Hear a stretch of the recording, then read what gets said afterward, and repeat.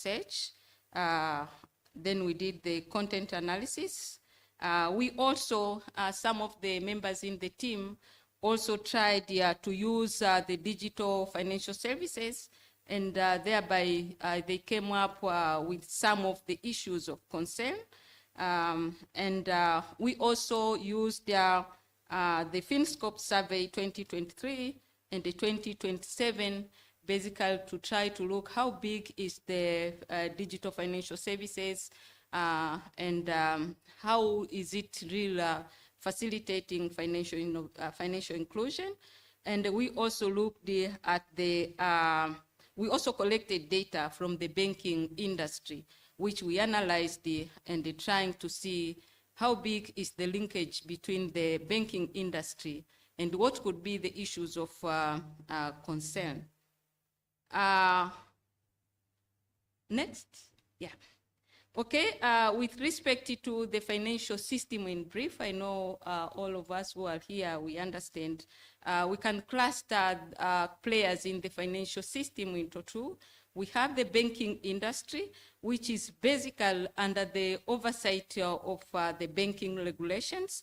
And we have what we are calling the shadow banking industry.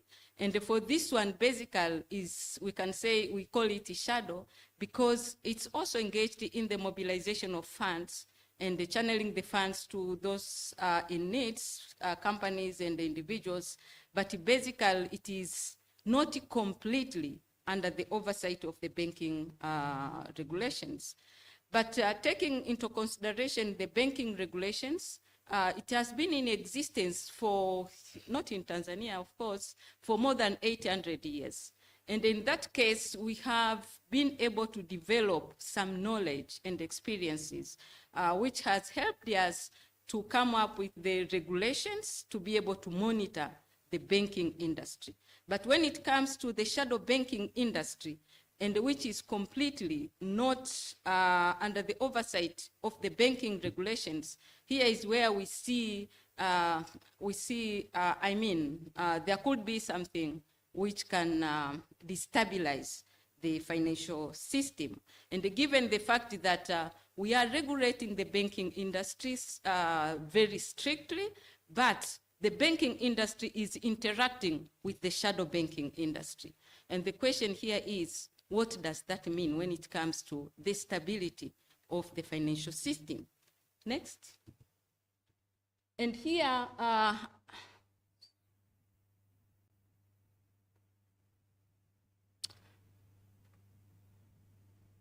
yes, here as we can see, given a lot of innovations that have been taking place, we also have some new players in the shadow banking industry.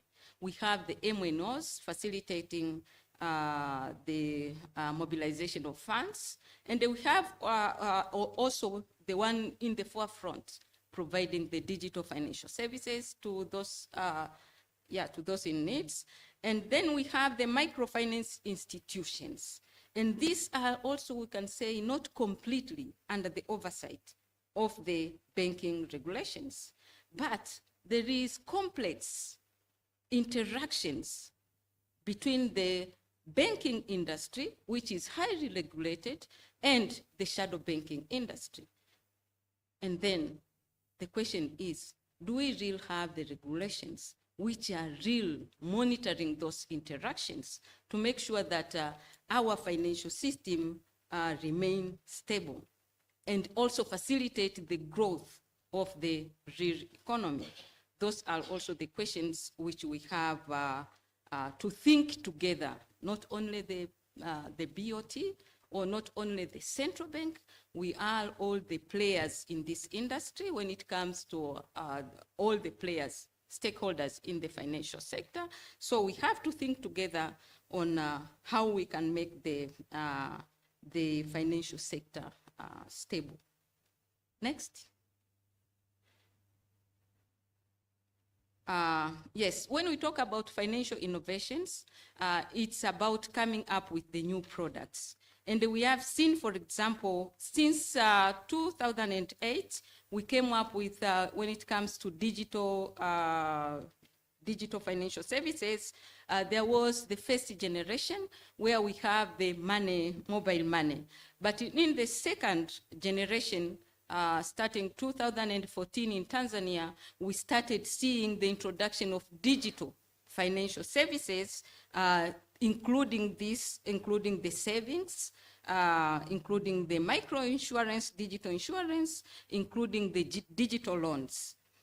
We have also seen in the microfinance institution the introduction of, for example, group life insurance and weather insurance. Under the products under the UTT, we also have seen the introduction of the liquid fund. But we don't forget again that we have the cryptocurrencies which have been traded in our economy. And for the case of the cryptocurrencies, I've been reviewing the literature. Tanzania is ranked as 4th in the emerging economies when it comes to peer-to-peer trading of the cryptocurrencies. The FinScope survey 2023 indicated that 10% of the people are aware of the cryptocurrencies. But they were also asked how many are aware of the UTT products. It's only 8.8%. So we can see we cannot also not continue to ignore the cryptocurrencies. It's not going to be part of the talk today because today we are going to focus on digital financial services, which are basically, in one way or another, allowed in our country. So here, when it comes to the products, next. As you can see, I think we are aware, for those from Tanzania, we are aware with these products. This, I have only selected the digital savings and the digital loans. Here are different products, and I am very sure there are many, but these are what we were able to select in the short period of time. Next. So with respect to financial innovations, it also involved the introduction, of new organization playing a role in the financial sector. Here we have seen the MNOs, the fintech companies, the MNOs agent. We have also seen the agents banking. And also when it comes to financial innovations, is also about the introductions of new way of providing, new organizations, new forms of providing the services. And under this category, we have seen linkages between the MNOs, banks, the microfinance institutions. And we have also seen the linkages between, for example, the banks, the pension funds, and the microfinance institutions. And also we have seen the linkages between the MNOs, banks, and the fintech companies. And immediately when you have new players in the financial system, while the regulations you had was maybe regulating some of the players, then we need also to start thinking on how are we going to incorporate the new players. Next. So as I have said, we tried to check through observing by testing some of the products in the market. Here is what we have come up with. We have, for example, product A1. What I want you to observe are the terms of the products. As you can see for product A1, the interest rate is about 23% per month. And here you have not yet considered some of the processing costs. When it comes to product A2, the interest, here we have different terms. We say the interest rate is 14%, but it is paid in advance before you get the money. I mean, if you are borrowing, for example, 100,000, you will get less by 14%, so you pay in advance. So when we look at the effective interest rate, is more than 14% because you have paid in advance. So you have to add again the processing fee and everything. For product A3, again, you see different way.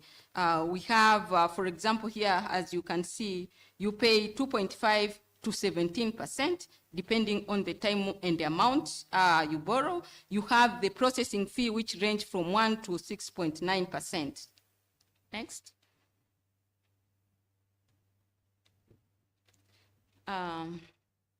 Yes, for this one, thank you. So for this one, again, the product we are seeing, again, observe on the terms. But now what we are trying, again, we'll try to think about.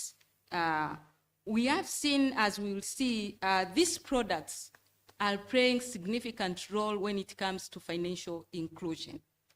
But again, we are talking about protecting the users of these products.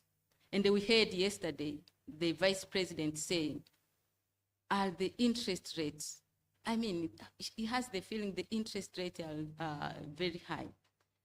Then when it comes to fair pricing, let's ask ourselves, is this real fair pricing? Next.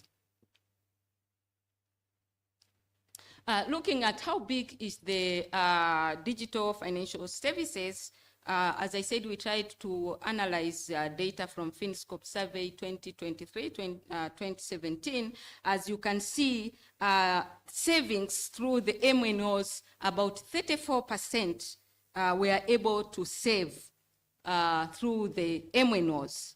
And the MNOs, as I said, were introduced just 2008. Okay, but they were able to make significant progress. And when it comes to the confidence of people with the different, financial institutions, again, we see the MNOs being ranked high. Of course, the bank, we are starting with the bank. 40% are very confident with the bank. But again, for the MNO is 27%. Next. And here, we also tried to check the financial inclusion based on the location. As you can see, 50% of the people who said they have saved with the MNOs were from the rural area. 42% were female. 2.1 were those aged below 18, and 37% did not have ID. So I understand for Tanzania to be able to have the ID, to have the SIM card, you need to have a national ID. But the question here is, how did this 37% save with the MNO and they don't have the ID? And is their money safe? Even when we say this money have to be insured and those people are not using the SIM card under their name, what does this mean when it comes to risk management?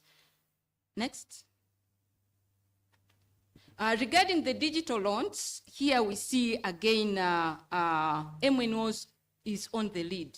For the percentage of people who indicated that they are saving with the MNO is 5.8. I'm saying it's on the lead when compared to the MFIs, the banks and the SACCOs. And when it comes to the confidence of people regarding dealing with taking loans, we see the MNO is 7.7%. It's only 7.7% of the people indicated that they have confidence, they are confident when dealing with the MNOs. But again, the question is, why is that low if many of the people are accessing these loans? Is there something regarding the products? Next. We also tried to check who are being reached. 43% of the population, of the people who access the loans from MNOs are from the rural area. 39% are female. And again, on the last column, you see 23% do not have the national ID. It means these were borrowing using the SIM card, which are belonging to the other people. And if we are talking about loan collection and whatever, if you start following that people closely, it means we'll be following the wrong people, not those who have really borrowed the money. So to what extent are we managing this risk? We also have to ask ourselves.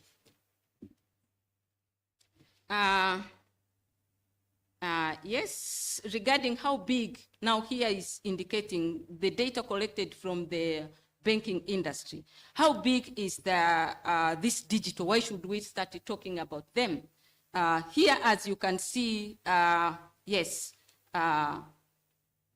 the third row, you can see for 2022, in terms of the GDP contributed by the financial sector, the savings were about 21.4%. So basically we can say it's relatively big. Next. And when it comes to the loan, and look at the growth rate, it's growing very fast, the digital loans. Look where we started, 2019, and look where we are 2023. It's about 2.2 trillion being provided as digital loan. And given what I have indicated, what does it mean when it comes to risk management? But looking at the loan repayment rate, we also tried, it's not presented here, we also tried to look at that. And as you can see, the loan repayment rate indicated was about 95%, more than 95%. It's only for the few banks which are lagging behind, but the majority is more than 95%. It means, again, they are doing very good in terms of enforcing repayment, but again, we ask ourselves, if they are repaying at the level of 95%, and we say we are charging high interest rate because the loan are not secured, but they are paying. Then why high interest rate? One, is that fair? Next. So here we are talking about the regulations. We see the digital basically under several regulations. Of course, the central bank has tried to put several regulations in place, and as you can see, is under the acts. But looking deeply next, to some, and they try to observe if there are some issues which we can address. For example, under the BAFIA, we talk about provides for the comprehensive regulation of the banks and the financial institutions with a view of, for example, maintaining the stability, safety, and soundness, but again, reduction of the risk and loss. And the traditional, when providing loan, most of the time, I think the banks are looking on the 5 Cs. But are the digital financial services complying? When it comes to know your client, as we have seen, one can use the ID, the SIM card, which is not his. So how is this scoring going on? It means you are using the information for someone, but you have the SIM card belonging to under the name of someone. How is this going on? We have also to ask ourselves.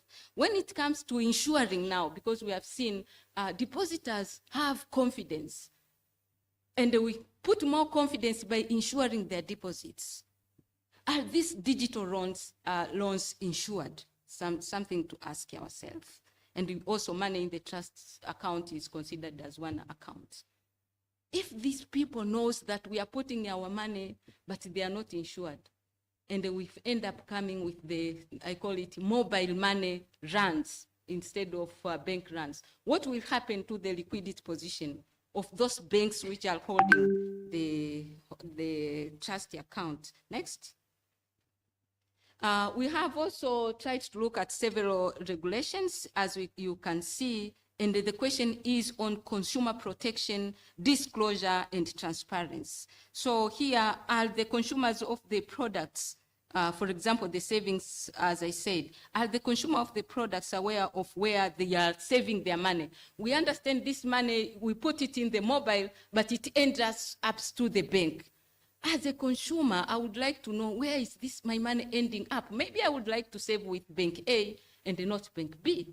but that information is not provided in advance. And when you interrogate more under the line calling terms and conditions, it will ask you, go to the website. And then you go to the, I can ask you, how many people in the rural area will be able to follow those issues, and they go to the website. Again, you go to the website, most of the terms and the conditions are in English.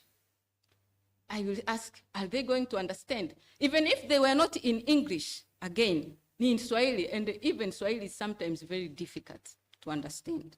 Are we real training the consumers to understand those issues? Because it is also the responsibility of the MNOs and the other providers of the services to train the consumers. In the context of multiple SIM card, is transaction limit valid?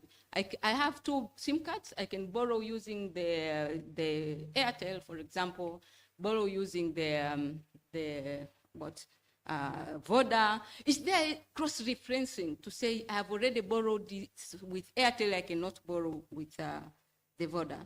And the last, are the data on savers and on savers maybe and the borrowers shared with the banks, especially the savers?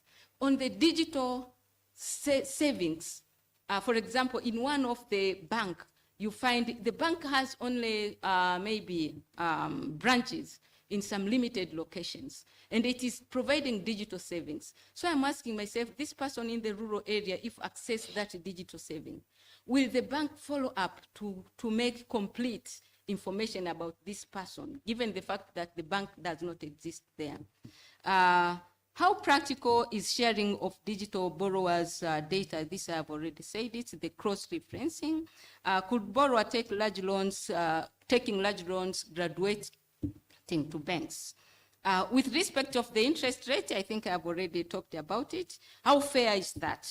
Given the fact that the payment, loan repayment is high, I would say, okay, let them also benefit because they are able to repay.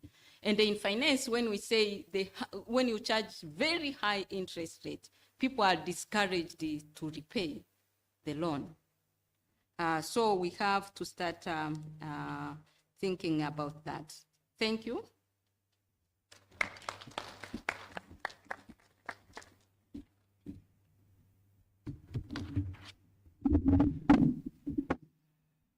Thank you very much, Professor Esther, for the insightful data and the analysis.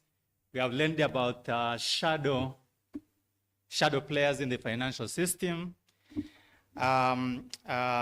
linkages with the financial inclusion, aspects of risks, the need to monitor MNOs, and the link between the MNOs and the banking sector, and the issues of risk management on the ownership of the SIM cards and multiple SIMs, insurance, and the like. I think there are a lot of things which this presentation has highlighted us, and I would like to encourage everyone to write his comments or her comments to the contributors, and those online, you can write your comments via the chat box, and our speakers and panelists will be able to respond when we are there. So in interest of the time, I'd like to welcome Professor Ulrich Wolz, who is joining us online from London. Professor, can you hear us?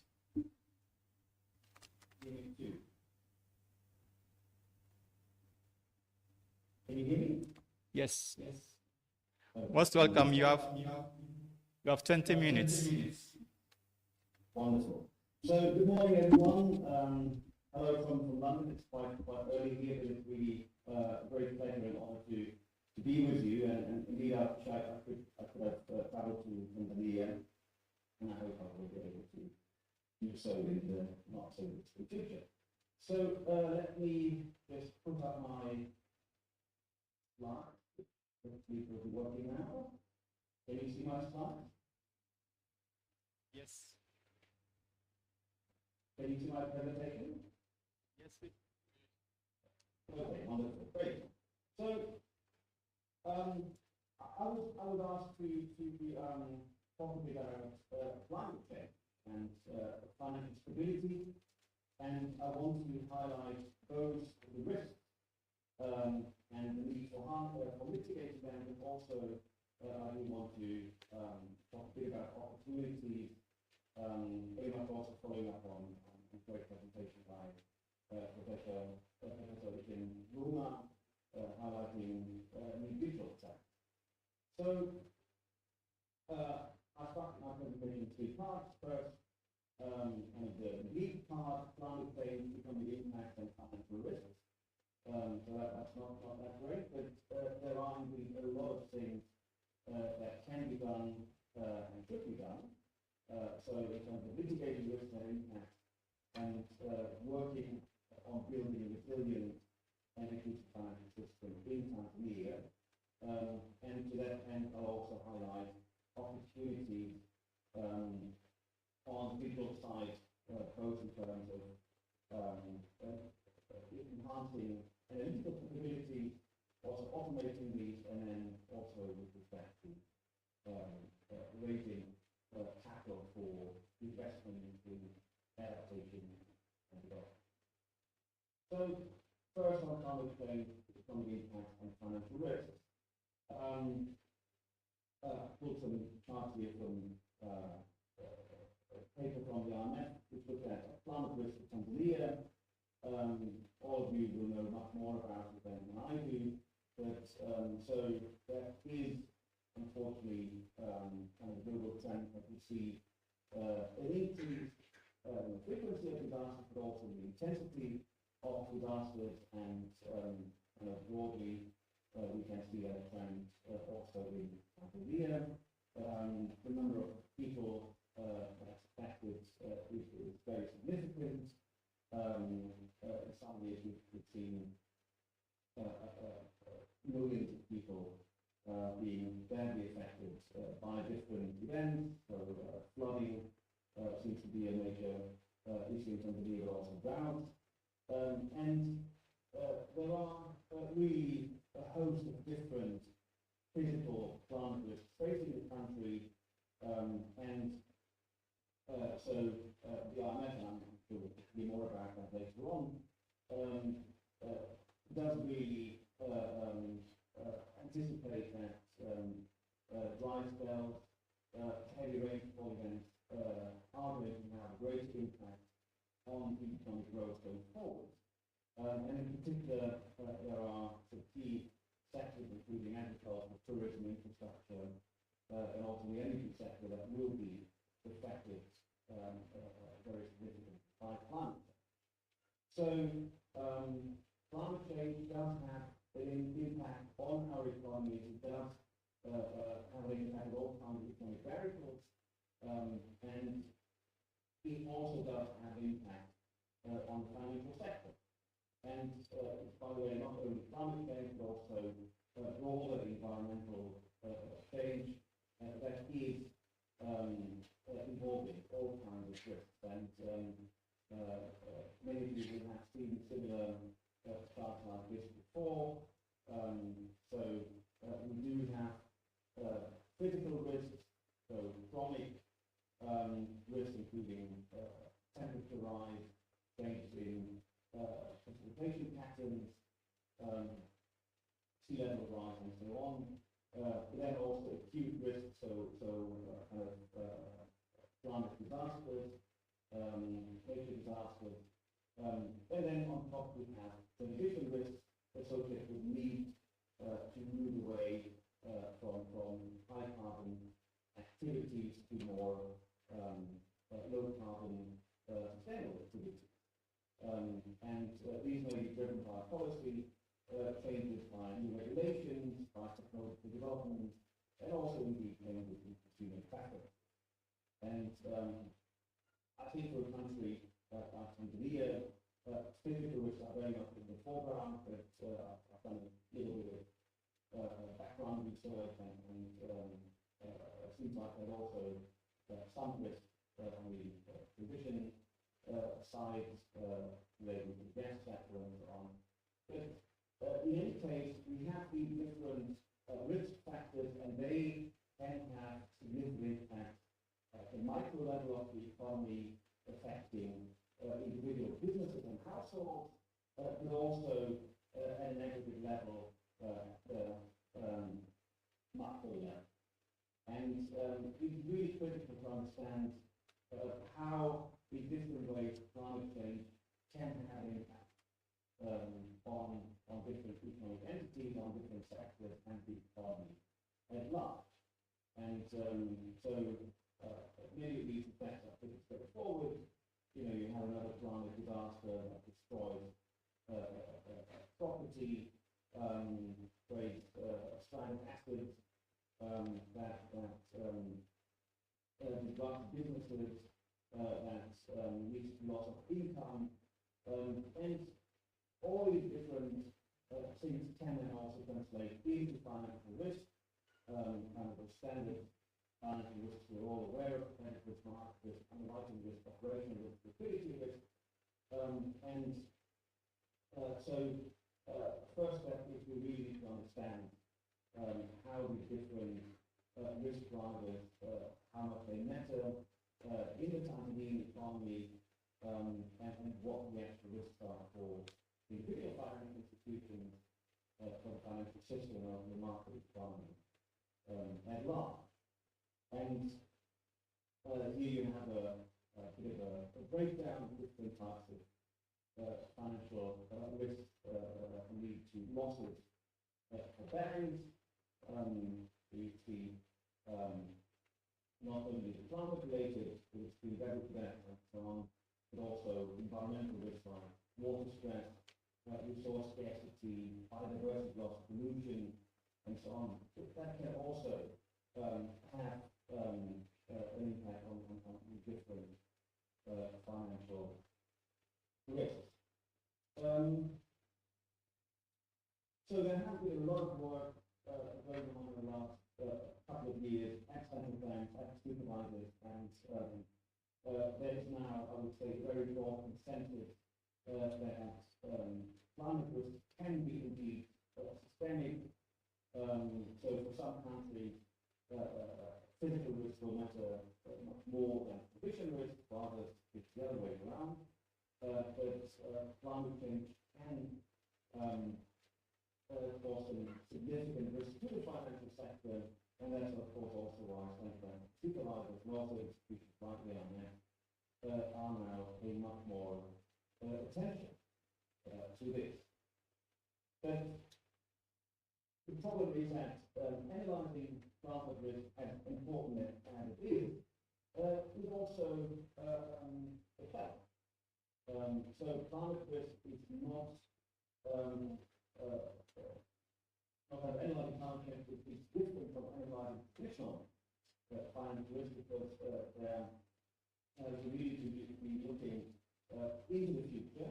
So with traditional risk analysis, we can use historical data, but we need to look forward looking analysis, and climate change is not linear. So patterns of the past may not hold the future. There's a great deal of uncertainty around how things will pan out. So we don't know, of course, how the emissions pathway of the world will play out. Are we heading towards kind of a 3, 4, 5 degree global warming scenario, or will we be able to somehow limit global warming to somewhere below 2 degrees? So there's a lot of uncertainty on the policy side, and that will affect how in which climate scenario we find ourselves. But then also, all these things are difficult to model. Yeah? So the models that we've been using in the past are not really fit for modeling climate challenges. Its time horizons are different. So we can't be just looking at the next 3 years or 4 years or 5 years. We need to have long-term analysis. So there are a lot of challenges involved. But it's absolutely critical that we really tackle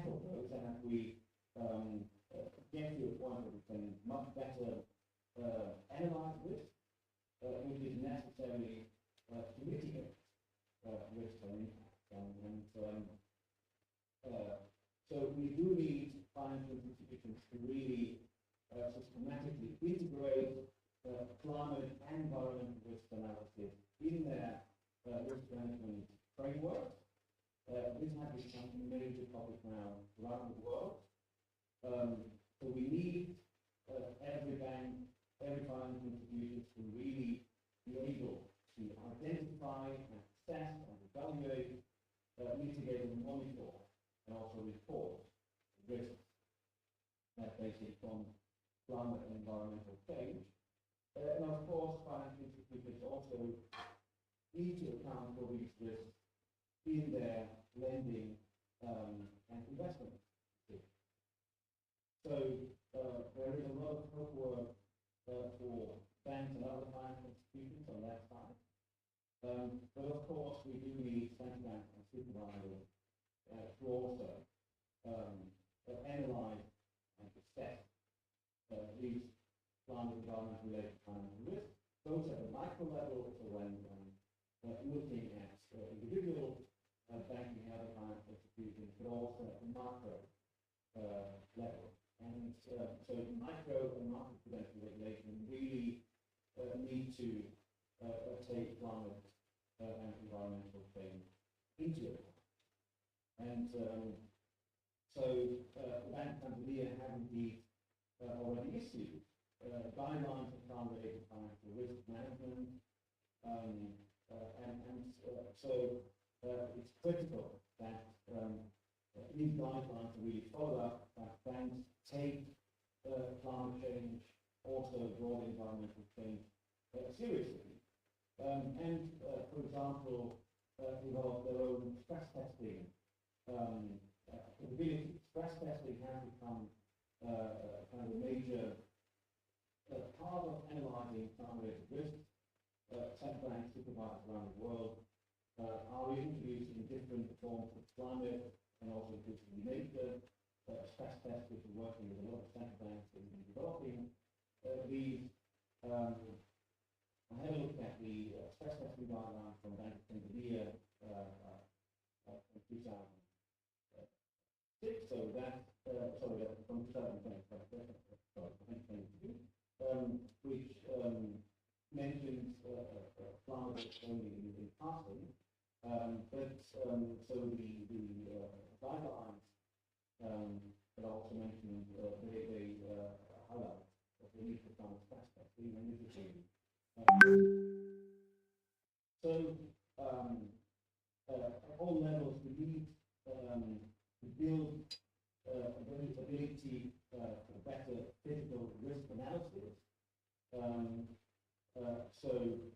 Looking at different pathways, so kind of different climate scenarios, what the physical impacts may be, or also what the condition risks may be, and then model what the potential impacts may be for risks maybe for individual financial institutions and the financial system as well. And I mentioned scenario analysis is really critical because we don't know what the future is. We need to think through different potential futures. We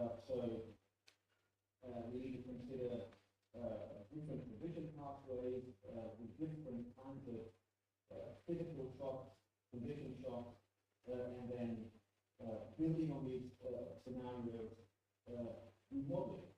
And this can be more on macro or micro meso level, but this will help us to identify vulnerabilities. So what will be, for example, the impact on actual fraud and all that. So this is important for each individual financial institution, and also for the central bank and the supervisors to understand. And of course, supervisors also need to consider how to adjust the prudential framework. We've been having lots of discussion at the international level. For example, folks in Basel are really looking into how banking regulation should be adjusted, and given that this is usually a very slow process, it's quite interesting to see how rapidly things are happening in this space now, because there really is an understanding that these are serious issues. But I do want to also highlight that there is also a risk. When we look at climate environmental related risks and see that, okay, here are all kinds of risks for the banking system, and then banks take these risks into account in their lending decision, that we end up with actually worsening problems of financial exclusion. Now, again, we do want banks and others to take climate environmental risk into account, because that's what banks, risk needs to be managed. But there is a very large risk that banks will then say, okay, we're not giving loans anymore to risky clients. And these often tend to be those that are in the market anyway. So we do know problems, especially of micro, small, medium enterprises, with accessing affordable finances from Professor Isdor about cost of capital, how difficult it is for many to access credit, and we know that climate change is disproportionately affected those at the base of the economic pyramid. The poorer households, micro, small, medium enterprises, they tend to be much more affected by the physical impacts of climate change. They have less resources, less ability to invest in climate resilience. And so if we have greater scrutiny regarding this, and there is really a worry that we end up with a negative cycle where greater attention to climate risk is leading to greater financial exclusion, which in the end could actually then make the economy less stable. So we've put it in terms of a vicious cycle of spiraling liability. Actually, have rising critical risks, also condition risks, possibly unintended consequence of climate policy and regulation. Those then lead to rising cost of capital for poorer households, micro, small, medium enterprises, or possibly even a retrenchment of the financial sector, which means then that those that are financially excluded have no means to invest in resilience, in adaptation, or indeed also in cleaner technologies that will make them more competitive, and that could then lead to a greater vulnerability of the real economy, which in turn may create a negative repercussions for the financial sector and the financial stability at large. So this vicious circle is a risk, and we need to work towards preventing it. And so we need to, of course, strengthen regulation to mitigate climate risk. We also need to do that in a proportionate way, and we do need proactive policies that can help those who are particularly in need of accessing adaptation finance, also transition finance, to get it. So we need to try to move towards a virtuous circle of growing resilience.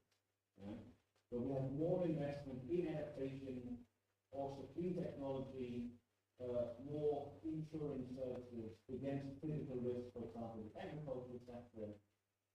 This can then lead to enhanced resilience to different physical and condition shocks, and also to greater competitiveness. That in turn may then lead to lower credit cost, and help them to further accelerate this virtuous cycle of growing resilience. So we need to try set up a virtuous cycle of real resilience and supporting policies. So we need to mitigate risk. We need to reduce information costs, which is critical for financial institutions to be engage with those that are currently excluded or at the margins. And unfortunately, we also need more affordable finance to really help set off the social circle of. Professor, you have 2 minutes. 2 minutes. So we worked a lot with the Alliance for Finance Inclusion, of which the Bank of Tanzania is also a member. And we got the policy framework, inclusive green finance. I won't have time to go into that, but there are a lot of ways how also central bank supervisors can work with the finance industry in helping to make more inclusive green finance framework, to work with more inclusive green finance framework, to really also help rural households, small corporations to access adaptation finance or condition finance. And let me use my last 2 minutes to highlight also the potential of digital sustainable finance in all of this.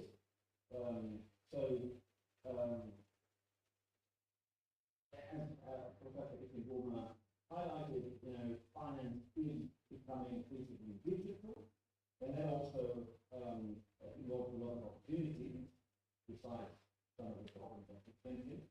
And so in particular, we can make use in a much better way, much more comprehensive way of all kinds of data, including first observation data, textual data, data from the industry of things, all kinds of energy consumption, emissions data, mobility data, and also finance and asset data.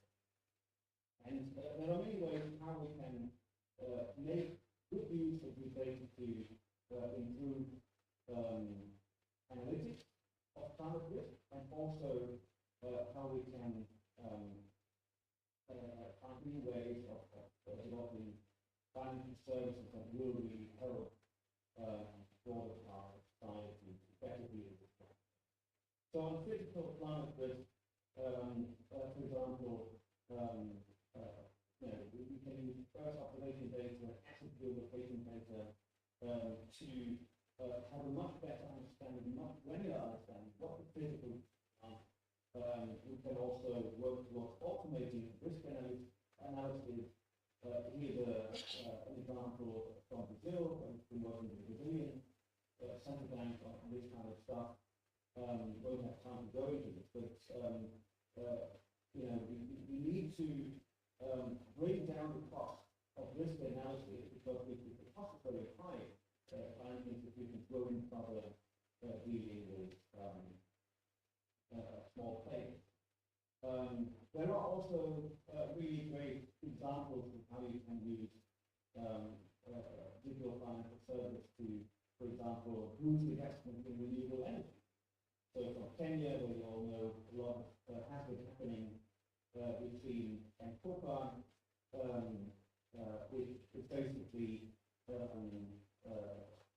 leasing service for solar panels, so households and corporations can put a solar panel on their roof.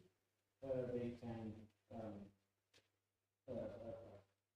get cheap energy and again really create their own thing.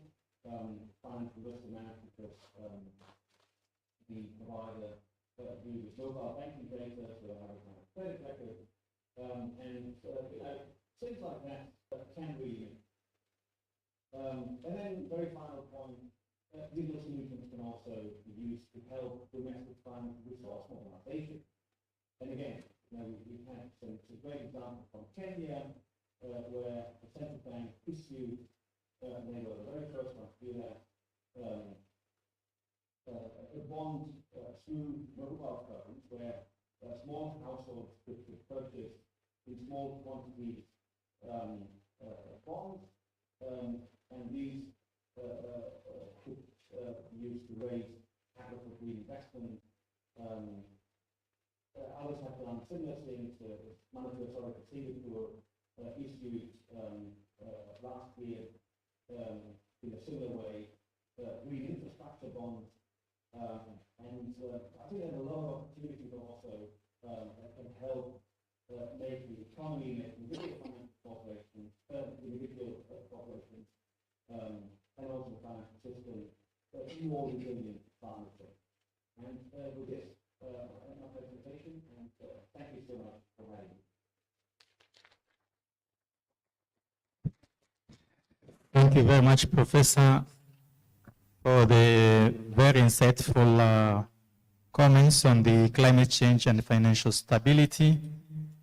Tanzania being a agrarian country, I think the issues you mentioned on disaster management, its cyclical nature, and the risk factors affecting the macro businesses and the households and ways to mitigate this, as its effects to the credit operations, liquidity risks within banks and financial services, and the fact that these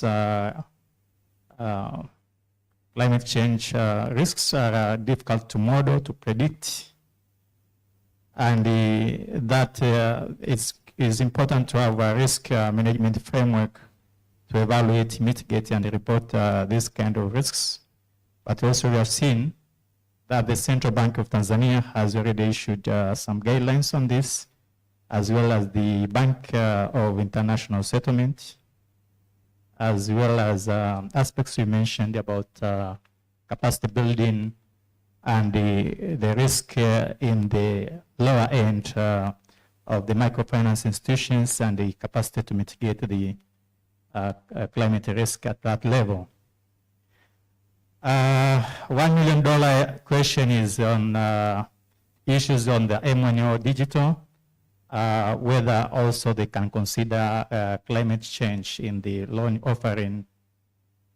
Also talked about the vicious cycle of spiraling vulnerability, spirating vulnerability, and growing resiliency, as well as the need for policy framework for inclusive green finance, with issues of stress testing for climate change risk and the linkages to the digital platforms such as those you mentioned about MCO part, finance, the green financing, climate change, as well as digital bonds through the digital mobile platforms. With these two presentations, I'd like everyone to stand up so that we can have a bit of exercise. Please stand up, stand up, stand up. Raise your poor hands. Down, up, down, across, left, right, left, right. Let's get seated. Okay, I'd like to remind everyone, if you have comments, those online and those attending here, please pass your comments to our ushers, and for the online, through the chat box of the online platform. Now, let me open up to my panelists here. I'll start to my further left, to Dr. Masood. We have heard a lot of these innovative solutions, and we'd like to know how best financial institutions can manage customer demands, financial demands, in times of crisis, in times of disasters, climate disasters, and the like. Most welcome. You have 5 minutes. Okay, thank you, the chair of the session, and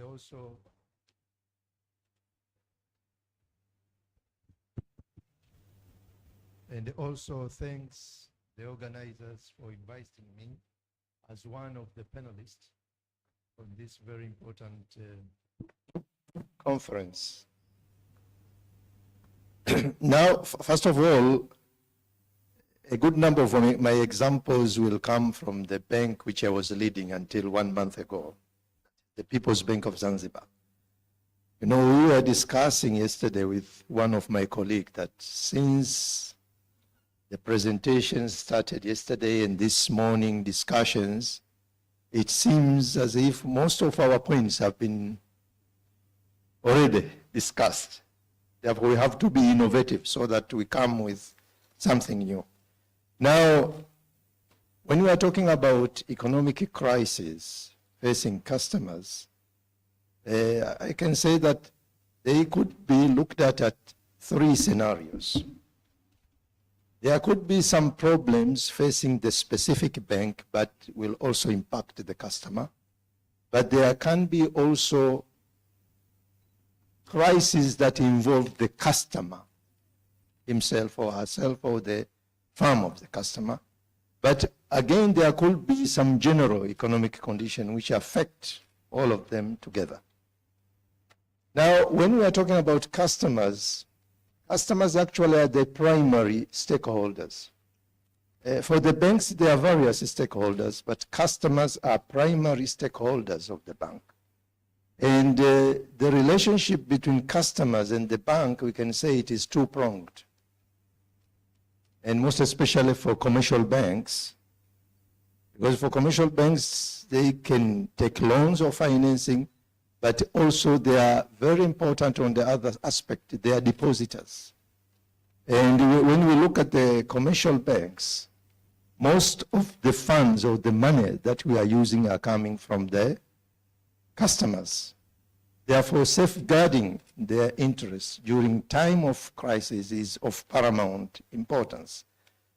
Now, one important aspect to start with is to have a proper governance structures that will ensure that the interests of customers are safeguarded during the times of crisis.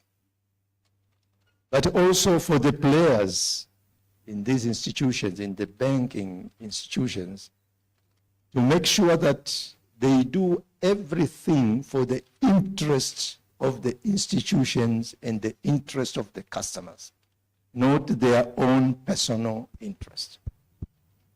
Someone asked me that, okay, the bank, you have been at the bank, it has been progressing well. What is the secret behind good performance? The secret behind is to do everything you are doing, every decision you are making, every act you are doing for the interest of that institution.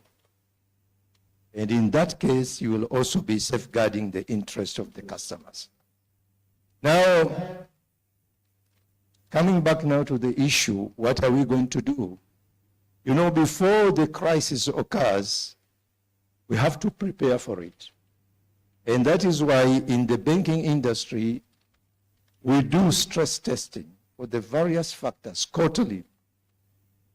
Liquidity, capital, even the strategy is supposed to be, we are supposed to do the stress testing on the strategy. And thanks to the Bank of Tanzania, they also issued that regulation.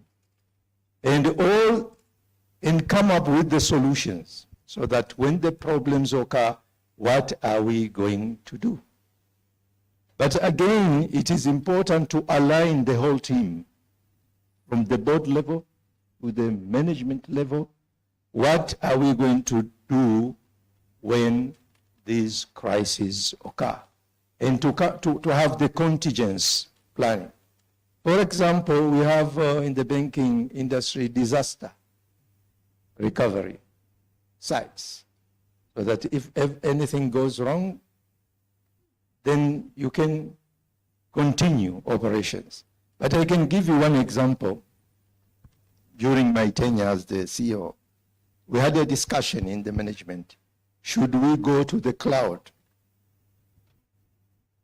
And it was not supported. Only the head of ICT and myself supported. But believe me, it helped a lot during the time of crisis. Because now we have these cyber attacks.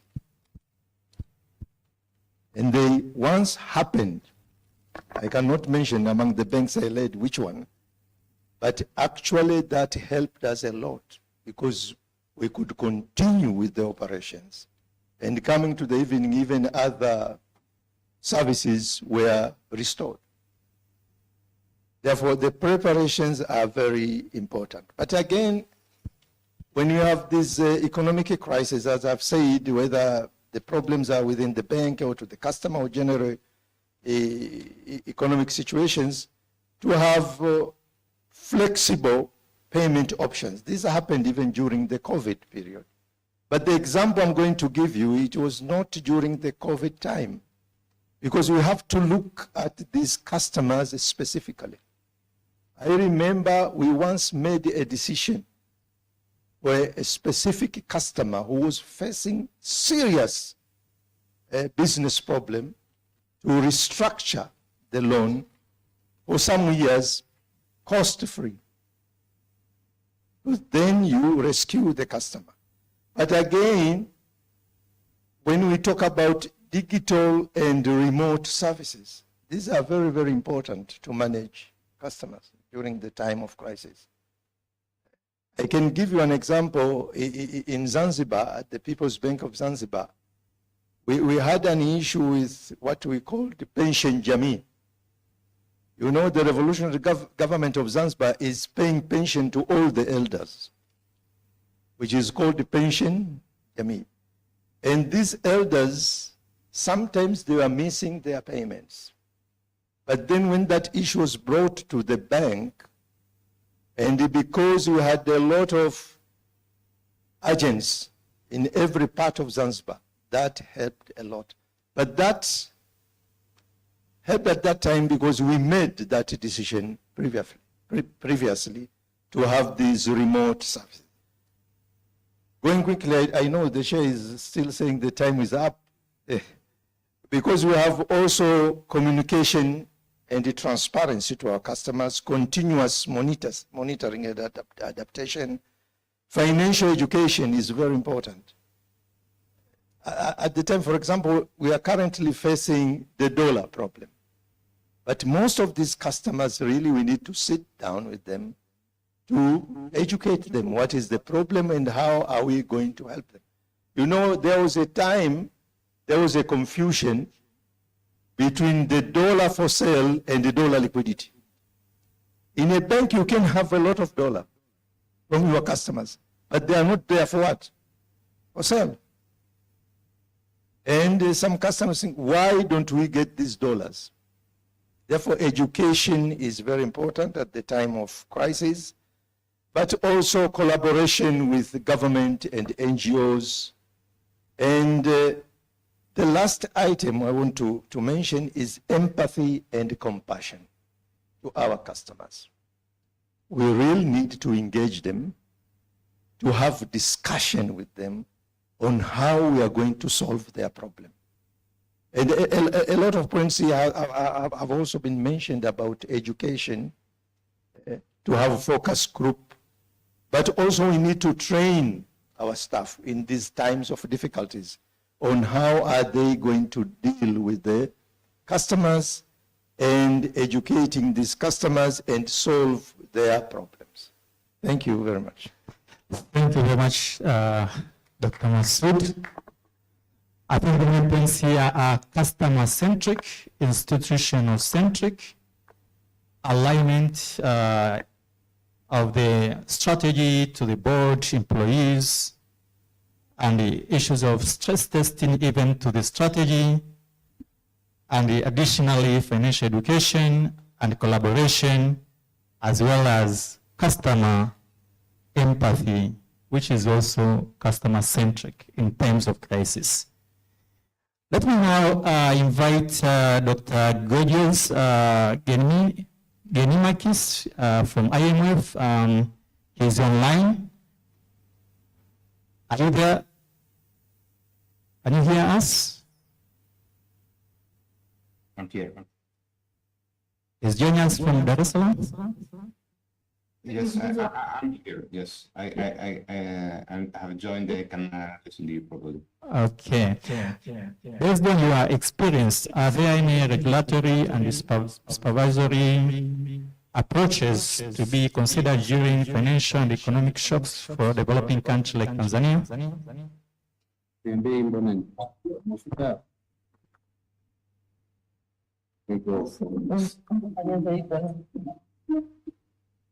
Okay, so if anybody else could mute because I can hear like a lot of background noise, I would appreciate it. Thank you. Good morning also from my side. Can you hear me properly? Yes, we can hear. Yes. Okay, great. Good morning. Thank you, Dr. Zbai, for the interesting question. First of all, I would like to thank the Bank of Tanzania that invited me in this conference and congratulate you on the excellent setup. It's glad to see all the participants from all these diverse backgrounds that have joined in person in Arusha. Unfortunately, I couldn't join, so I'm joining remotely from Dar es Salaam, but still in Tanzania. My name is Georgios Zenimakis, as you said, and I'm the Financial Sector Supervisor Advisor in the IMF Regional Technical Assistance Center in East Africa. We are based in Dar es Salaam. Just like very quickly, a few words for those who are not familiar with the concept of technical assistance centers. The IMF has like 11 regional centers, 5 of them there in Africa. That we try to build like human and institutional capacity through technical assistance and trainings. So as I said, we have like 5 technical centers, regional centers in Africa. The oldest one is the one that I'm working in, the Africa East that I mentioned, that was established in 2002 in Dar es Salaam. We're serving at this moment like 8 countries, including like Tanzania in East Africa, and we cover like several areas from fiscal management, fiscal analysis, monetary aspects, FMIs, debt management, customs, tax administration, and of course, including financial sector supervision that I'm working in this area.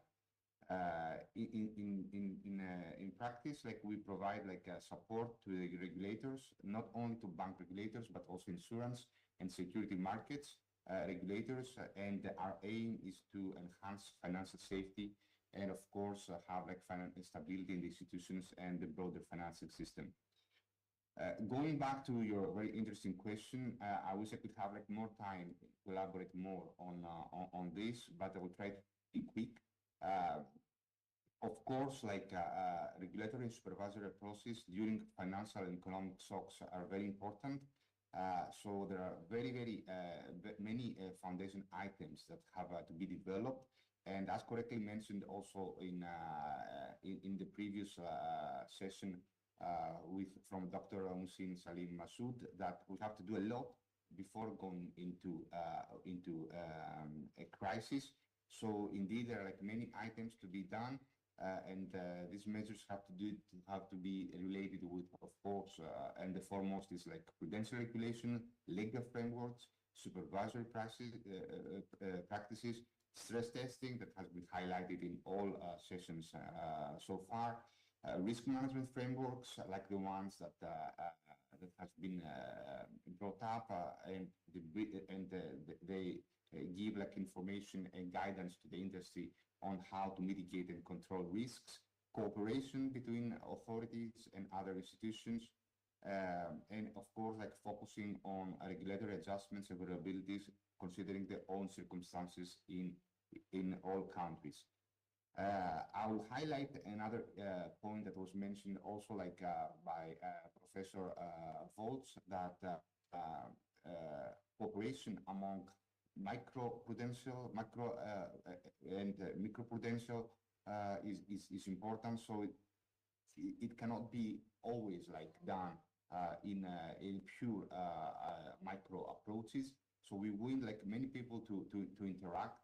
So we have like coordination between several authorities, monetary, fiscal authorities, market discipline, transparency, for consumer protection. All these concepts are very important in order to build confidence and foster market and institutional resilience. But if I had to highlight like a couple of points, I would focus on the regulatory frameworks and supervisory approaches firstly. But what do I mean by this? As we all know, the regulatory frameworks have undergone through significant changes over the last years, and this was the result and from the lessons learned from all the financial crises, the advancements in technology, the evolving standards. So we have like very notable changes in banking supervision, and BCBS is working on this one. New Basel standards with more stringent capital liquidity requirements. Also new regulations on IML, cybersecurity. We mentioned, it was mentioned in the previous session that we have like many cyber attacks. So we have like to build like resilience in this area, fintech, e-money, agency banking, all these things, they're bringing like a lot of work, a lot of homework to both the bank sides, but also the regulators. Also, the pandemic has tested a lot our operational resilience and our strengths and weaknesses, and we need like constant efforts from all sides. In the previous very interesting session on climate risk, there is a lot to be done by the regulators, by the banks. Climate risk is across the board affecting like all risk areas. So many things to be done, and also IMF is providing like a lot of TA, technical assistance in order like to incorporate the climate-related financial risks in the banks to enhance the supervisory processes, stress testing, of course, but keeping in pace with all these aspects and considering also the proportionality aspect, because many of these things, they have like to be translated in the context of the African countries, is a major challenge. But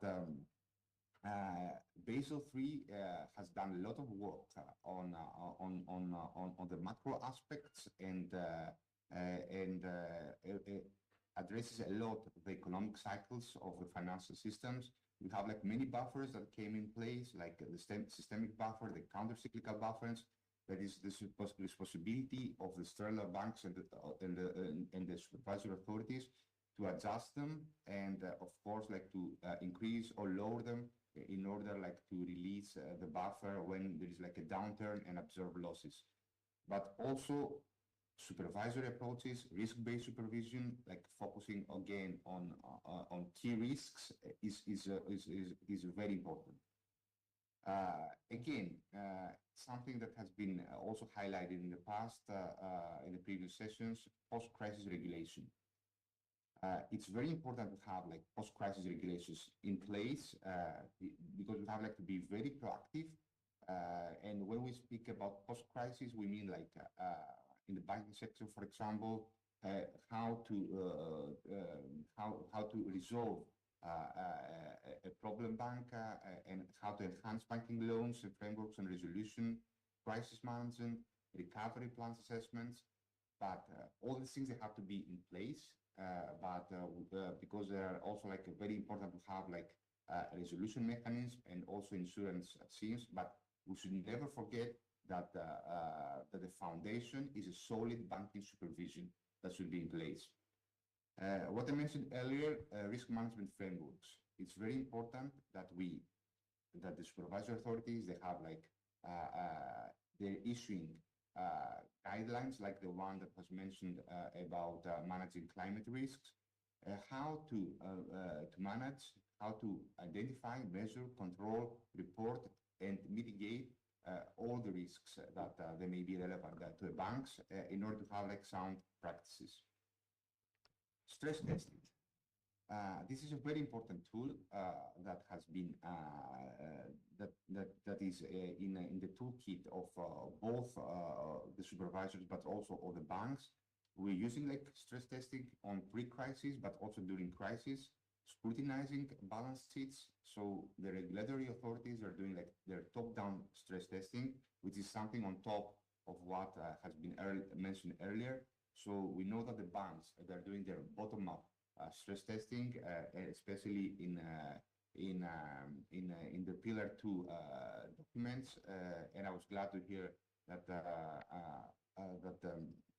the People's Bank of Zanzibar, they're doing that thing on a quarterly basis, which is a good thing under like severe but also plausible scenarios. But also, as I said, top-down stress testing, macro stress testing for all risk modules should be there from the regulators. And we need like cooperation between the supervisory authorities and the financial stability departments. Please conclude. But cooperation not just within the central bank and supervisory authorities. It's also important to have like cooperation with other authorities. With consolidated supervision is an important area. We know that in the past it was not that case so much relevant, but now we have like the internalization of many banks. So it's a basic principle of bank supervision that we examine the totality of banks' business work. So we are promoting cross-border supervision colleges within the countries under joint teams. It's very important to have like principles for exchange of information, aligned policies, memorandum of understanding. It's very good, but also benefiting and also like we're encouraging going also to international organizations like the IMF or the World Bank, fostering collaboration efforts between among themselves. This is very good and take profit out of this one in order to stabilize and get like support and address any kind of risk, systemic risk that may be there. Okay, we are running out of the time. With all Can you the things that conclude we with mentioned, videos? supervisory measures play a pivotal role in safeguarding the stability. It's apparent that all these approaches during financial economic shocks should be in place, and the authorities should have a multifaceted strategy in order to achieve the target. There are things to be done. Many of them should be done before a crisis comes, of course. So it was good to hear like also about business continuity plans, operations resilience in the past. And we have like to be proactive, coordinated regulatory approaches to safeguard stability and promote our long-term economic growth. Okay. Okay, thank you very much. We have heard about several aspects regarding this, including the human and technical capacity building you are providing, as well as issues of risk-based supervision and the cross-border supervision and the role of banks and regulators, and especially the issue of climate risk mitigation. And also you said, you stressed on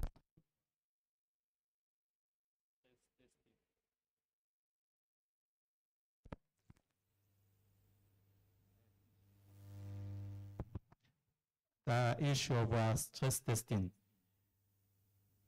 Oh, let's return to the room here. Thank you very much. Let me now ask Dr.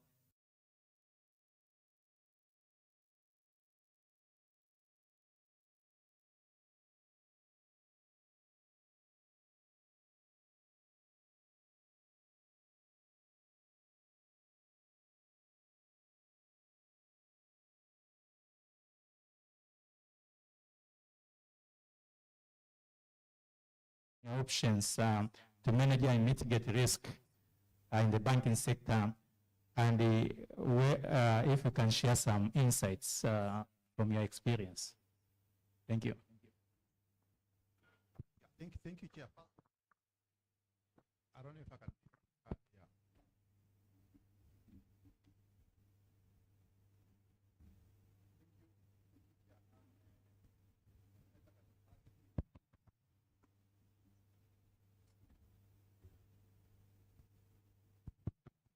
Okay. Okay, yeah, thank you.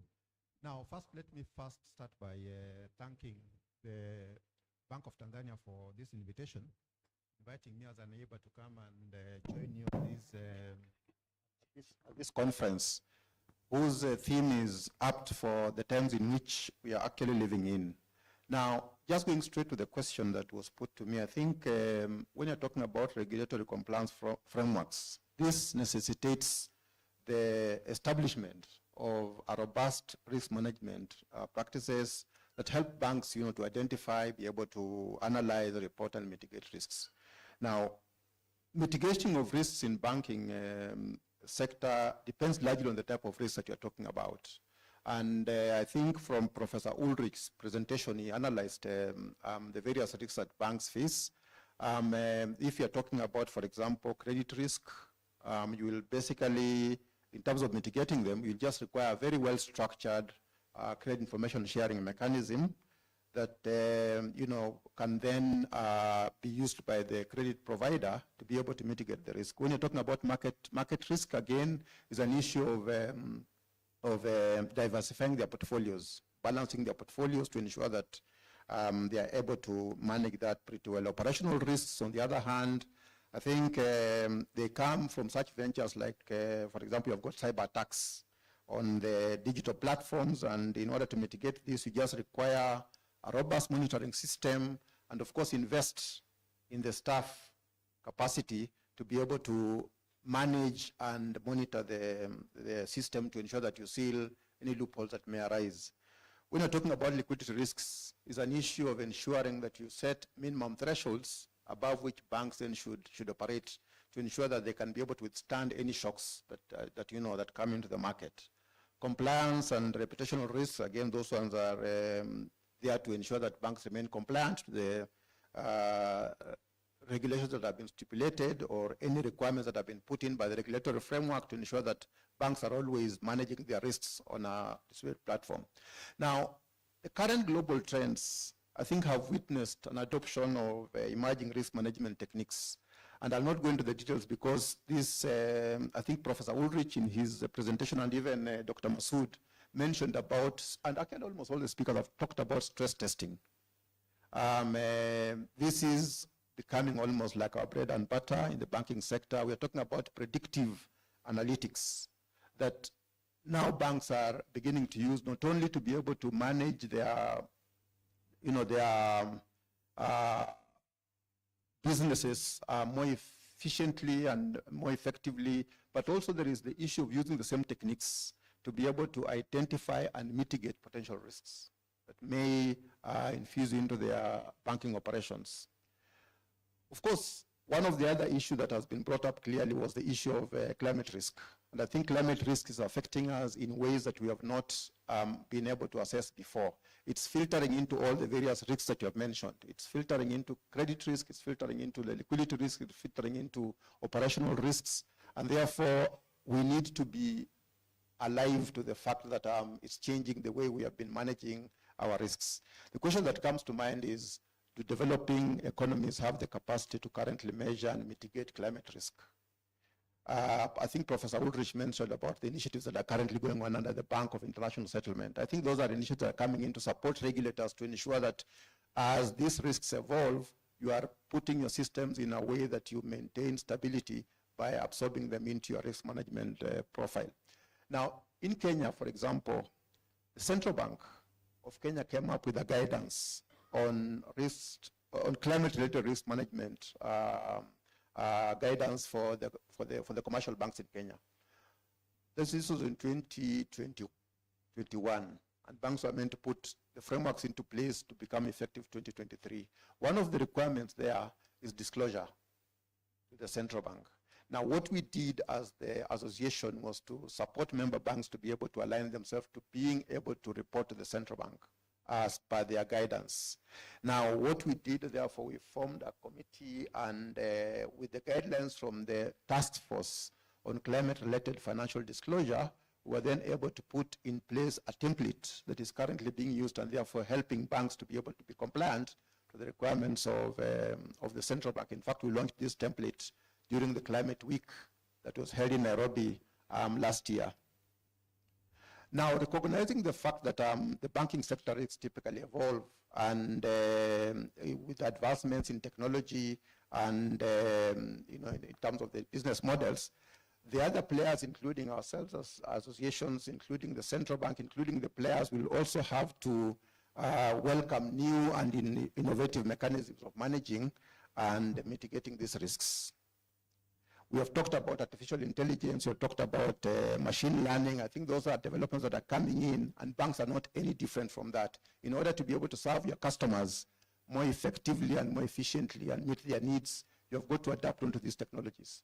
But they come with a risk, and you have to be cautious of the fact that the risks have got to be managed. 1 minute, Thank you. conclude? Now, if I can just quickly go into giving some examples, that I think the example that I can give is in Kenya, during the COVID, we saw some regulatory, should I call it regulatory innovation? There were a number of measures that were taken by both on the fiscal side and the monetary policy side. On the fiscal side, of course, tax measures and expenditure by the government to try to allay some of the challenges that the populace was meeting. But I think let's look a little bit more on the monetary policy side.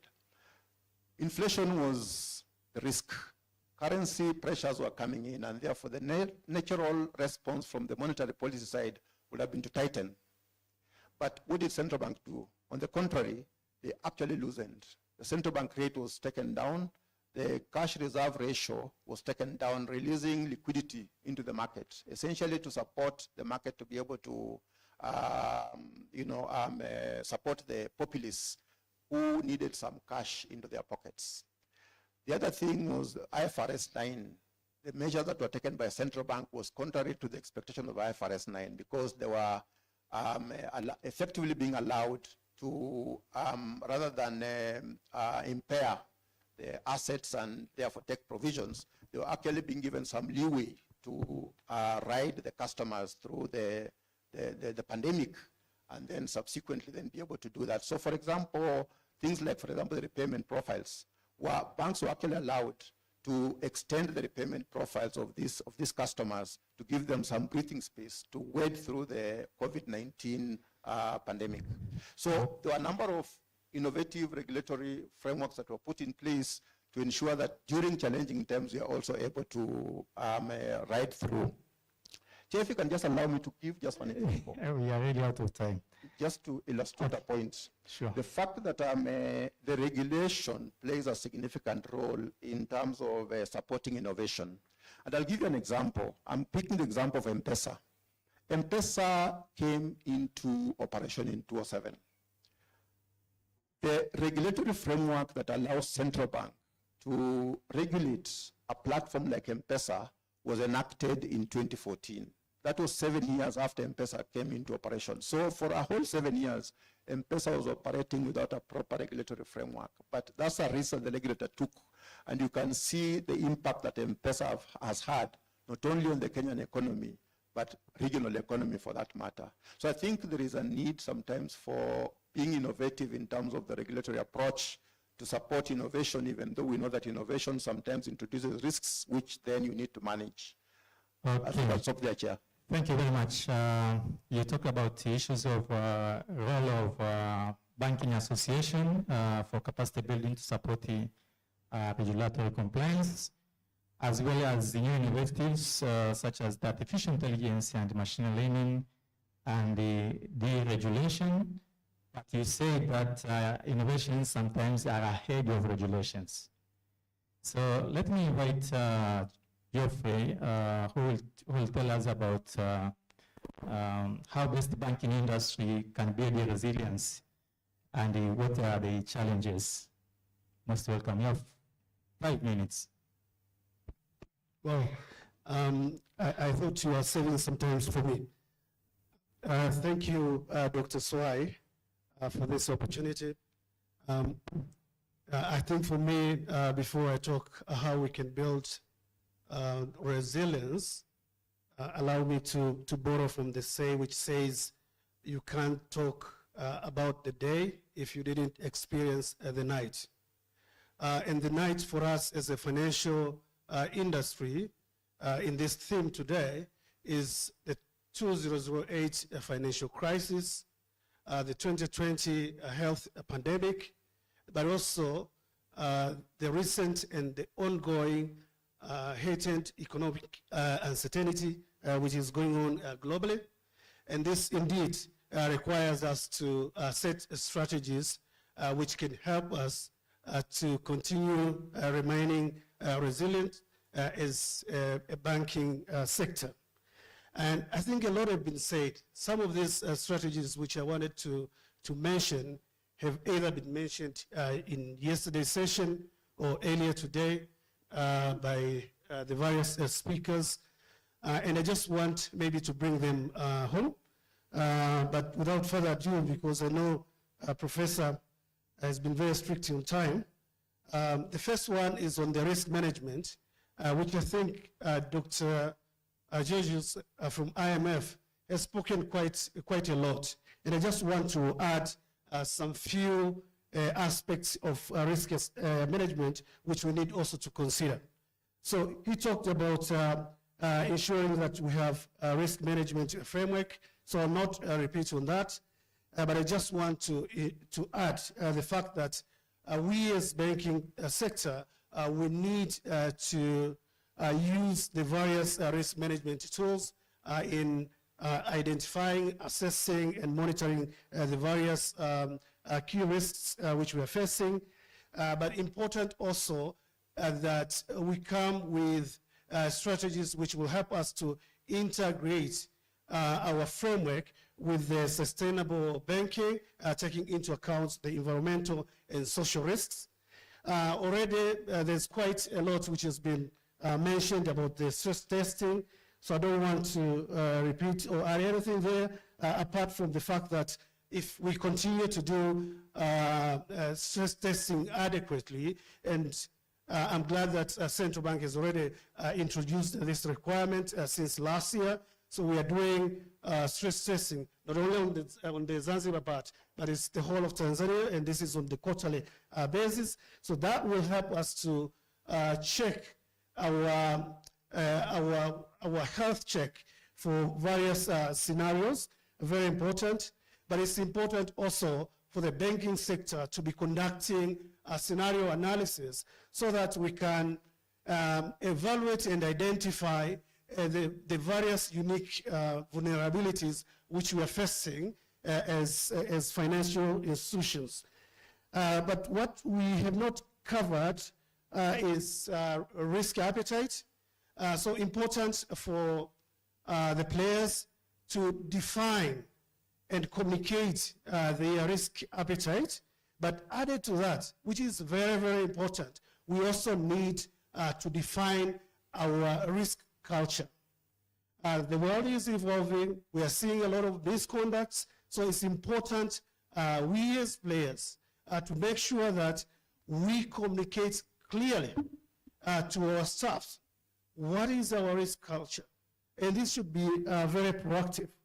Having said so, the second theme and the strategies is on the regulatory oversight, which again, a lot has been mentioned, and I don't want to spend much time there, but I just want to highlight the few which have not been touched.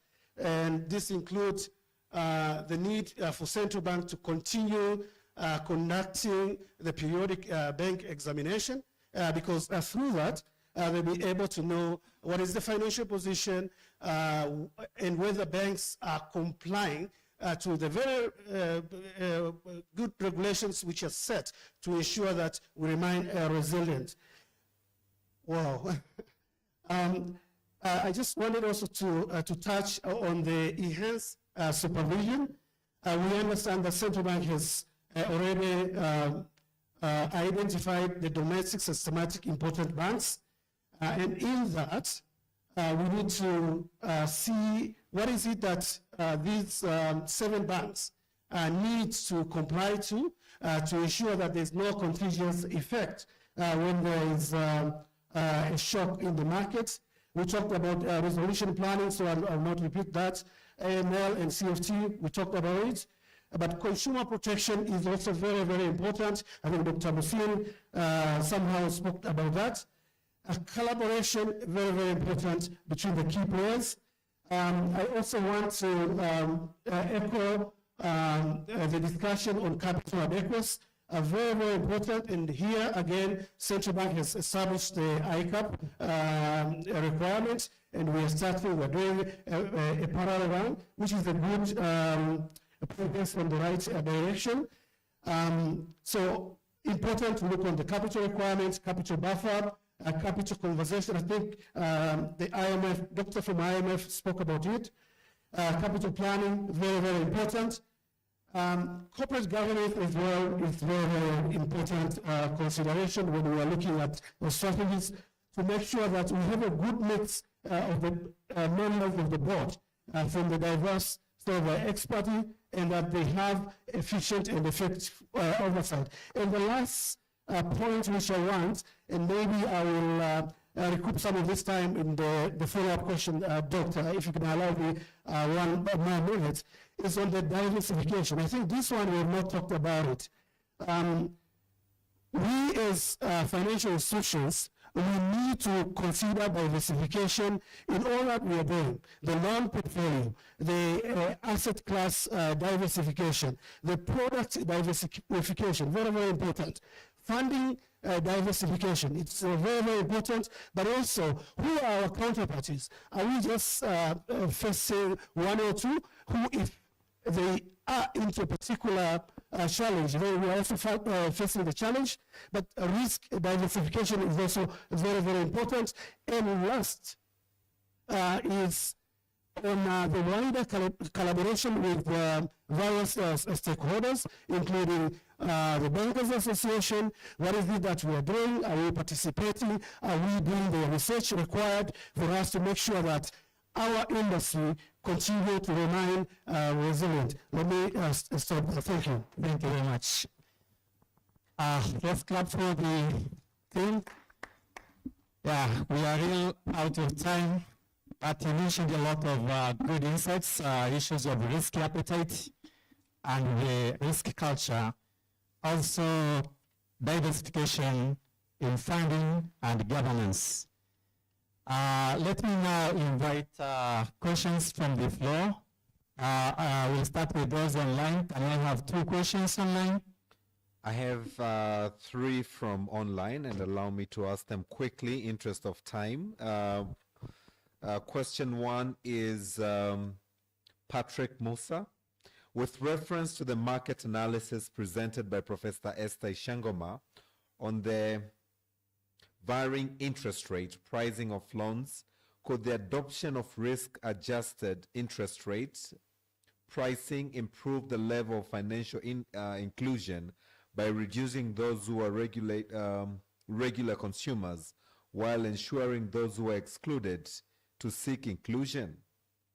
With reference to the market analysis presented by Professor Esther Ishengoma on the varying interest rate pricing of loans, could the adoption of risk-adjusted interest rate pricing improve the level of financial inclusions by rewarding those who are regular consumers while enticing those who are excluded to seek inclusion? And 2 other questions from online. Orbit Securities. How do you ensure financial stability where the key market segment, FX market, is facing rationing, meaning the failure of market forces? How do you ensure financial stability where the key market segment, which is the foreign market, is facing rationing, meaning the failure of market forces? And the final question from online, with a loan deposit ratio for key dominant banks in the country, how is the Bank of Tanzania preparing to mitigate potential liquidity crises in the unlikely event of external shock? With the loan deposit ratio for key dominant banks in the country, how is the Bank of Tanzania preparing to mitigate potential liquidity crisis in the unlikely event of external shock?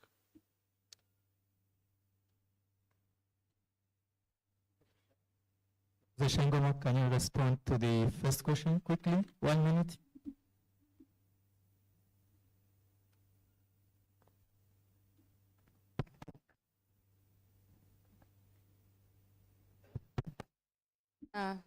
Yes, on the issue of pricing or price differences when it comes to interest rates. Here I think is where we are calling for maybe the analysis of more data, because as we have seen, there are differences. And let me say, because if you look at the provider, for example, the MNOs, let's say, let's ask ourselves, are the MNOs maybe still doing more investment in a way that they require returns to be able to cover those investments which they are doing? Looking at the interest rate being charged, how is it shared among the MNOs, maybe the fintech which are behind, and the banks? Because when it comes, for example, to failure of the borrowers to repay the loan, then how is the cost of failure being shared? Are the MNOs also taking the shares? Are the fintech taking the shares? Are the banks? Because what we understand at the end of the day, the bank might write you off, okay? But again, that will result in moral hazard, yeah? The bank just being writing off. And when they write you off, it means it's the depositor's money that is being lost. Now, when it comes to the pricing, I think we have to look at it. And maybe as we move forward, we need to find a way where maybe we can reduce. I know there is kind of, I don't know, is it a secular or whatever, that the microfinance institutions might be required not to charge more than 4%. Now that's where the required interest, the adjusted, is coming in.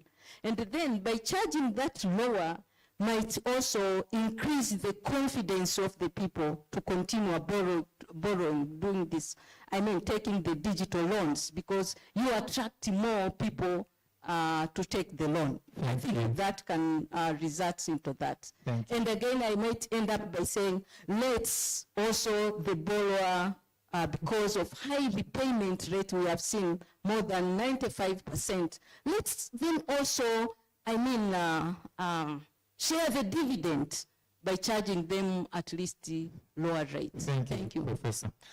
There was issue of loan to deposit ratio that it has been increasing. Can I ask Mr. Mchangila to respond on that? And Dr. Masudi will respond on the foreign exchange market failures. Thanks.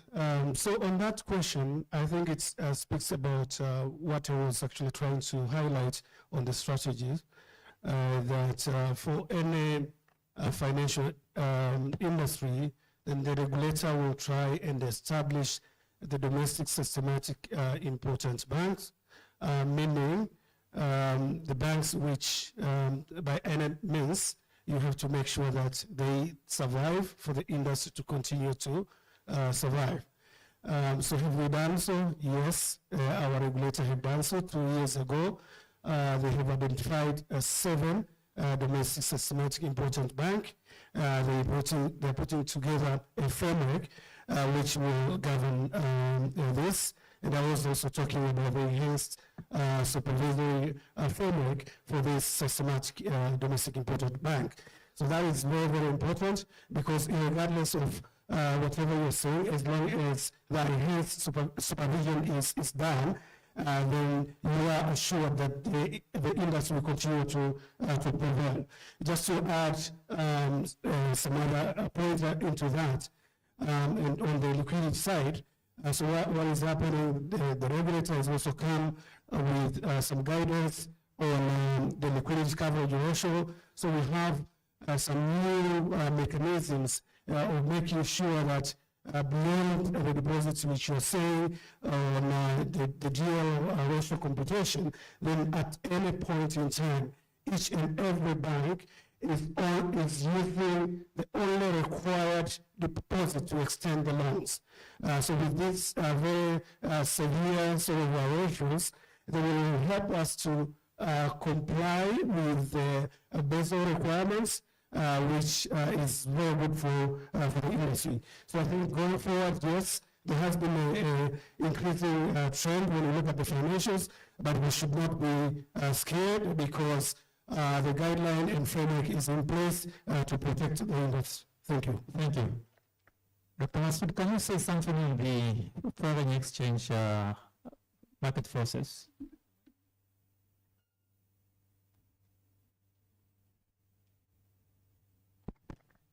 Okay, thank you, Chair. I think it is a very difficult question, but I will try just to give some few sentences.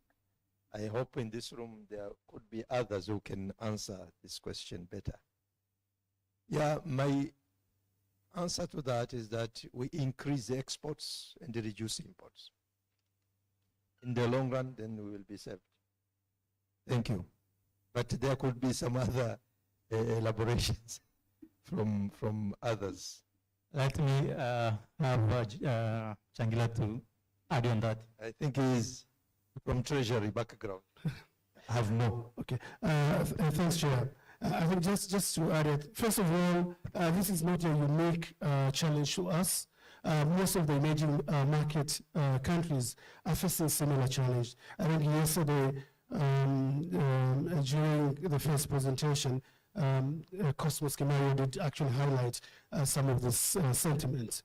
So one, it's not a unique issue for us here in Tanzania, but second, what is it that we are doing as an industry, as a country? So there are both monetary as well as fiscal measures which have been implemented to try and address the short, medium, and long-term sort of solutions. In the short-term end, I think we have seen a number of interventions, including the reforms which were announced by Bank of Tanzania last year. But also there are other initiatives which are meant to improve on input substitution. You have heard about our focus in improving the agri output. We are importing significantly on, say, edible oil, and now we have an initiative to make sure that we increase investment in that area. We are also increasing investment in irrigation, which will help us to increase our export from the agriculture, but also a number of other reforms, which if we have enough time, we could go one by one, but I just wanted to cement that, one, this is not a unique issue for us here in Tanzania, and two, the important is for us to see what is it that we can do on short term, medium term, and long term, and those have been done. The industry has been engaged by the regulator, various stakeholders engaging in various discussions to see how best we can address this issue. Thank you. Thank you. I know he was clever to take my microphone. So let me invite comments from the floor, discussions. Interest of time, we'll only be able to take 2 questions. We have one hand here and I think one hand there, and allow us to continue with the discussion and engagement of a tea break. Martin. Thanks. My name is Martin Warioba from Warioba Venture. More question to the panel regarding the high interest rate. So I'm a big advocate for consumer protection, and I believe we should protect consumers, especially the underserved that we bring to the formal system. I also agree that financial institutions, both banks and non-banks, can do better with data analytics and segregate products for different customers. So I fully support the data analytics comment that has been issued. But my question goes to the wider stakeholders. Because we understand the high interest rates are there because of the risk that is in that process. And when we talk about de-risking the process, it's beyond financial institutions. So I'll give 2 or 3 examples that I think some of the areas that we also need to address, but I didn't hear that being mentioned, and maybe I would like to hear the panel observations on those. One is on the and regulatory framework. We know sometimes also the borrowers, as much as 95% repay, but the defaulters are there. And sometimes the law protects the defaulters. So when you default and you start collecting, they can quickly run to the courts, put injunctions. And that's probably one of the reasons why that high interest rate is there, because sometimes financial institutions want to accommodate for those defaulters or in advance. So how are we looking at that, and how can we address that in supporting, holistically, to support the whole financial sector? And I'm asking that question taking note that there are honorable parliamentarians in front of us. Second, how can we incentivize the credit scoring system that we have for those defaulters? Are we willing to blacklist them from credit bureaus so that financial institutions know they are only dealing with clean borrowers, and there is that incentives? The last part, it's also to add incentives to the wider sector. So for example, we've specifically put forward, we want to support agriculture sector, MSME sectors. Can we provide incentives for financial institutions when they actually processing payments or including these people into the systems? They can be incentivized some of the costs. A good example, we all need to do KYC. And we know NIDA has to be sustainable. They charge a fee, and it's fair for them to charge a fee. But can we incentivize anybody, fintech, startup, bank, MNO, any program that is dealing with smallholder farmers, underserved communities, MSMEs? Maybe they get a waiver on NIDA fees. Maybe government subsidize for that KYC check. So you don't fail to serve the community, because there's also a lot of high costs in that pipeline. Thank you. Thank you. Final question from the audience, and then we'll take the rest of our tea break. Good morning. My name is Julius Limo from the Financial Intelligence Unit, Tanzania.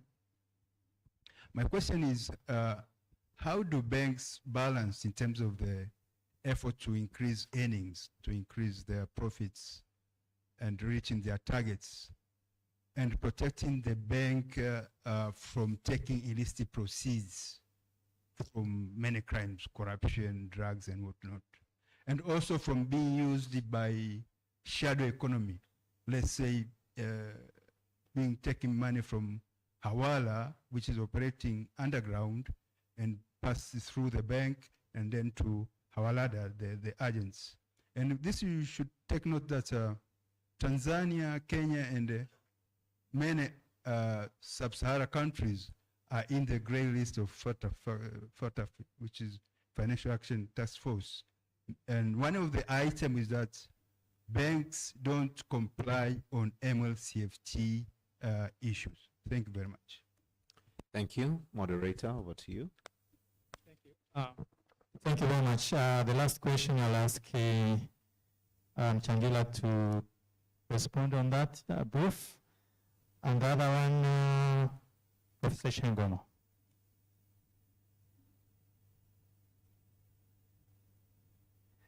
It was about the issue of high risk vis-a-vis financial compliance on the incentivizing the credit scoring.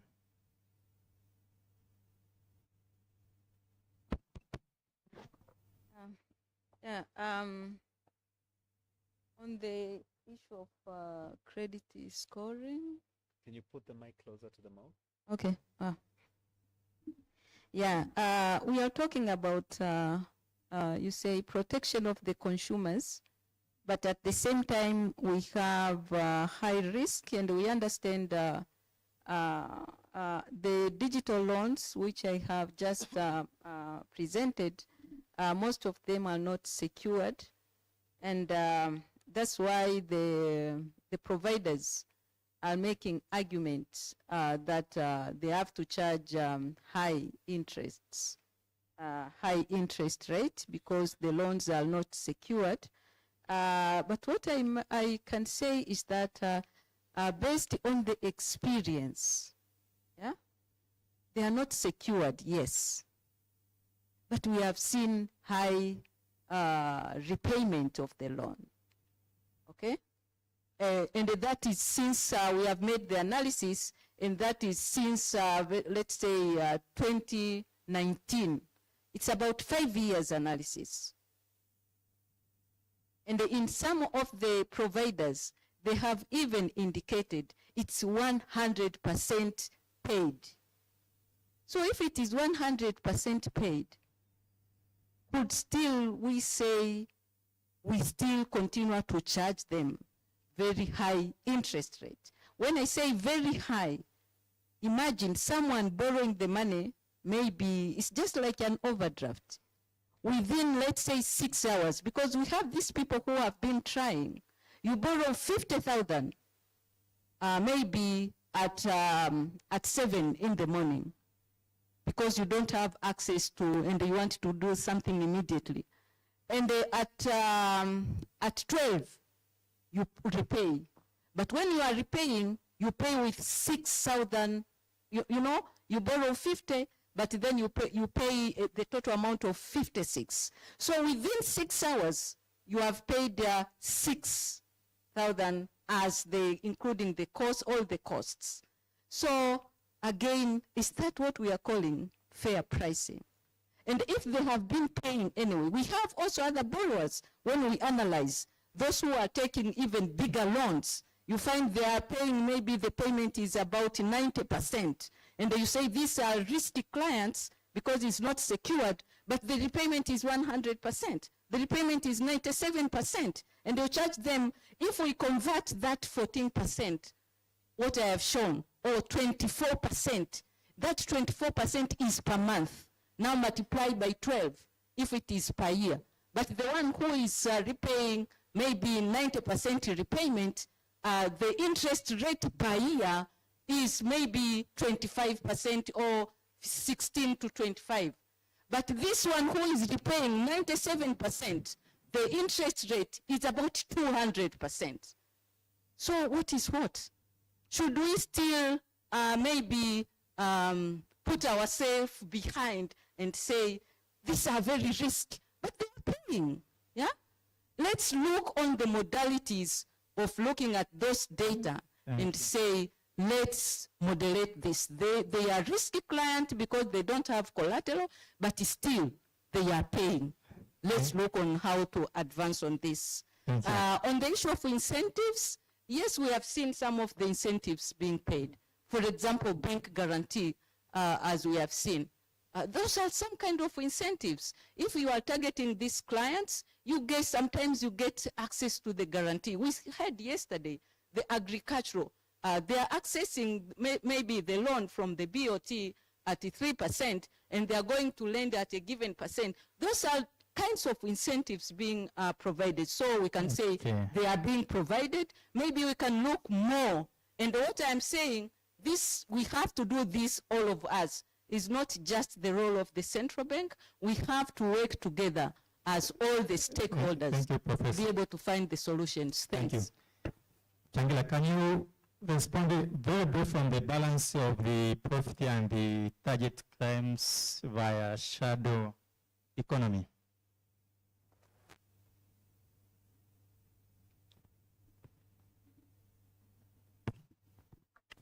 Thanks, Chair. I think you had given me another question, but anyway. So I think we very transparent, and there's a requirement for financial institution banks to be transparent to the wider public. So there's a requirement for us to publish our financials on quarterly basis. The financial have been audited, but also there's a supervisory and monitoring tools. And let's just be honest with each other. So banks are investing to make sure that they also maximize return to their shareholders. But if we are doing so, then we are conscious of the consumer and customers who we are serving, and hence the consumer protection regulation, where we are disclosing all the aspects of the products which we are offering, including the fees and various charges which we are charging on the products. And this is actually published on the newspapers so that all the consumers can see where they should go in terms of the best service. So I think that is a very wide discussion topic which requires a separate sort of session, but I just wanted to say that from the financial institution, there is a transparent way of communicating to all the stakeholders. Thanks. Thank you very much. You agree with me that this topic is highly loaded. We may need even a week or so to discuss all these aspects. And coming from the academic institution, I can only say by here that we are going to have, we are going to take from here and have a wider discussion from the academicians and across the players in the industry. Let me thank the keynote speakers, Professor Ulrich from London and Professor Esther Shingoma. Also the panelists, Dr. Julius from IMF Dar es Salaam joining us online, Dr. Habil Olaka, Dr. Musa Masood, and Mr. Godfrey Mchangila, and everybody in the room, please let's clap our hands together as I announce this session closely or continuing in other networking discussions. And Thank you very much. we clap for them. Let's also clap for our moderator, Dr. Tobias. May I request you to please stand up and take 2 steps at the front and take a group picture, my photographers. As they take a group picture, quick announcement. May I request all the VIPs, as you walk out, you will use this door when we go for tea. Unfortunately, we've got to cut short on tea break. We have a participant who is a keynote from Palestine, and his time is limited. We're supposed to be at 11, so we've requested at least another 15 minutes.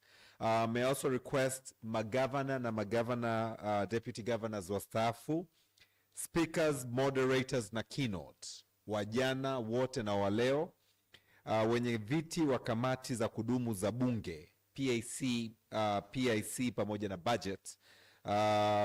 Naomba ukitoka tu kwenye huu mlango on the far left, kuna chumba pale, tunaomba tupite pale kwa ajili ya logistics, na tutaongozana na VIPs wengine ambapo huko tutaelekeza sehemu ya kwenda kunywa chai. Kwa sisi wengine wote naomba tuende Lake Nyasa kwa ajili ya chai, and please let's reconvene at the earliest possible. Saa 4:15, saa 5:15 naomba tuwe tumekwisha keti ukumbini tayari kwa kupata presentation. Nawashukuru sana. Nawatakia wote wakati mwema. Asante.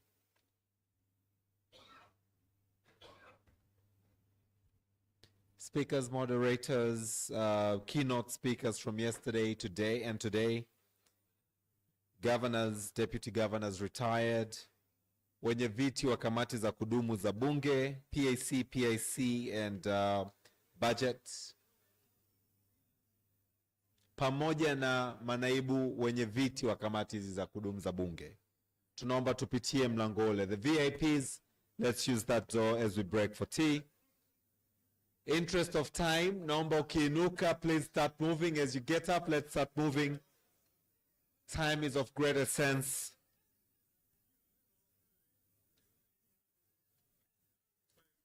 Safi kabisa. Shukuru. Let's move, people.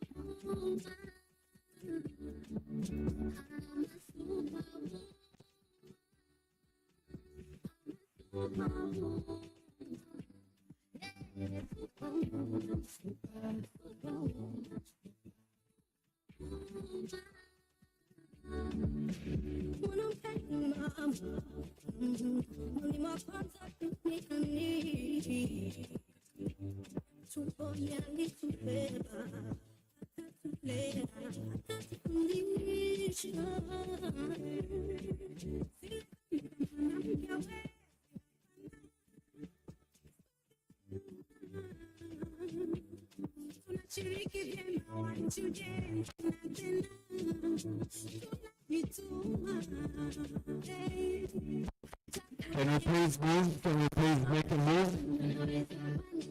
Any direction, but please let's move. Any direction, but please let's move.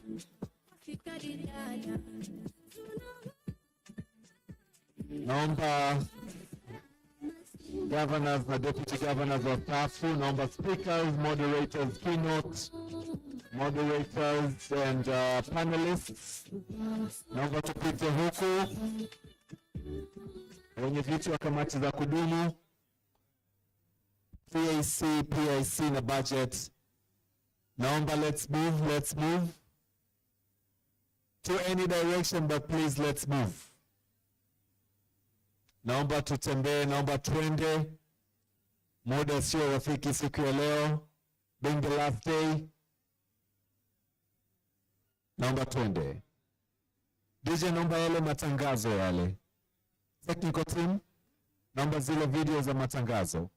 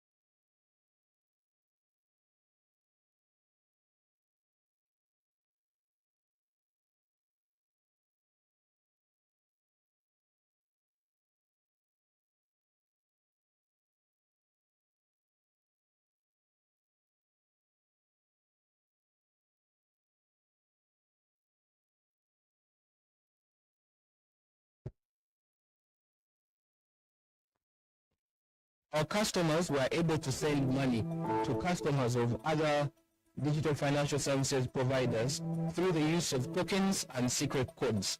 This required multiple integrations between our various platforms and our various ecosystems, creating an administrative burden of reconciliation, flow management, and also to fund these floats. The coming of TIP improved all of these by one, improving the customer experience, because customers now receive value in the wallet in any ecosystem, but also it created one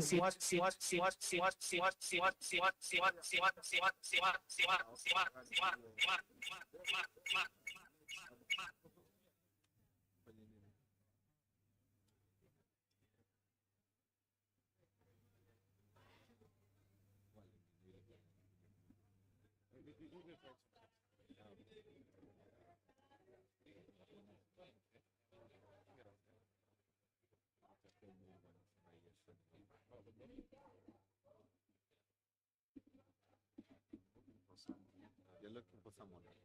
Yes. So the deputy governor is supposed to deliver The closing remark. Okay.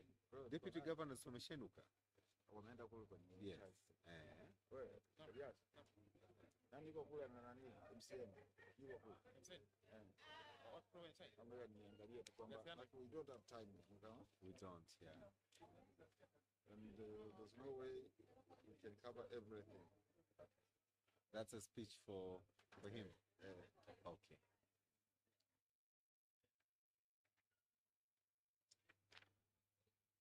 So let me try to deliver this to you. So, all the best.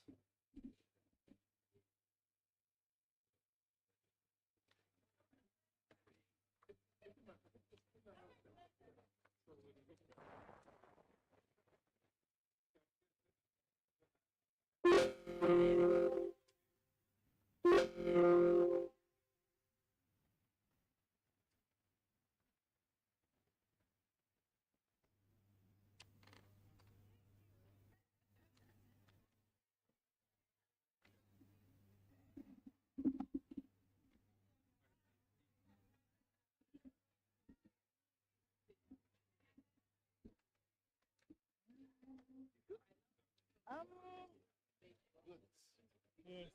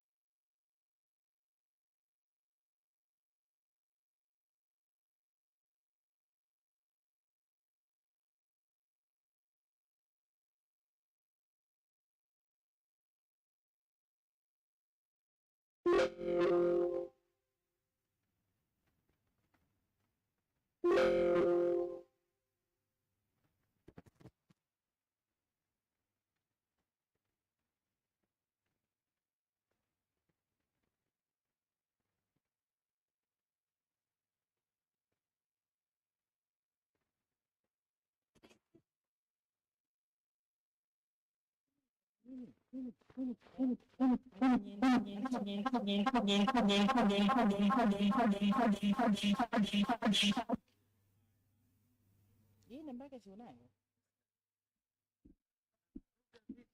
Nini mfano bosi? Tulisema wanapitia mlango huu wanaelekezwa. Wanaenda secretariat room ni wale tu wanaenda kuchukua nini. Nasikia eti maneno yote wameenda kutumia ile chai ya kule sasa ya huku imebaki. Kabaki profesa peke yake anakunywa chai peke yake anauza yake hapa. Kwani kule umeingia wangapi kwa sana? Wameingia meza kuu mbona wote bosi? Wameingia. Meza kuu tu ndio wameingia hapa. Tuliwaambia kale kwa sio badilisha na Pamela na wakati nikakwambia kabisa tulimwambia mpaka hostel. Baba watatumia ila mlango ndo atokee huu ili kusilete promotion kama jana. Yaani mpaka tunaonekana visho hiyo. Hiyo ilibadilisha sana. Ambadilisha saa ngapi?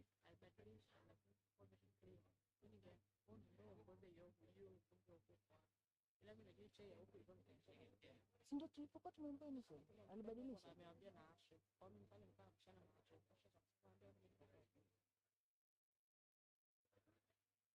sio shida. Hata bonge kunywa huko sio. Kwani simchoni nipo au? I say nimesimamiwa hapa na bosi wangu ndugu yangu.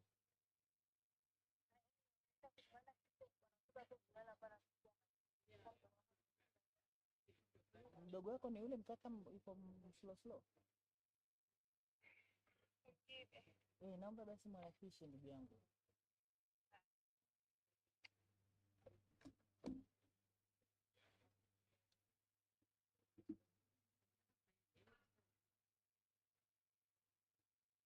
Unajua ni mafundi yako, sio kampuni.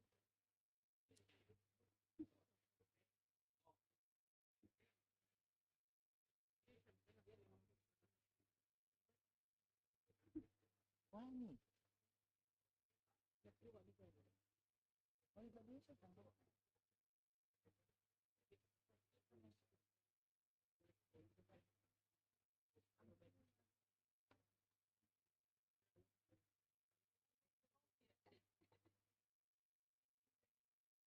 Labda profesa mzee yule.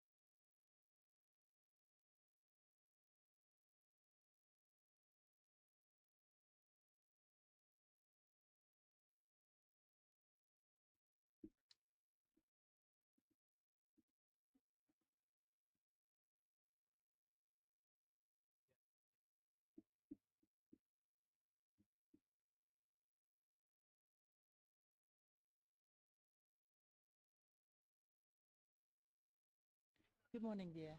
Very well, thank you. Karibu.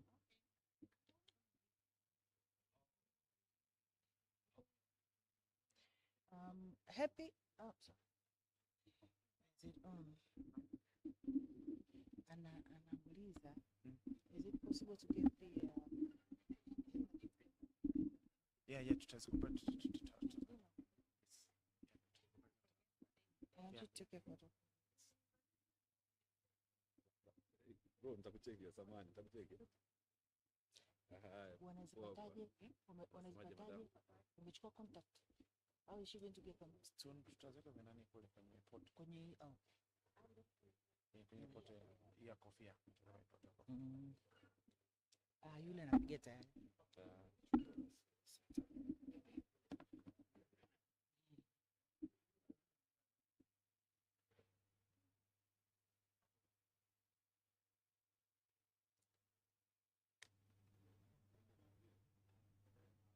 Konina.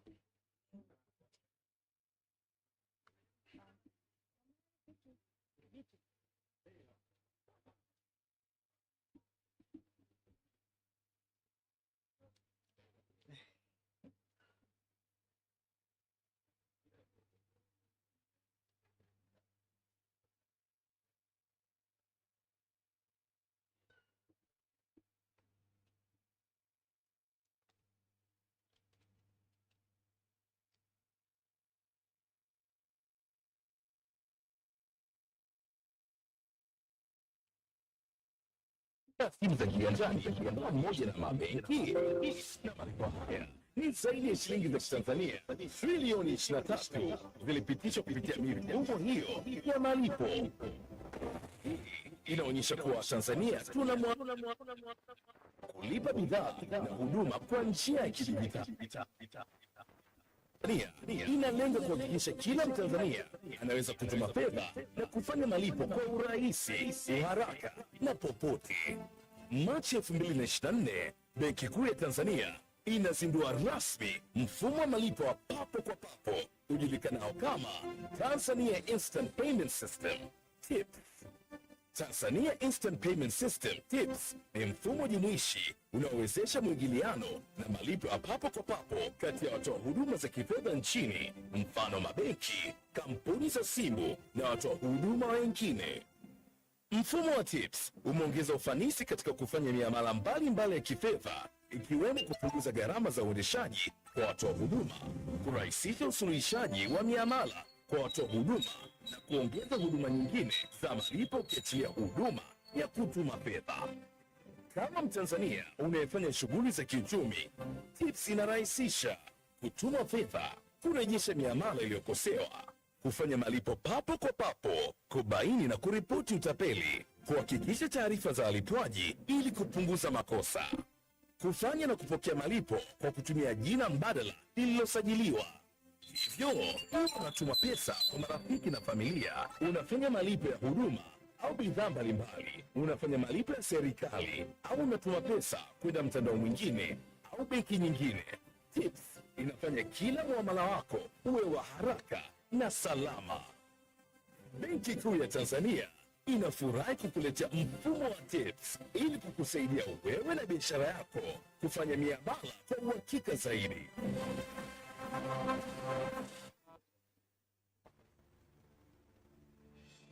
Hata hivyo, ni vyema sasa Benki Kuu ikaelekeza nguvu katika kuhamasisha matumizi kwa njia za kimtandao ili kupunguza matumizi ya fedha taslimu. Na katika hilo, Benki Kuu kwa kushirikiana na Wizara ya Fedha hamna budi kukamilisha kwa haraka mfumo wa malipo ya papo kwa hapo ya Tanzania Instant Payment System. Benki Kuu ya Tanzania kwa kutumia wataalamu wetu wa ndani imeweza kutengeneza mfumo ujulikanao kama Tanzania Instant Payment System, ambao ni mfumo wa malipo wa kidijitali wa papo kwa papo ambao umeweza kuunganisha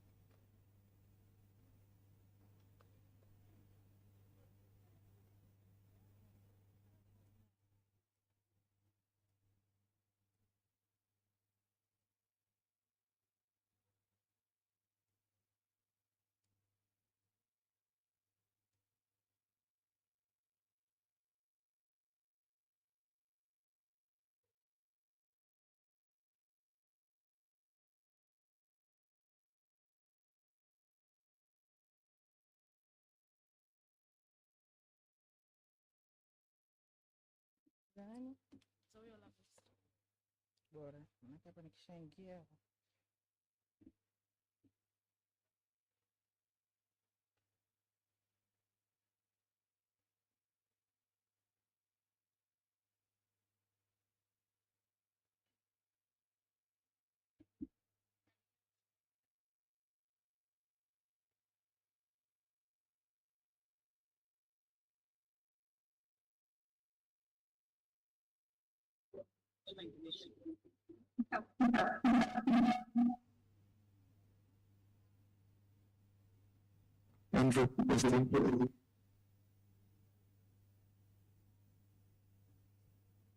Andrew testing.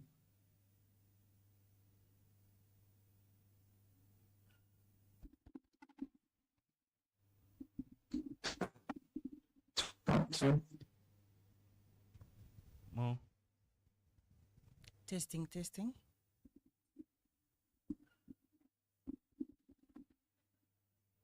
One, two, one, two. Testing.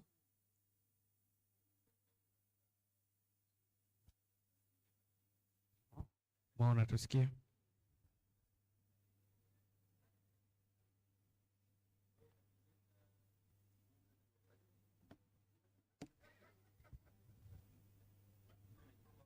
More. Testing, one, two. Testing, one, two.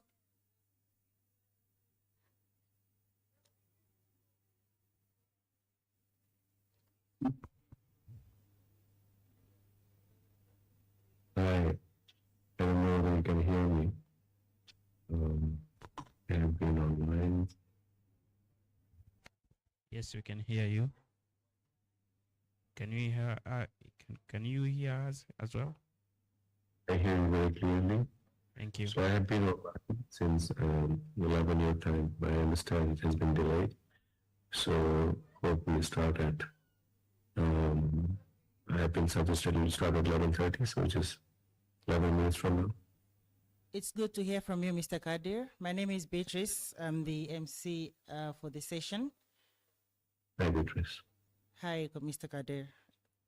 We have about 10 minutes to start the session, and we'll let you know when we are ready.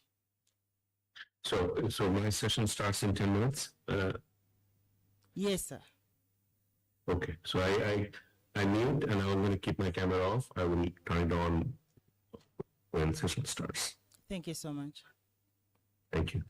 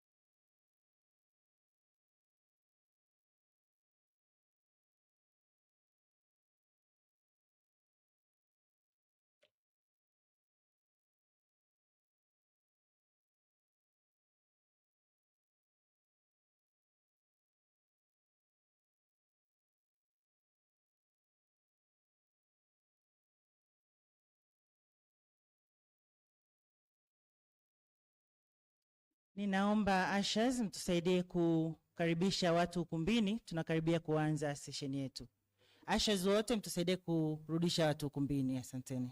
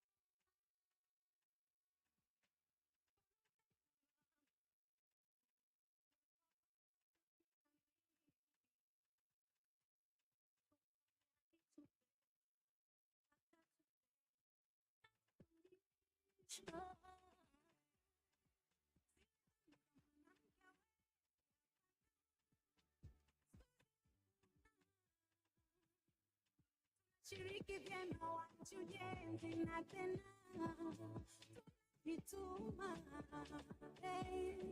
hata kulia unaweza, wakushona unaweza, maneno unaweza, mtikungo unaweza, udakitari baba wasikari tunawa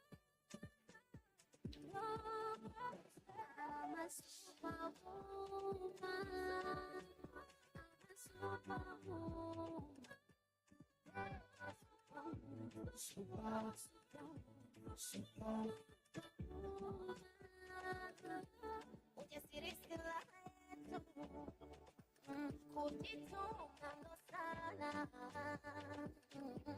umoja ndo nguvu yetu. Welcome back.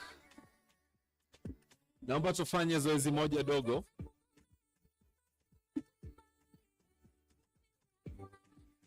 Naomba tufanye zoezi moja dogo.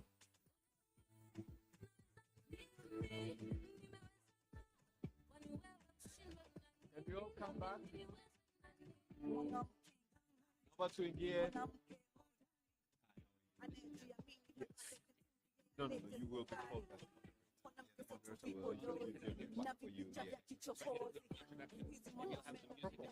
I'm doing some music first before we start the session. Thank you so much. All right. Naomba wote tuende kwenye viti vyetu. Nataka tufanye zoezi moja fupi. Can we please take our seat?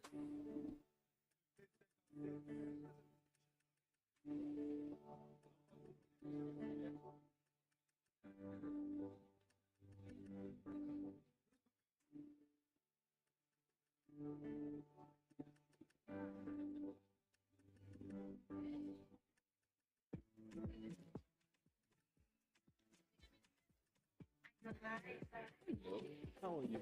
I'm a superwoman. I'm a superwoman. Yes,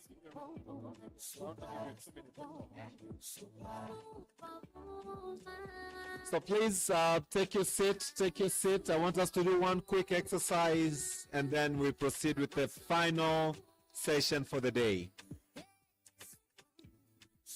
Naomba mniazime masikio yenu popote mlipo. Kindly take your seats.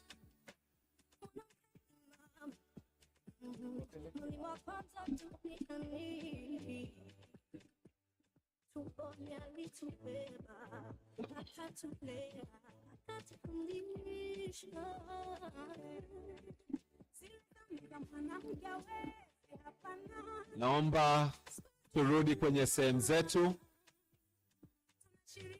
I want to do one quick exercise before we go on to the next and final panel for 2024. Asante sana. Sasa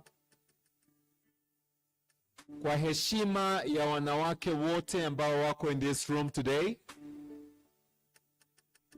can all the women please put your hands together?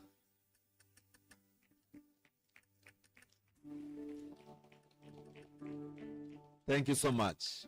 I'm happy to see that others also clapped. This is a good sign that you're following up.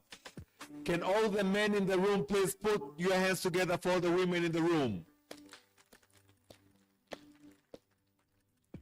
Excellent. Sasa naomba wote tusimame. Naomba wote tusimame. Can we all please stand up? Can we all please stand up?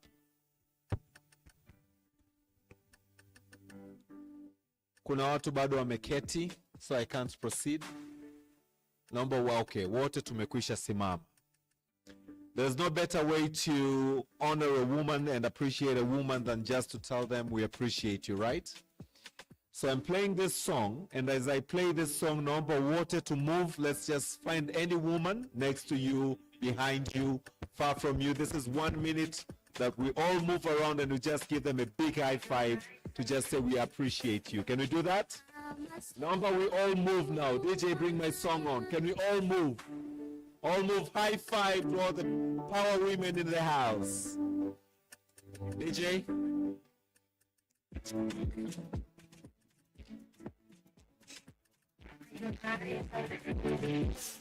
move, let's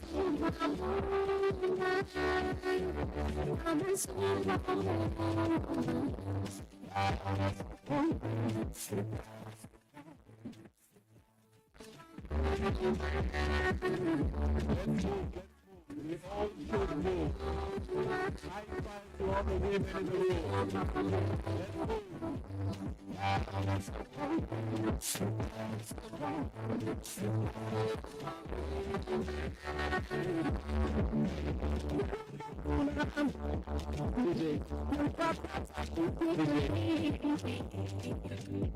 Depending on the relationship you have, you can also hug them.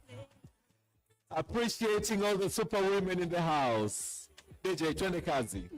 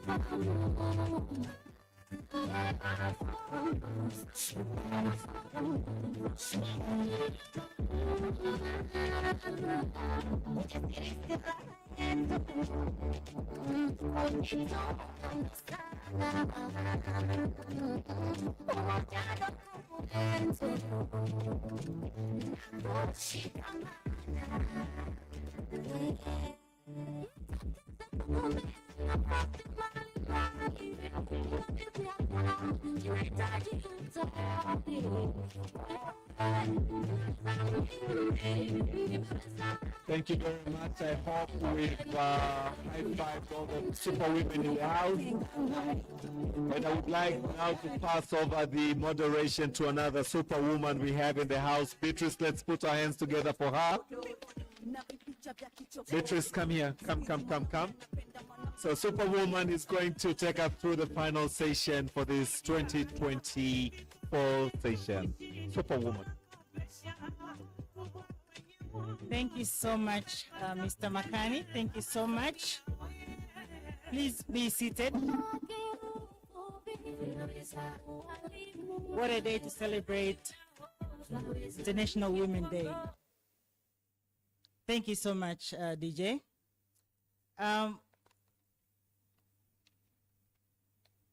As we are now approaching the last session of the day, it is a pleasure having you all here again.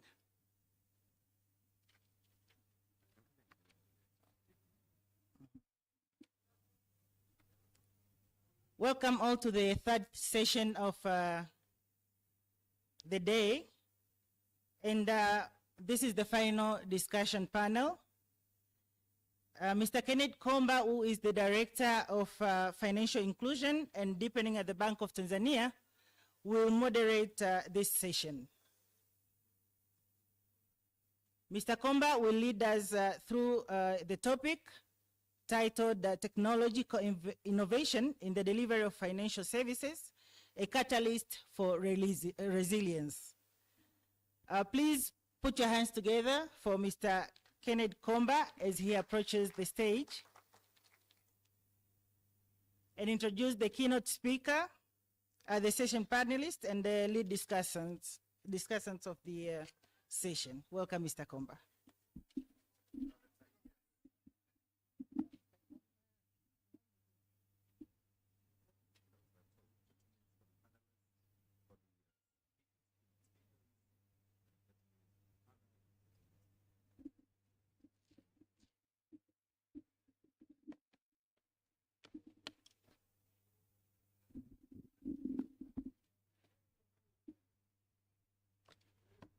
Yeah, very good morning, Your Excellencies, distinguished ladies and gentlemen, my bosses present and the leaders here present. I've been introduced and I'll go directly to the session of the day. The topic is about technological innovations, the delivery of financial services through those technological innovations, but as a catalyst for building up or for resilience. So I'll just do some question to lay the context before we invite the keynote speaker and the panelists. First, two things that I think are quite important to look at from first perspective of how does technological innovations in delivery of financial services create resilience. And I look at resilience from three perspectives. One, consumer resilience. From individuals, how do they use digital financial services, for instance, or technological innovations to facilitate.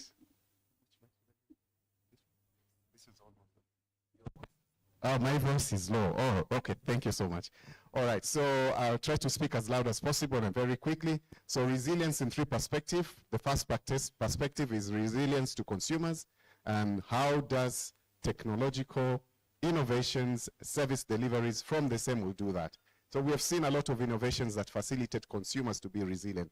Resilient in times of crisis, resilient in times of any shock that they may be faced. So their products, some of them we had in the previous session, but I want to mention a few. One, how can data be used, consumer data, digital footprint, be used to create alternative credit referencing to allow consumers to get access to credit in times where they wouldn't be able to get credit. We saw during COVID-19, for instance, where there was an upsurge of use of digital financial services, and it really helped them to be resilient, ordering products, goods, and services, especially for markets where there were strict lockdowns.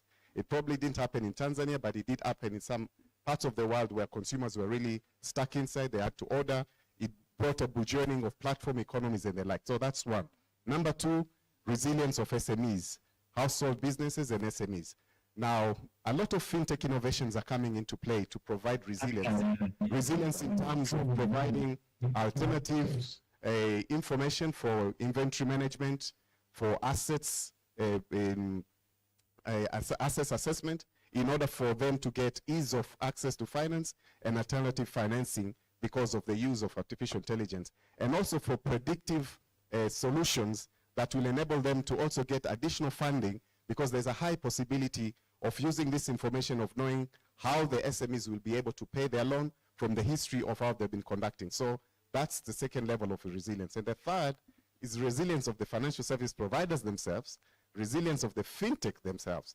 And we spoke about the resilience of financial service providers. This is a banks, fintechs, but not fintechs, but at least for banks from the two sessions that we had. And I won't really touch so much about that, but I think we should also look at resilience of fintechs. And this is why we are here today.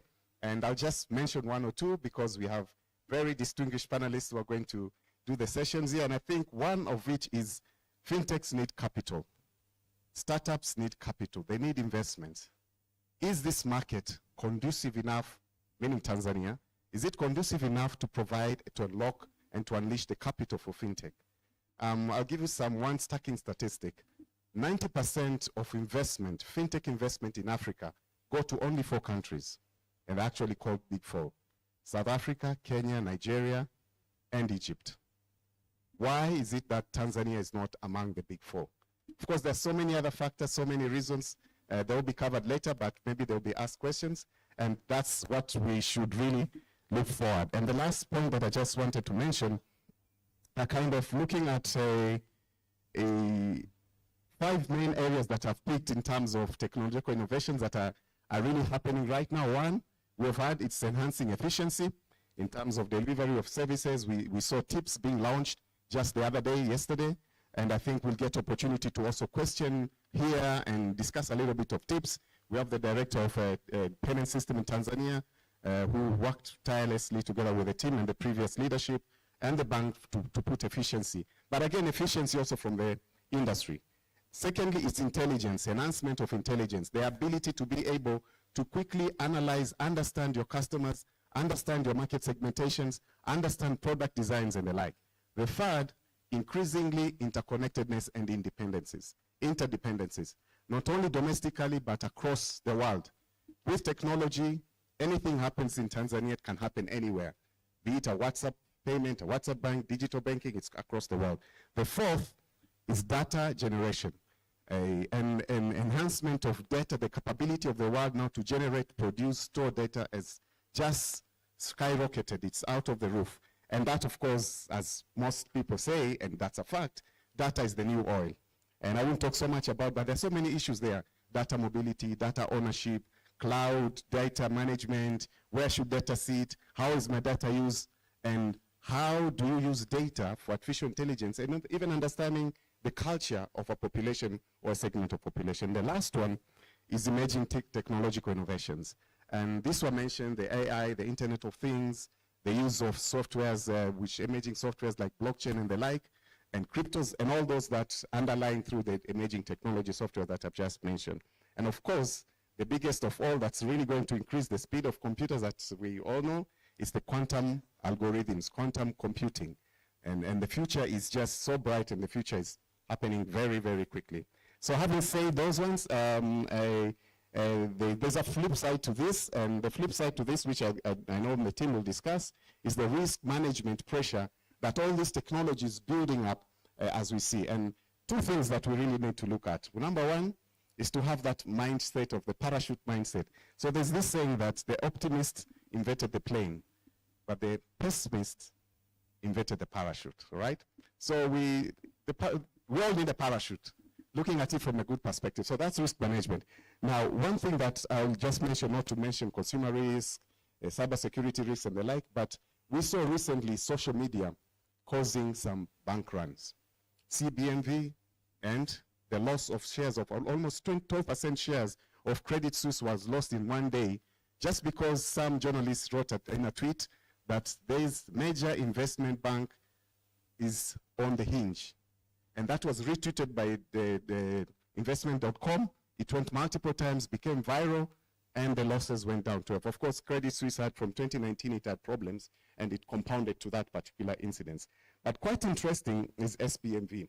Now, in SBMV, the Silicon Valley Bank, we know that 40 billion, which is 1/5 of the value of the deposit of CNB, were lost in 2 hours.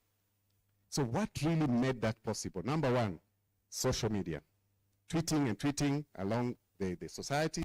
But secondly, there is an ability to use your digital payments to withdraw, right? So you see the flip side of the benefit of technology. Now, what does that mean? And I'll end with that. It means now regulators and service providers need to embed new technologies, AIs, internet scrapping, to understand and be a hedge of what's really happening in social media.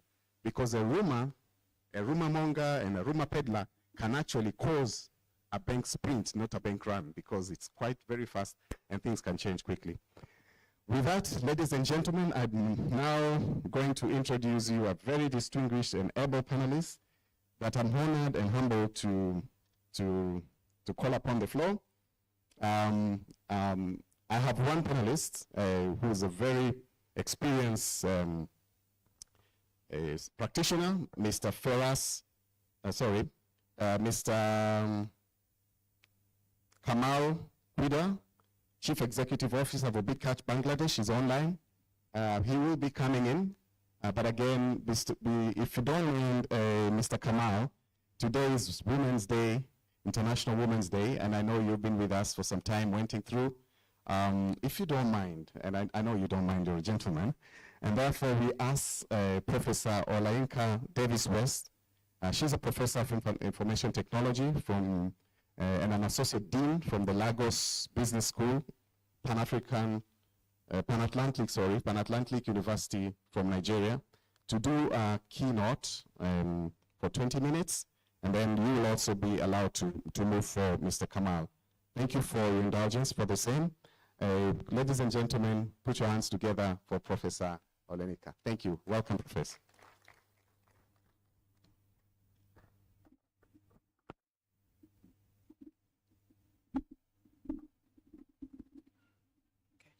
Good morning.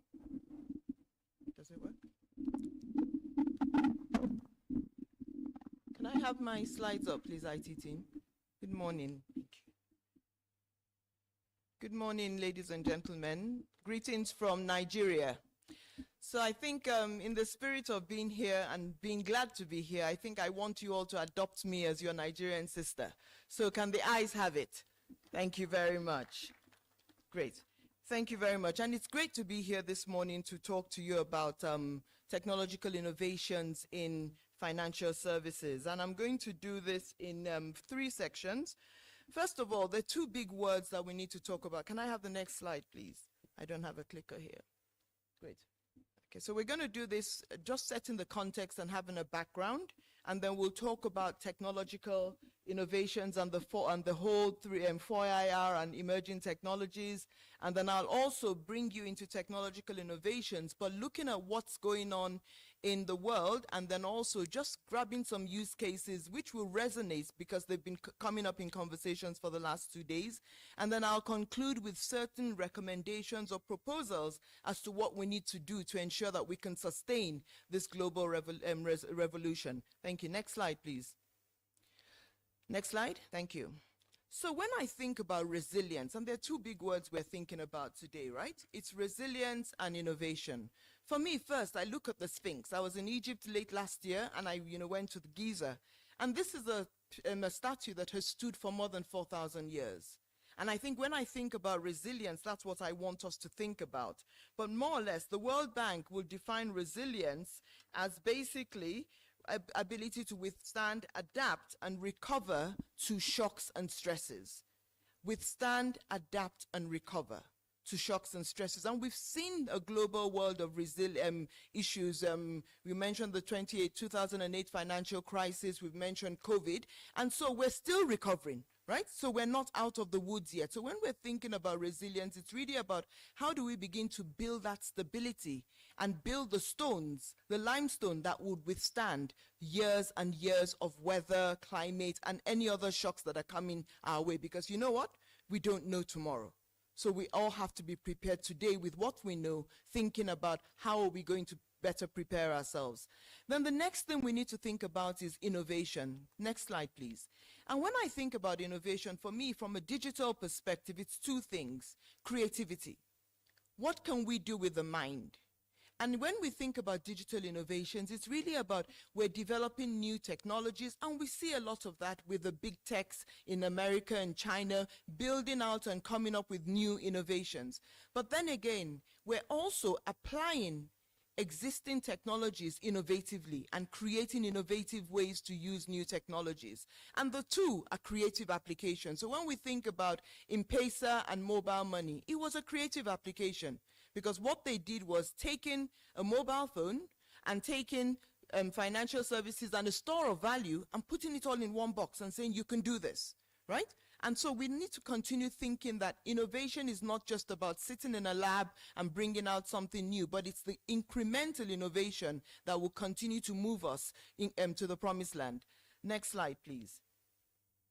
Next slide, please. So let's talk about some of these emerging technologies. And when we think about the fourth industrial revolution, we talk about the world is the 4IR, we've missed the industrial revolution, but I think that in sub-Saharan Africa, we're scratching between the third and the fourth. Or maybe sometimes the second and the third. When the power went out, I laughed because for us in Nigeria, that's just a norm. We don't break into a sweat, right? So, but when you think about it, what are we talking about when we talk about the fourth industrial revolution? It's really about hyperconnectivity, hyperconnectedness. And when you look at it, it's happening in three realms. It's happening in the physical realm. We look at the autonomous vehicles, the self-driving cars. It's happening in the biological realm when you think about digital gene editing and cloning and things like that. But it's also happening in the digital realm. And in the digital realm, we're seeing a lot more of information flows that are going back and forth. So next slide, please. And when we look at this, I follow technologies. This is what I do for a living. So every year I advance and update this chart. And there's many technologies that we need to be looking at. And unfortunately, you're not all technology people. And then that's also part of the challenge. We bring these new glitzy modern toys and we say, oh, MD, we need this, we need that, right? But then again, all you're asking is, what's it going to do for me? What problem is it going to solve? But then again, when we look at, for example, social media, cloud, and mobile, or we call it SOCOMO, right? This phone is more powerful than what put a man on the moon in the 1960s. But yet we're carrying it in our pockets. So how can we exploit those? And we have different technologies. We have Web 3.0, which means that I own my own data even on the internet. So the internet is decentralized. We have Internet of Things. We're all wearing wearables one way or the other, but these things are tracking us every minute of the day. We have augmented reality. We have virtual reality. We have the metaverse. There's some businesses in India now that are creating financial institutions on the metaverse. So you don't need a branch, you don't need a website, but you need this metaverse experience. We have open data and open source. So that means that I can get bits and pieces and use and plug into my own. We have 5G. We have, the internet was one of the first global networks that we were using. And after the internet, we now said, okay, we need faster, we need better, we need more throughput and more reliability. So the G's kept on going up, and now we're at 5G. And what does 5G mean? It's hyperconnectedness, right? You're always on, you're always involved, and you're always there. But on the right, I have put 3 technologies on the right because they're also transformational to Africa, enabling Africa the ability to leapfrog. First is artificial intelligence. And yes, we can talk about artificial intelligence, about robots coming to take our jobs or machines coming to do our jobs. But I would like us to think about it as augmented intelligence. Because whether we like it or not, the robots can do the crunching, but the judgment still remains with the human. And so that judgment, we now have to continue owning it, but then owning the fact that we can be assisted. And Kennedy mentioned efficiency. You want everybody to do things better, faster, quicker, right? And one of the mantras of self-driving cars is that they don't sleep, they don't text, right? And they're just continually doing the work. Data is another thing that we need to think about. Data is the new oil, as they say, and I think somebody mentioned that data is one of our biggest assets, but because it's intangible, we don't really value it, we don't see it. But then there's data around us everywhere. And what do we do with what we know is really the way we need to think about data. Are we analyzing it? Are we driving insights from this data to enable us make better decisions? And then finally, distributed ledger technologies, or the chain of blocks, or blockchain, right? And again, unfortunately, we know blockchain for nefarious activity with crypto. But then again, blockchain has immense possibilities and use cases that we can use to drive and reduce the cost of delivery of services. For example, it's cheaper to transfer money on a blockchain than it is to transfer through traditional networks. And those are some of the things that we need to think about. It's not about either or, but how do we use these things safely to ensure that we can bring services to all? Next slide, please. In the case of financial services, one of the things we've been hearing over the last decade is, the customer experience, right? We're driving a customer experience. We're driving a user experience. And this experience matters. And when we think about this experience, we really have to think about it from the perspective of when we're thinking about creating products, when we're thinking about delivering products, and then when we're thinking about servicing our customers thereafter. And from that value chain, you find out that there's technology in everything that we're doing. So this customer experience, this need for better services has also been what has invigorated the fintechs and a whole new world of technology services. That's why we now have in every sector, agricultural technology, ag tech, health tech, clean tech, etc. Because what they're telling us is legacy businesses, you were not thinking about the customers. You were just thinking and doing your own thing, hoping that the customers will meet you. But again, with data, customer trends are changing and evolving. And how are we as businesses evolving and changing to meet those trends? One of the panelists spoke yesterday about business models. To what extent are we changing our business models? Because what some of these fintechs, all they're doing is bringing new business models to the game. And all of a sudden, it's a shiny modern product that we were not able to do. Next slide, please. And when we think about all these things, this is an IMF chart about what fintech is like or what fintech looks like. And basically all they're saying is that there are 5 simple propositions in financial services. You want to pay, you want to move money, right? You want to save money, keep money, you want to borrow money, you want to manage your risk, or you want to get advice. And when you think about these 5 key propositions, what they're saying is that there's a traditional model, but there's still gaps. And we're talking about these gaps in terms of literacy, transparency, etc. And then there's the different technological solutions, and then we're bringing out new new technological innovations and solutions. And what this means is fintech really, there's an acronym called CLASSIC that we use to describe fintech. And the C stands for customer-centered, because they're always thinking about the customer. The L is legacy-free, asset-light, scalable, simple, innovative, and compliance-light. And that's really what they're doing and churning out some of these new ideas and new solutions. Next slide, please. So when we think about all these things, okay, so what? And I think it's always nice to take a step back and say, yes, so we have all these new technologies. And don't forget that what we're here to talk about is how do we use innovation to catalyze resilience? Because we can have all the innovations in the world. And again, one thing that we also need to remember, it's a double-edged sword. As I'm driving efficiency, I'm also driving risk. Because again, I'm introducing new risks into my model and into my system that maybe I don't even have the capacity for. So when we think about catalyzing resilience, I think there's 5 things I want, or 5 use cases I want us to think about. First of all, are we deploying digital products and ultimately transforming into digital businesses? Because I don't think we're banks anymore. I think we're digital businesses that are offering banking services. Because everything we're doing is digital. Correct me if I'm wrong. You know, the room has gone very silent now and I'm worried. Huh? People want to run out of the room and say, I need to find another job. No, we all need to be digital natives, that's all. Another thing we need to do is reduce information asymmetries and improve productivity and efficiency through prompt and evidence-based decisions.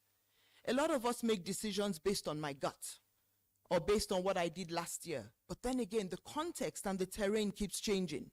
Right? Social media is there. A tweet is 160 characters.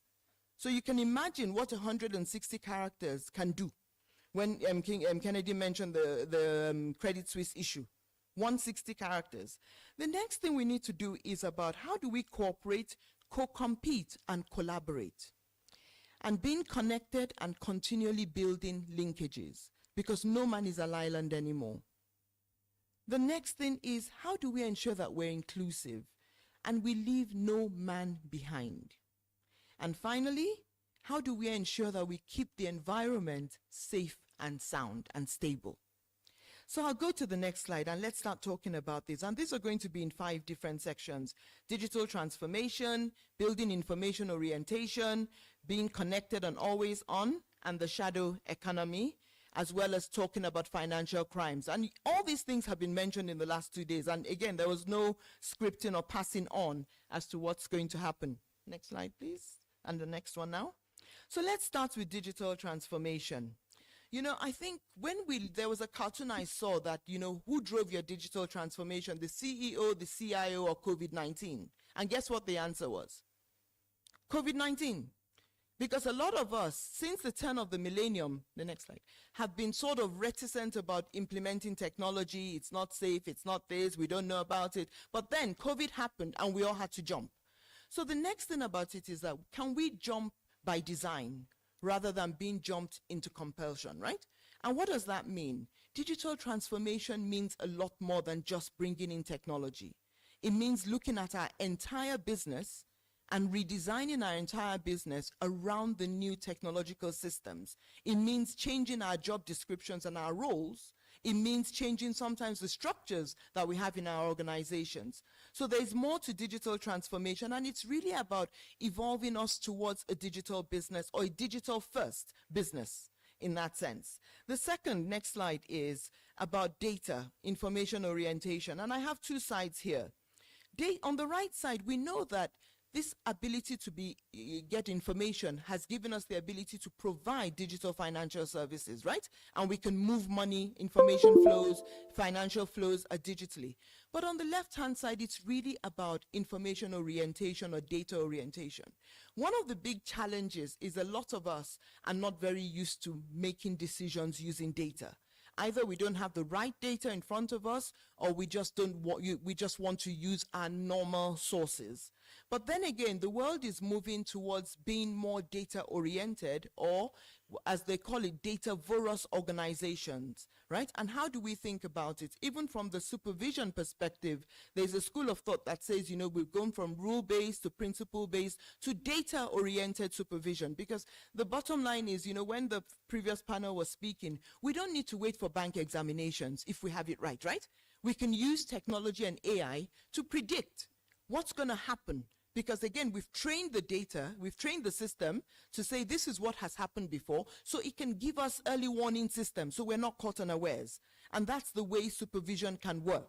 But it doesn't mean you still won't go into the bank if you want to, but there's different ways to use the data to make the right decision. So when you go in, you can actually be very focused and very, very laser focused on what you're looking for. The next slide, please. You know, yesterday we witnessed the launch of the TIPS, which is all about interoperability.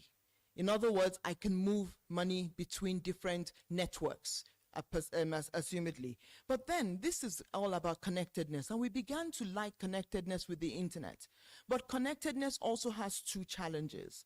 In Nigeria, I said that, you know, I tell my bankers that the thief is no longer coming through the door, because we put in dead man doors and expect everybody to go through these dead man doors. But the smart thief is already in through the cables. So while we're connecting, we also need to think about how do we build our human firewalls, because it's no longer about system firewalls, it's also human firewalls, because we are also a risk. You know, we get malware, we bring in ransomware into the organization system. So connectedness is also something we need to think about. And if you imagine, maybe 10 years ago, we would never have imagined that people would be connecting by Zoom, right? We would have said everybody aggregate physically, but it's allowed us so much more possibilities in the world we look at. And it's also allowed us to reach customers in rural locations and different locations. Next slide, please. Now, this issue about illicit transactions is something, or a shadow economy, something that we need to continually think about. But again, using technology, how do we ensure that we leave no man behind?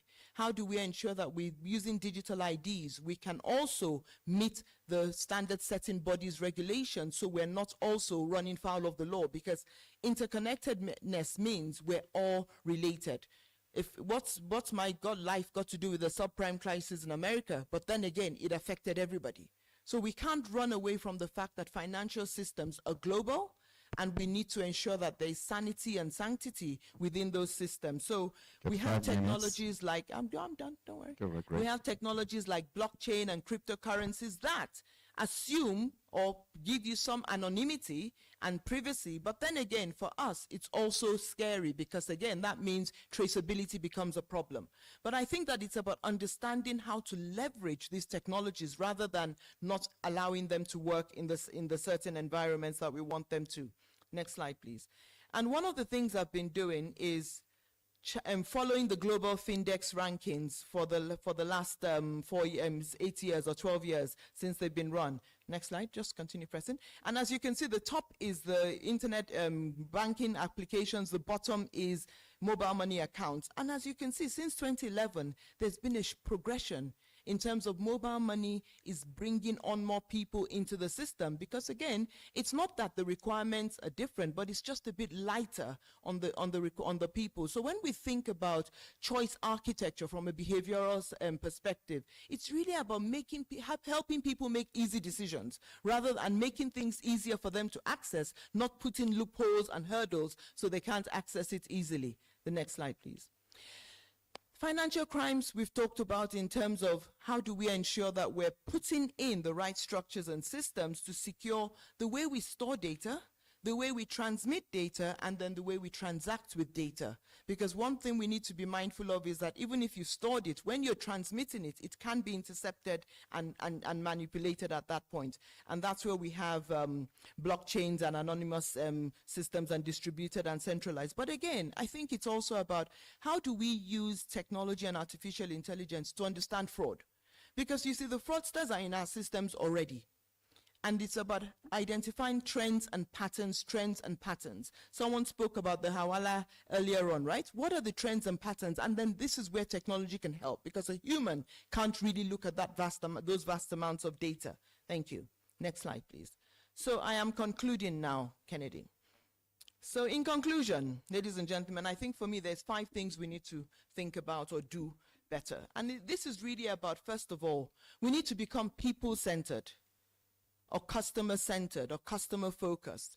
Then we also need to continue making continuous investments in digital innovations. We need digital, strategic, visionary leadership. We also need the talent pools, and this is not just talent pools from the technology side, it's all of us. Because whether we like it or not, we are also going to have to interact with these technologies. And so it's all of us. How do we unlearn, relearn new tools, new techniques around doing our work? You know, last night I was on a class on prompt engineering in artificial intelligence, right? Because these things are important. We all need to know them. But then again, we have to take the time out to learn. And then we also need evidence-based policies. But in the middle of all this, I think, is research and context. Because we're not going to cut and paste, because the trends and environments in different societies differ. So thank you, ladies and gentlemen. Asante sana. Thank you very much, Professor David West. And please join the stage.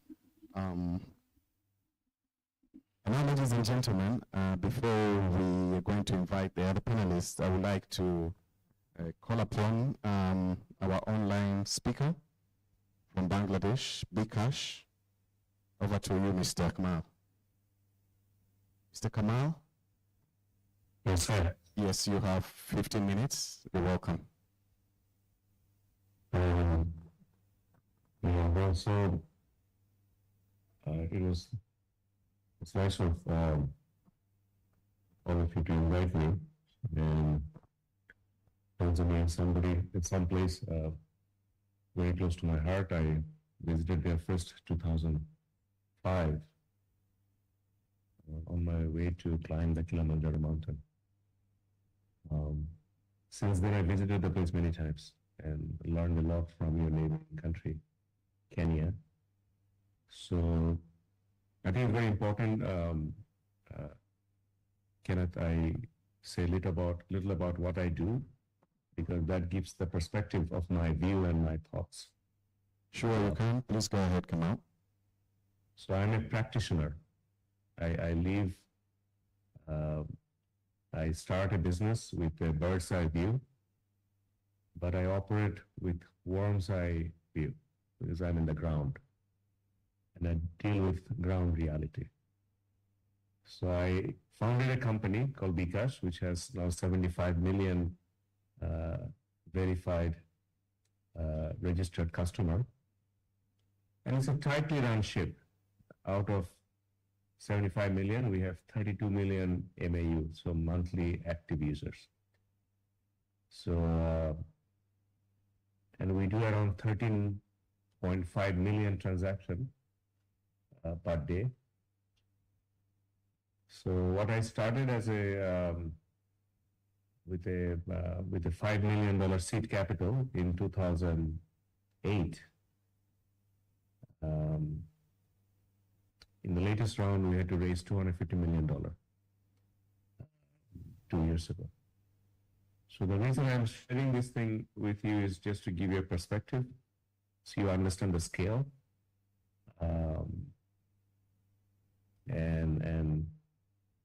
The total velocity of our platform last year has been $96 billion worth of Bangladeshi taka. So it has transformed the way common people do small businesses or small activities. It started from a very simple research. And the research was that poor people, when they go to a bank to transact, or poor people or rich people, doesn't really matter. When people go to conventional banks, it costs $1.28 for the bank to offer the service, the footfall cost of the bank. But when it comes to poor people, their transaction ticket size is usually less than $10. So when the customers footfall cost for the bank is $1.28, and the transaction size is $10, there is no way the conventional bank can provide service to poor people. So how do you bring poor people into formal financial service? That was a challenge back in 2008 I was struggling with. And that gave the genesis of creating bKash. And after almost 14 years today, 16 years, I would say, 16 years, I gave you the number, and bKash has 6 shareholders, the largest developing agency in the world, BRAC, which is also very much active in Africa. BRAC has a bank, BRAC Bank, regulated by Central Bank in Bangladesh. So BRAC Bank is a shareholder. Money in Motion, a company I founded in the US that provided the risk capital, they are a shareholder. Bill and Melinda Gates Foundation is a shareholder. International Finance Corporation is also part of our cap table. Alipay of Alibaba affiliates. And finally, SoftBank, they became a shareholder. So all these forces were brought together to create this transformative solution. But how it contributes to the resilience of an economy which is emerging, that's what I want to talk about. So the first thing to talk is the way fintech happens in countries like Bangladesh, Tanzania, Kenya, this kind of emerging economies, is that if you create a solution which is totally state of the art, they're not relevant to us. They became a theoretical solution, and they became a solution which is a replica of Silicon Valley. That doesn't solve our problem. So if PayPal is brought to Kenya or Tanzania, it's not going to work. Kenya and Tanzania and Bangladesh, we require agent network, where the customer can top up their wallets.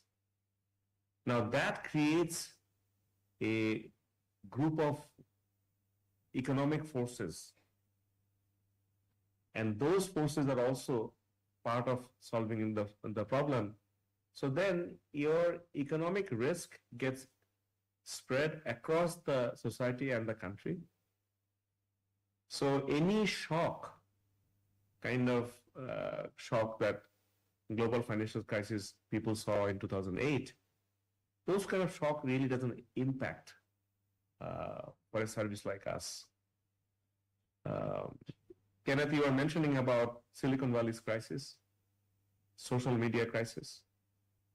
But just think about how many crises Kenya had in last 15 years that M-Pesa is live.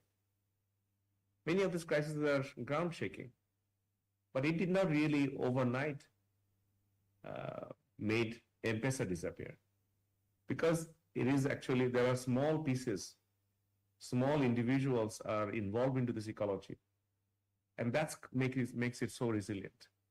So one beauty of fintech for countries like ours is that it creates a very resilient solution. I'm going to give 2 other example of this resilience behavior. So one, I just said how you create an ecology, agent network, distribution. And the next thing is payment. So instead of sending money home, you want the digital money to be used for payment purposes. And when you do that, you also again bring lots of forces. Those are not subject of small shocks. And I'll give a tangible example first. See, when you look at the bond market,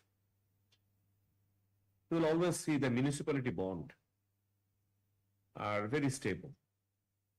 municipality bond of a small city in the US. I do not know if Arusha or Darussalam have municipality bonds. But in the US, municipality bonds are very common. Small towns, small cities,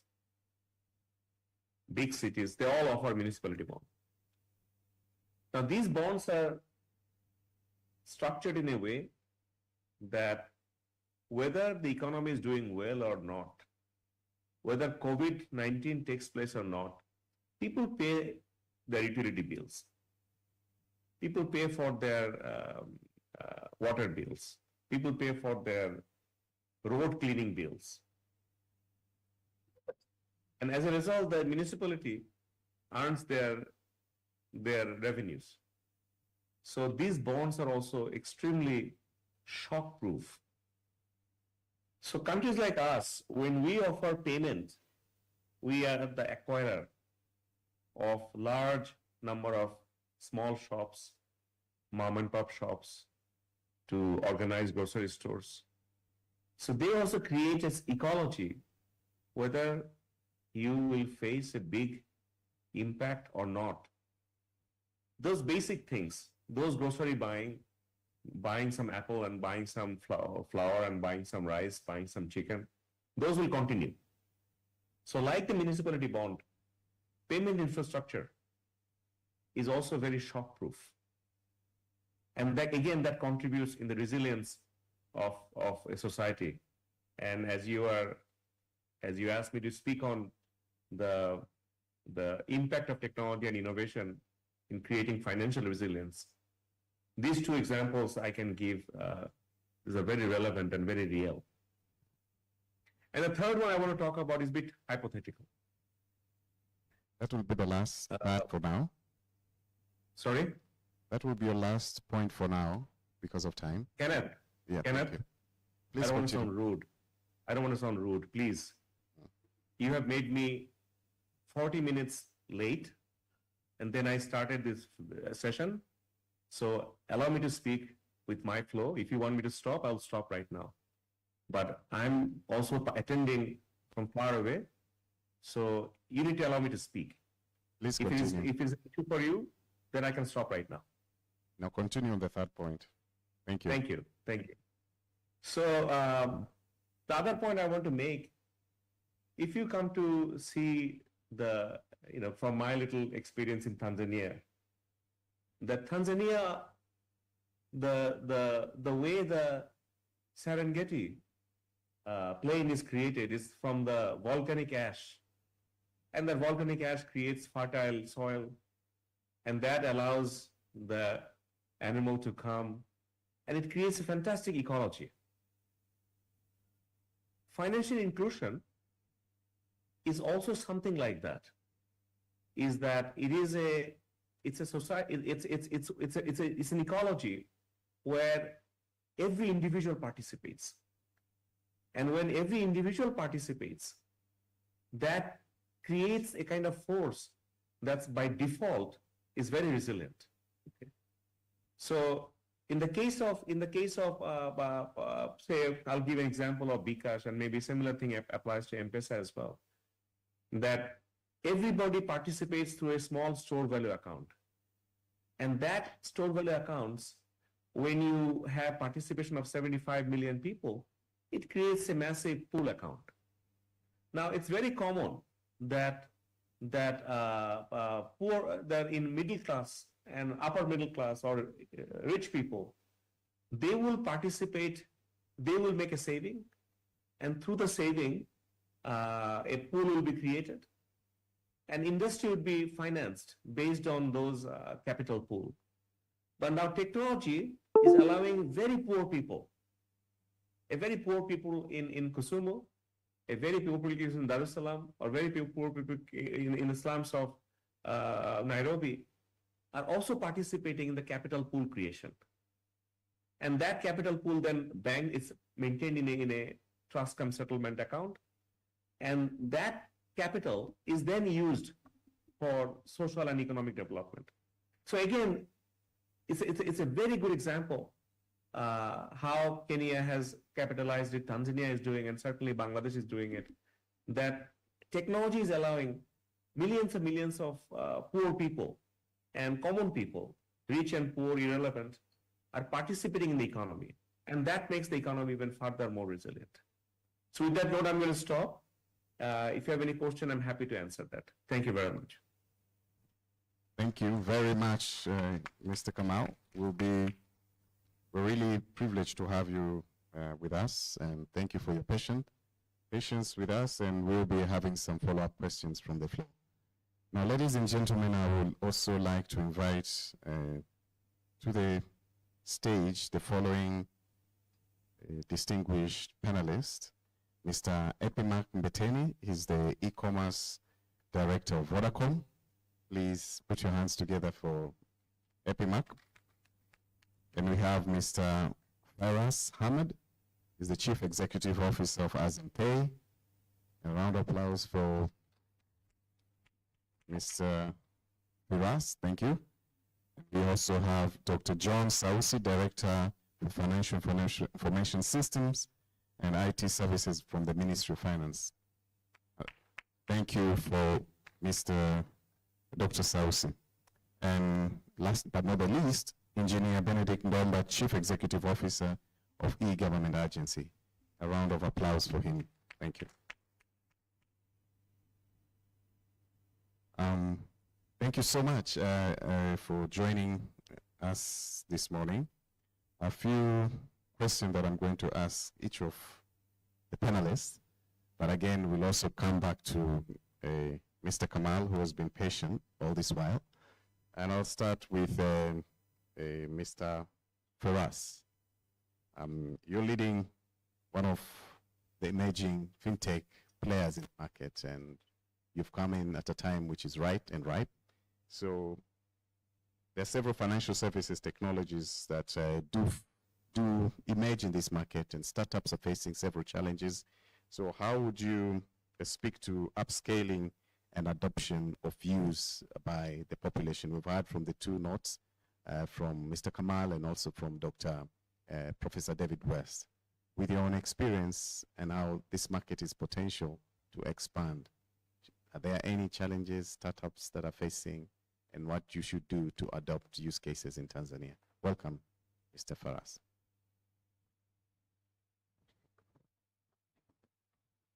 Yeah, and we'll just do a round of 5 minutes, 5 minutes. We've been given some time, so let's do 5 minutes each, and then we get several follow-up questions. Let me give you this mic. Thank you.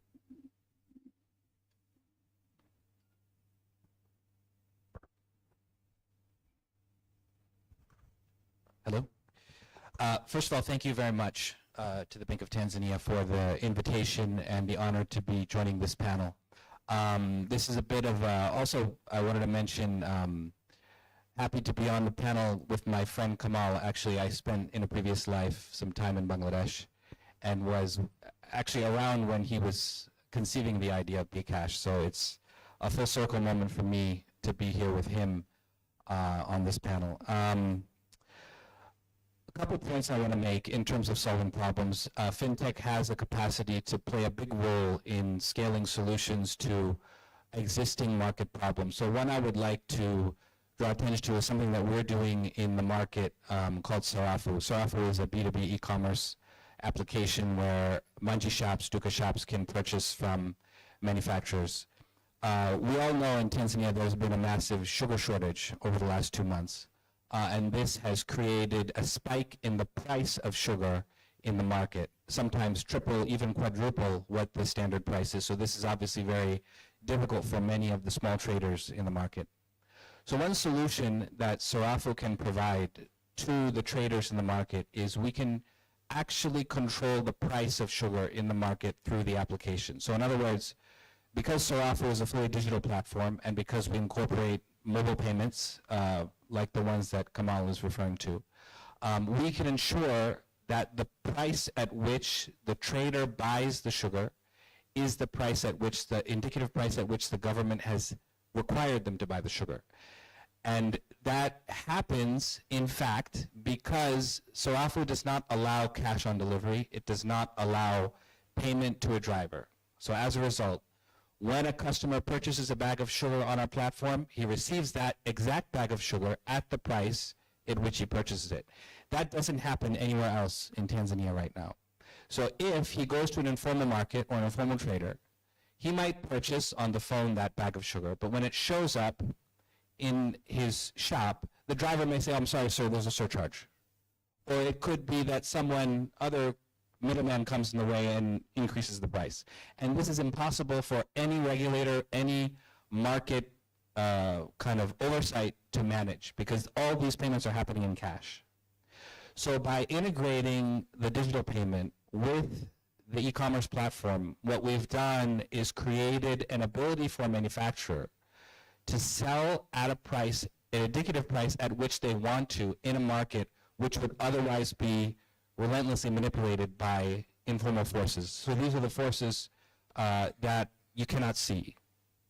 So what we've done with Sarafu is created a transparency around the pricing in the market to ensure that when trading happens, it happens in accordance with the way that the manufacturers are attempting to address, and the way that the retailers can actually benefit from that and transparency in pricing. So ultimately what we're doing, and in terms of scale, in terms of how do you scale a system like this, what we're doing is we're facilitating trust in the market. And that trust facilitation is what will ultimately drive adoption.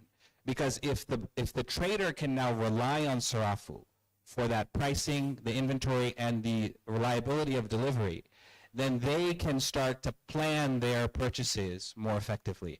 And that is ultimately how you increase formalization in the market. Now, I'll make one last point before I hand over. We spoke yesterday about TIPS being this enabling platform to allow all players to be able to transact at the same type of same pricing, same connection, lowering the barriers of connectivity for financial service providers. I do think that the Bank of Tanzania's foresight with respect to interoperability amongst financial service providers could very well propel Tanzania to become one of the largest, if not the largest, mobile money player in the world. I know actually Kamal presented some very dramatic numbers, and Bangladesh is certainly one of the leaders in the world. But I do think Tanzania can, and it's because of this barriers to entry around transaction processing that could enable that. And what that does, and this is, I'll end with this, is if you want to scale, you have to drive innovation, you have to drive adoption in the market, and you have to drive lower costs in the market. That's what you need to scale.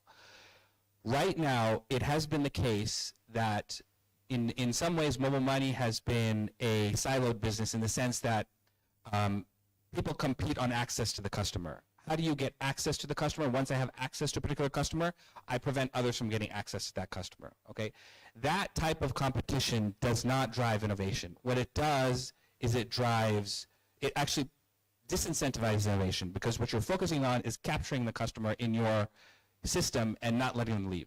What we need to focus on is competition based on, cooperating based on access, but competing based on value. When you compete on value, what you do is you drive down prices and you also push innovation, because then any customer can choose which service provider do they want, okay? And when they make that choice, it'll be based on a value-driven choice, not on an access-driven choice. So as a result, I think TIPS is really the future, and what it should enable is competition based on value, not based on access. We cooperate on access, we compete on value. And I think this is a key point that needs to be fully enabled through the TIPS platform, which means everyone should have equal access and everyone should compete on that value proposition that they can provide. So those are my 2 points, and I'm happy to come back on that. Thank you very much for us. Thank you for that.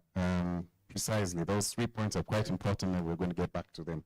I'll now go to, let me just flip and move away from the market and just move to the regulator and go directly to Dr. Sausi. Dr. Saus, you're coming from the Ministry of Finance. You've pioneered a lot of innovations that we also benefit from the private sector and also from other regulatory institutions. So from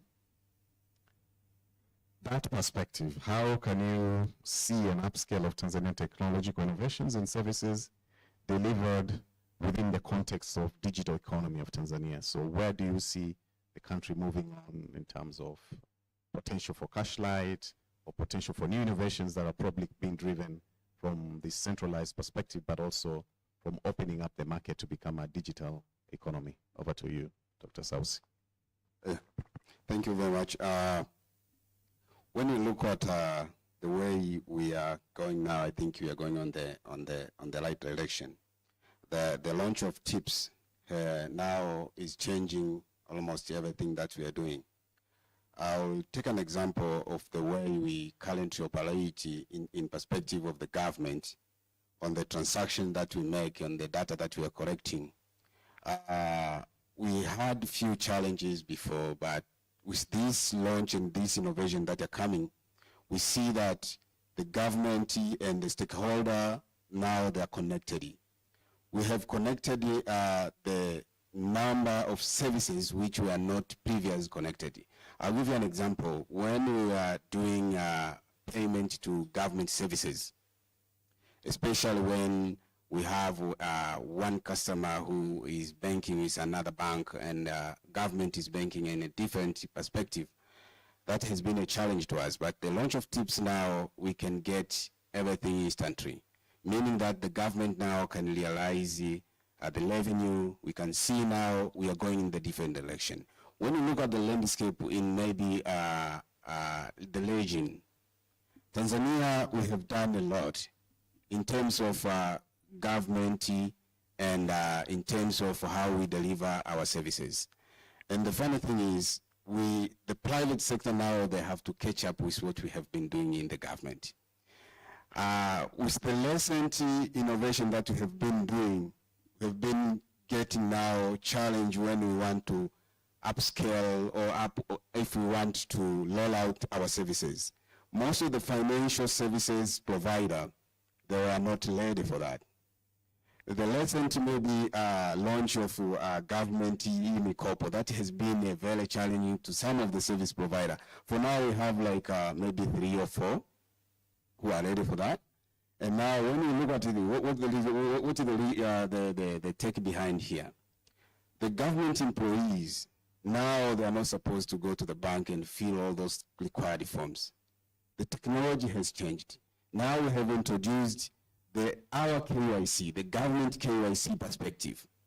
You can, as a government employee, you can just go in the portal that we have, just click a few buttons, then you can select your product. Now we are selecting the product. I can decide, I need an MD, I need a CRDB, I need an MBC, whoever has the rate that I'm looking for. Now I have seen now the mobile banking, mobile money now coming in Pesa to your Pesa. Okay, can we have this facility? I'm saying, okay, hold on, because we have our regulation. Let's see how we can incorporate you. But that's the things that we are putting together. The next thing maybe for now is to look on the data. We are collecting a lot of data now. The data that the amount of data that we are collecting at the government and the financial institution now needs another landscape, because we have the data. How are we analyzing them? How are we profiling our clients? How do we use those information that we have? I'll give an example. I was one of the team when we are doing automating the gaming body systems. We were trying to do this we call getting all information. What we did is we had to have like every transaction that is being done in a slot machine or everything that someone is betting, we are collecting that information. We managed to get the information to us. Now how are we going to use them? That has been a challenge now. Therefore, we need to see how we can use this information, how we can use the data that we have, how we can use the technology that is present at the time to make the right decision. The professor said we need to make decision based on the data. Therefore, that's what we see. Data, whoever have the data will be the king. Other government now we have the data, we have enough information. What we are doing now is how are we going to profile it? Thank you. Thank you so much, Dr. Sausi, for the 3 main points, which the audience or I will also come back to them. And now let's go to Epimac. Epimac, you're also working very tirelessly from the private sector. I mean, I'm assuming you'll be talking also from a representative perspective, despite that the fact that you're an e-commerce director from Vodacom. So how can the new frontiers of technology be adopted in terms of enhancing delivery of financial services from the perspective of the market that you're coming from in terms of Tanzania, but also from the institution you're representing and the network of mobile payment providers? Welcome, Epimac. Thank you so much, and thank you for the honor for inviting me. I think first I want to correct my title. It's M-Pesa Director and not e-commerce director. I think before I respond, I want to take us through the journey of where mobile money came from. And if you understand that, then you understand how can we unlock future use cases or future innovations. We're all at an age whereby we remember what it was to send money back home 15 years ago. I think convenience was a big thing. If you look 15 years ago, for you to be able to transfer money from one person to another, either use a bus, some were putting in envelopes and so forth. So when mobile money came, what it solved was really convenience and safety. And because it was a perceived also problem from the consumer side, that created adoption.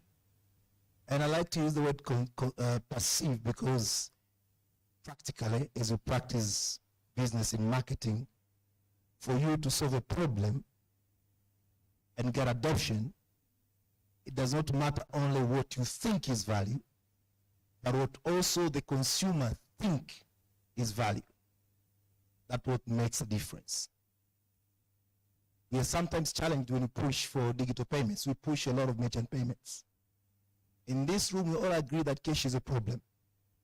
But to my grandmother in the village who has been living in cash, with cash for many years, seeing generations using cash,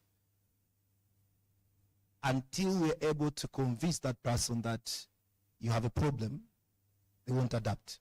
So I think for me, the point I want to make is for adoption of any innovation, the innovation must be first designed for consumer to address the key problem that the consumer is facing. And that's what mobile money did back in the time. And how do you do that? You do that by, number one, using data. I'm happy that you also mentioned here. And we have a lot of data. I mean, all of us are in institutions, we collect a lot of data from consumers. I think the only thing is it's not, number one, the storage. So it's like all over. It's not centralized. And then we don't have enough data scientists to look at the data. I'll talk later on it, expand more on it. So I think that's the main challenge. And not only online data, but also need to measure ourselves in the market. Because some of the things you can only unveil when you connect your online data and your offline data. I'll give you an example. We are doing segmentation for a certain product like 3 years ago. And you segmented a customer out to high value customers, you know, your high value customer, your mid, you know, the traditional way of segmenting. And then we found some key trends on some of the customers. They transacted very high usage because we segment based on usage. And in our minds, we thought these are, you know, the bank CEOs, the, you know, people, you know, we can say are rich. When we went to the market, what we found was very interesting. These are people in the local markets. They are the dalalis who are receiving, you know. Who are dalalis for those who don't understand the So these are people, the middlemen. They're receiving, you know, farm inputs from the regions, sell them and then send back money. It's high volume. Now imagine if you design a product getting this person from the boardroom just by looking at high level what you did. I mean, you design a wrong product and then the product fails. So I think every single week when I look at TVs, radios, I see new products, new products, new products.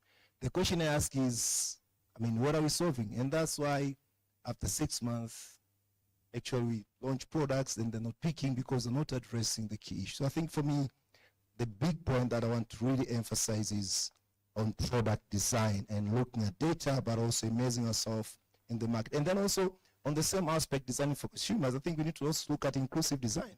I mean, inclusive design here, what I mean is, do we understand our customer? Because when you say consumer, it's not one person.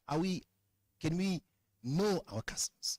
FinScope report, interesting, shows that only 54% of adults know multiplication. Only 56% of adult population know division. But you see a lot of campaigns saying 10% discount. I mean, who understand that? Right? Even our interest rate, who understand that? When you say interest is 15%, who understand? So I think it is inclusive in that aspect. We understand our customers, we understand their behavior, and we really design for them. But inclusion also means so excluded, like marginalized, like these people with disability. We launched recently at Vodacom channels that will also support people, you know, have difficulties in hearing. I mean, deaf, to support them because, you know, they also use our financial services. If they want support, how do they get support? Right. So we started positioning in some of our Voda shops, people can, you know, can support them. But another issue for adoption, which is also key, is what was discussed early, is on ID, identification. I think we have a big issue, and it's an elephant in the room which you're not addressing. If you look today, FinScope report shows very clearly that despite the good effort that we've done on NIDA, but only 57% of the population have NIDA IDs. Right, so SIM card and phones is a basic right. If I'm blocked from accessing it, either using direct way or I'll be completely excluded. So what is happening in the market is, I mean, I'm a father, I've got my wife, I've got my, you know, housemates. All of them are using one ID. What that creates, it will be very difficult to unlock future use cases. Because if I want to create a product targeting women, I don't know Epmark is a lady or is a man. It's very complicated because you cannot.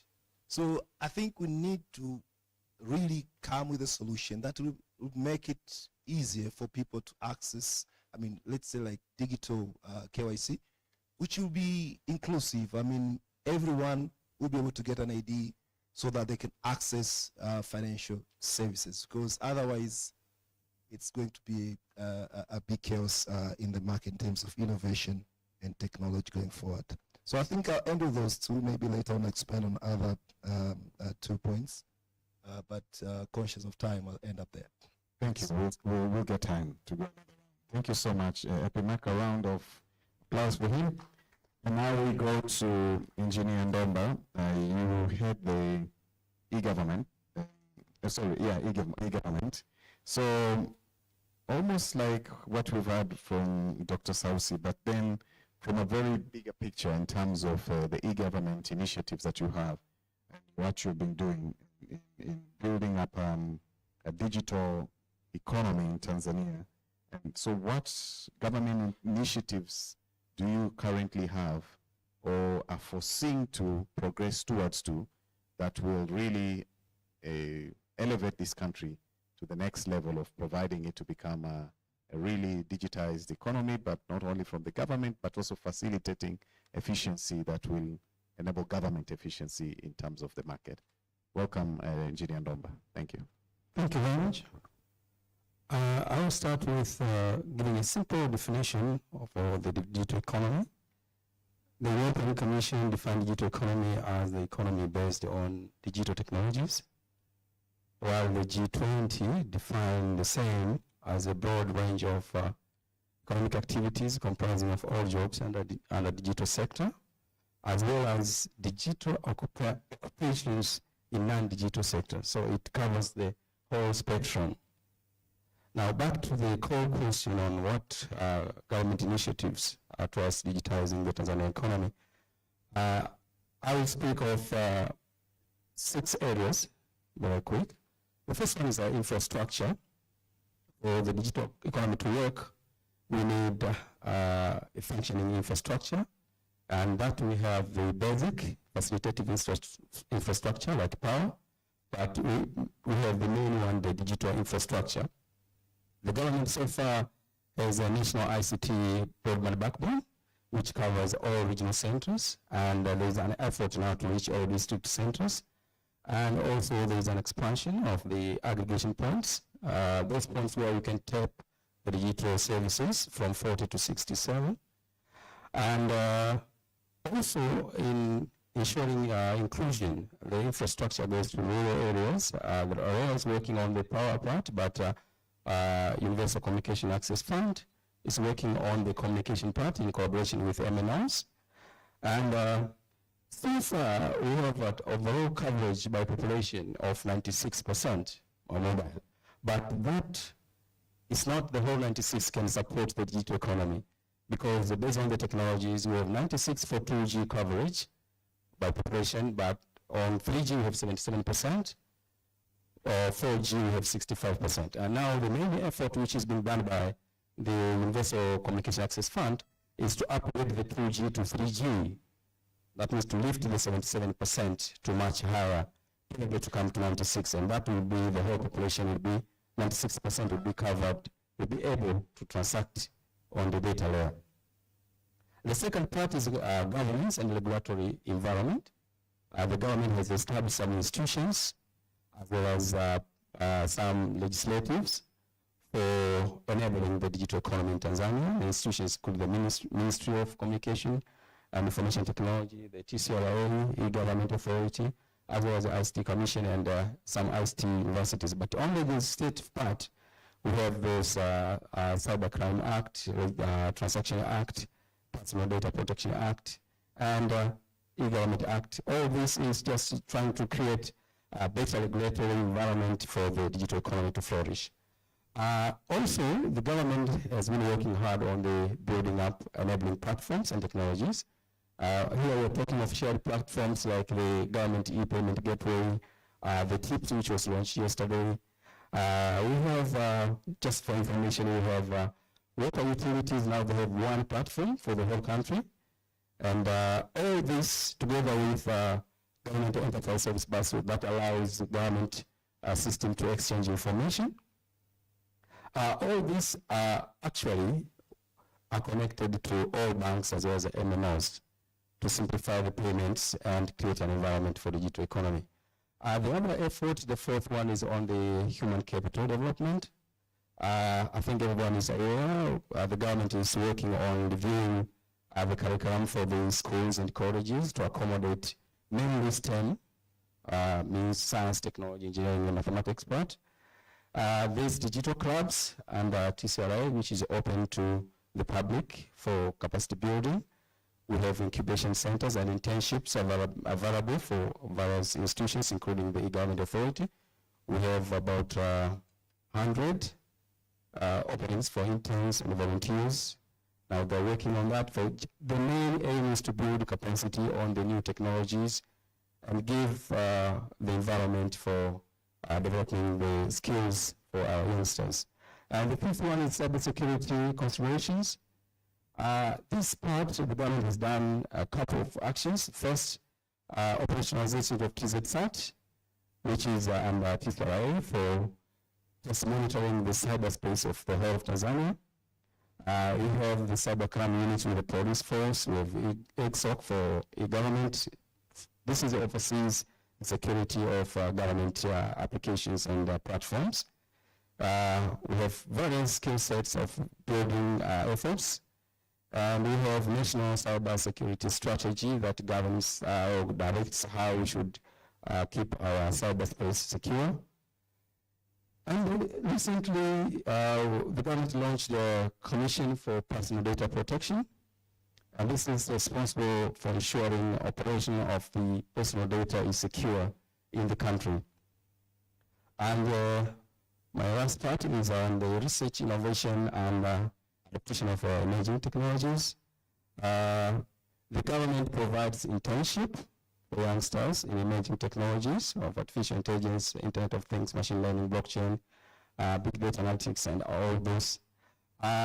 Specifically in the Center for E-Government Authority, we have even built cryptocurrency infrastructure, and is a pilot. Our objective is not to work on the policy part. You know, there's a BOT working on the policy.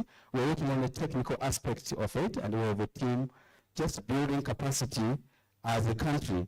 Whenever the government decides to go for cryptos, then we should have that capacity and the knowledge.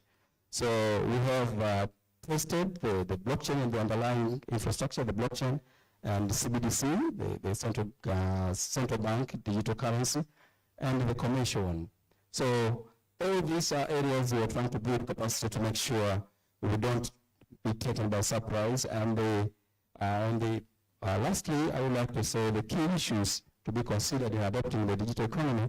The first is to make sure we involve all sectors of the economy. It is not a technical issue. It is a business issue. The technical is just for as an enabler. And the second, I think it's better we facilitate and formalize online businesses. There are a lot of online businesses, but they are not, I would say they are not formalized, and that we cannot get much out of it.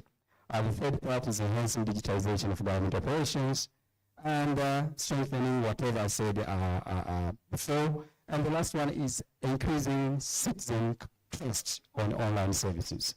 And that means we're talking of privacy and security, cyber security assurance, and service availability as well as user-friendly systems. Thank you very much.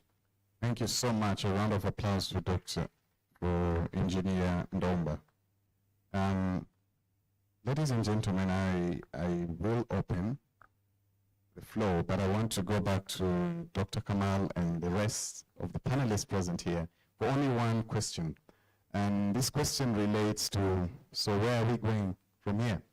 I've heard us talking about emerging technologies. They've been touched here and there. We saw the presentation for Professor David West. And we heard from Kamal the practical issues that create resilience in terms of ensuring that you proliferate, you create ubiquitous services across an economy to retain resilience. But what next? What are the new frontiers? What are the new ways to look at things? Just with a few sentences, if you can just pick one or two, either you're addressing it from a perspective of regulators, could be you regulators do something better, or we in the market, we should push something better. I'll start with Mr. Kamal. Since you're online, we give you advantage of giving us advice for the future. Over to you.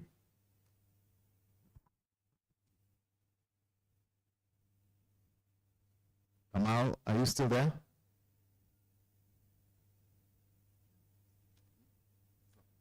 All right, so Kamal has logged off, so we'll start again. If you don't mind, we start with you, Faris. Thank you.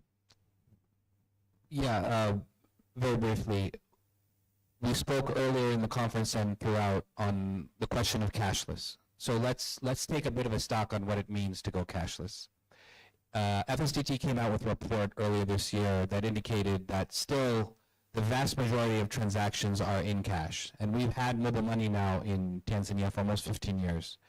And if take one segment, say grocery segment, where Kamal talked about this in terms of resilience of payments.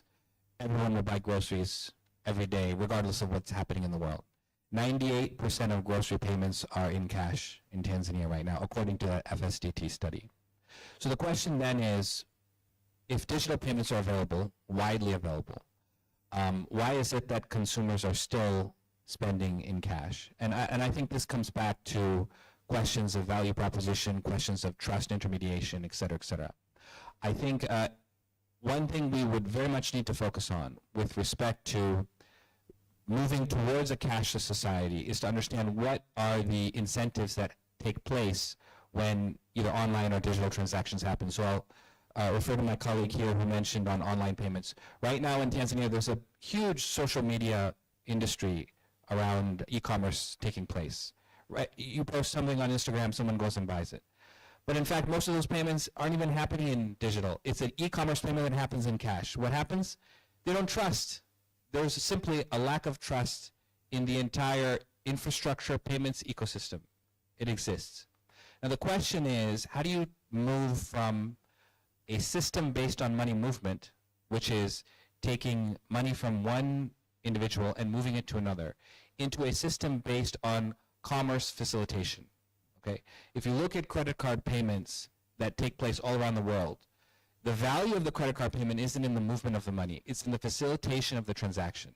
So Amazon has become a $1 trillion company because credit card payments exist. If credit card payments did not exist, Amazon would not exist. Okay? Now you're attempting to do e-commerce in Tanzania. Actually, the mobile money infrastructure does not address the issue of risk the way credit cards do. Okay? So how do you build trust facilitation into the payments ecosystem? And one of the things that we're doing, in particular with M-Pesa, via Sarafu. So Sarafu is the e-commerce engine for the retail shops. The next step for us in terms of going from cash to cashless is to now build in the incentive for the shop owner and the actual end consumer to purchase digitally.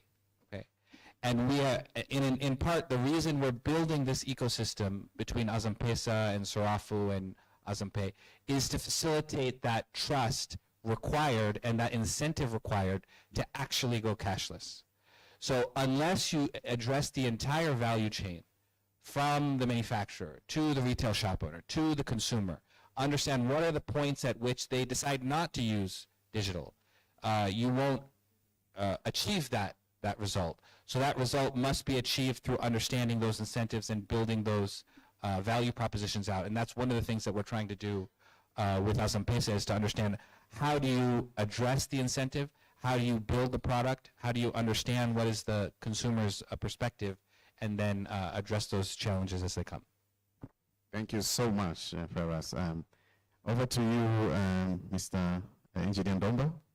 What's the future like from the government side on digital issues? I believe the future of financial services is dominated by digital-enabled financial services. And what we need to do, I believe we need to embrace the emerging technologies, readiness to invest, and readiness for transformation. But on top of all, we need these top players to be collaborative. We had, for example, we had my colleague has mentioned here, there's just a simple issue to share some sort of payment, and then collaboration has been a bit difficult between the players, the service providers, payment service providers. So moving into this direction without collaboration, you will not get much out of the technology. The other thing is for regulators and policymakers to be proactive in adopting the new technologies so that we have adjustment on the regulations to suit the new environment instead of taking much longer or number of years to revise our regulations. Lastly is to invest more in capacity building, both for workforce as well as the clients and general public. Thank you very much. Thank you so much, Engineer. Yeah, let's say that to Dr. Sausi. Over to you.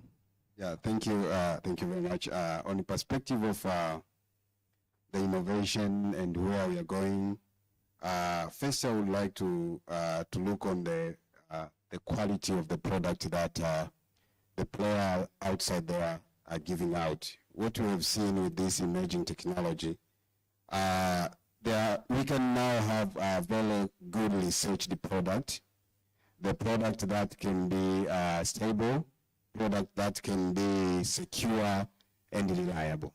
Therefore, once we have that with the technology that currently is emerging, then we see that we'll be moving forward with very well structured product. I will give you an example, just a real one. For instance, when we look at the product in insurance perspective, we had this product group insurance, Bima Vikundi. I think you all know that. That was one of the brilliant products in the market that came, and I think everyone here, we either participated or we were involved in finding the information. But when you look at this product, on my perspective, was not very well researched and was not very stable. The first year, most of us, we went into that product, but unfortunately, then we started going out. At least on my products, on the groups that I was, I can tell you 50% were out from the product. Therefore, what I want to put here is, the product has to be well researched. The product has to look at on the customer. Customer awareness should be very well. With the emerging technology now, we can use VR, as the professor said. We can visualize the product even before getting in. There's that thing we call gamification. We can have a product that is like you are playing a game. You're just playing a game, but you are already in the product. Therefore, that's the thing that we want to see the future. You have to look at the experience. For instance, if you give a product to the rural area, which we are talking about the Internet of Things. I don't have even electricity. How can I use the Internet of Things? Therefore, we have to look at the product with the emerging technology. Those works fine in our environment. Thank you. Thank you so much. I can't agree with you. Being real, being appropriate, and focusing on what's happening in the ground. Over to you, Epimac. Yeah, thank you. I think when I look at the future, there are a couple of things which are changing. Number one, I think in the next 2 years, we're going to have more smartphone users than feature phone users, which is a good thing for the economy. I think the penetration of smartphone in some of the telcos is around 40%, and it's growing at a very fast rate. So that will really change how we interact with our customers. Secondly, I think the future will need a lot of what we call hyper-personalization. We spoke in the morning here about customizing products. So today we have got what we call static products. I get the same offerings as anyone else, but with technology now, AI and big data, we are able to give you the products based on how we know you, hyper-personalization. So I think that is very key. Using technology also to recommend products. Today you get an SMS saying buy this product. And actually you completely, you don't even want that product. In the future to see is we'll be able to predict more and know which product you're going to consume. Technologies will change the way we support customers. So now there are discussions around what we call beyond real-time customer support. We are able to detect the problem before you know it and fix it even before you as a consumer know it, using AI and big data. Technology also impacts the way we do our business in terms of what we call customer value management. So in mobile money and telcos, and I believe in any business, you have your acquisition strategy, you acquire customers, but also you've got your churn. A lot of customers are leaving. With technology now, we'll be able to predict before you even churn. We'll be able to know that in the next 3 months, Mr. Kennedy will leave the network, and be able to know why you're leaving, and be able now to really target you with respective reactions to make sure that you continue. So I think technology, I think one big thing that we need to invest is talent, capacity building. We have shortage of talent in emerging technologies in Tanzania. I'm now managing a crisis. We have been able to train a lot of young resources from our universities, but now they're up for grab, everyone. So it's a sign that of a big issue on talent. Yeah. Thank you so much, Epimac. A lot of points that are coming out from all these discussions. Professor, over to you. Thank you very much, and I'll be very brief. I think just responding to some of the things in terms of what the future looks like, I think cashless is a myth. We're not going to go cashless anywhere in the world. We're going to go cash light, but not cashless. Then I think also let's be mindful that technology is not a magic bullet. You know, technology can do everything, but then again, it's not a magic bullet in that sense. So I think it goes back to what I think Ahmad said in terms of what's the proposition. And we really need to think about it from the lens of the customer. And I think this is where I want us all to take a step back. Who is our customer? What are the behaviors of that customer? And what context is the customer operating in? So I run a product innovation lab at the business school, and we bring financial institutions in to help them think about products for the underserved. And one thing we've learned is that a lot of the products they've built, going back to your comment regarding the uptake is not very high, is that they've been built sitting in their offices, not really going into the field and understanding how are we going to engage these customers and build around their context and around their needs and around their problems. So we build an app and we say, oh, I have an app. But then again, all the customer wants to do is a very simple thing. It might be embedded in the app, but it might be too much for him to do. So we need to take a step back and be more customer-centric. We need to do what we said. We need to build talent. And the talent is not just on the production side, but also on the consumer side, right? Because the customers also need the re-engagement. And I think when we're thinking about this, we need to think about the domains of the business models we're working in.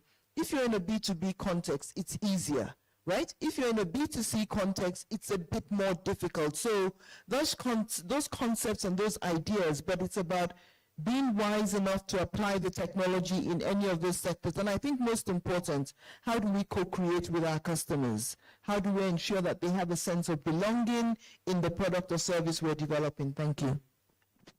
Thank you so much, distinguished panelists. Can we just give them a round of applause as we move to the second and final stage of our panel discussion. Now it's a floor discussion.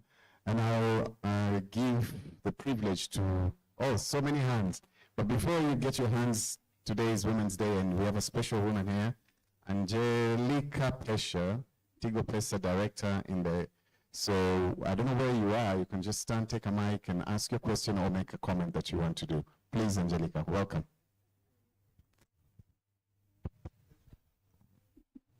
And I give you 3 minutes. Welcome, you can take the podium. A round of applause for Angelica, please.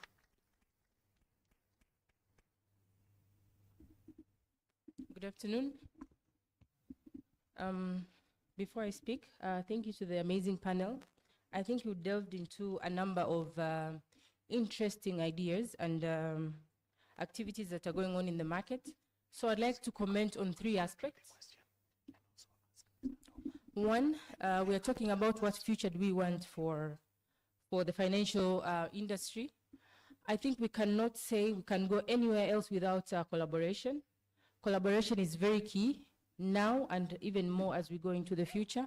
But I would like to highlight that this collaboration needs to come at a point where both parties are getting a win-win situation and not a collaboration that is looking at either party. So it's very important for us to collaborate, but ensure we are getting the value from each of the parties that are involved. So it's very key. It's not about collaboration for the sake of collaboration, but what is the value that both of us are getting so that we can serve the customer even better. The other aspect, 2 challenges that we all have to take care of, and I'm not sure how, because I feel we haven't yet gotten there. One is the trust. We are talking about customers not having trust in the financial services. So what are we doing about it? How are we building that trust? It's not something that any of us can do on our own, but again, it comes back to collaboration. We need to work together as the players in the industry, the government, the central bank. How do we bring back the trust? Customers can trust digital as much as they trust the cash they see every day. What do we do? What are we going to do about that? I think until we can work together, collaborate to get there, we still have a long way to go. Lastly, the panelists were talking about the future. And in the future, we are talking about specific personalized products for customers. How do we get to personalize these products if we don't even know who our customers are at the identification level?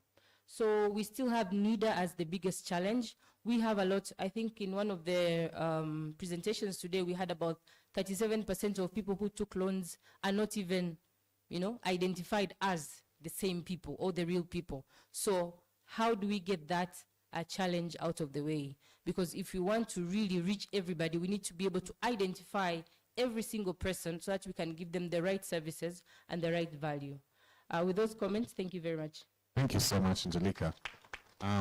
Ladies and gentlemen, we'll start with the online question, which are going to be read by the MC, and then I'll need to take out my specs. So I have Dr. Mushnish, I have Dr. Omadi Jireli, and then we'll go to, can't see you properly next to, is it right? Patrick, yes, Patrick, and then, okay, so I'll start again, just continue. I'll go with the order. I'm getting confused now. Please go. Thank you, moderator.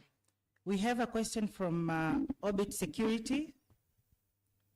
The question states as follows: could disintermediation in the financial sector become a new normal in the face of technological advancements such as blockchain and mobile gadgets? Where do regulators stand? Will we need to rethink monetary policy implementation, or how about cross-border transaction monitoring? And do we need monitoring after all?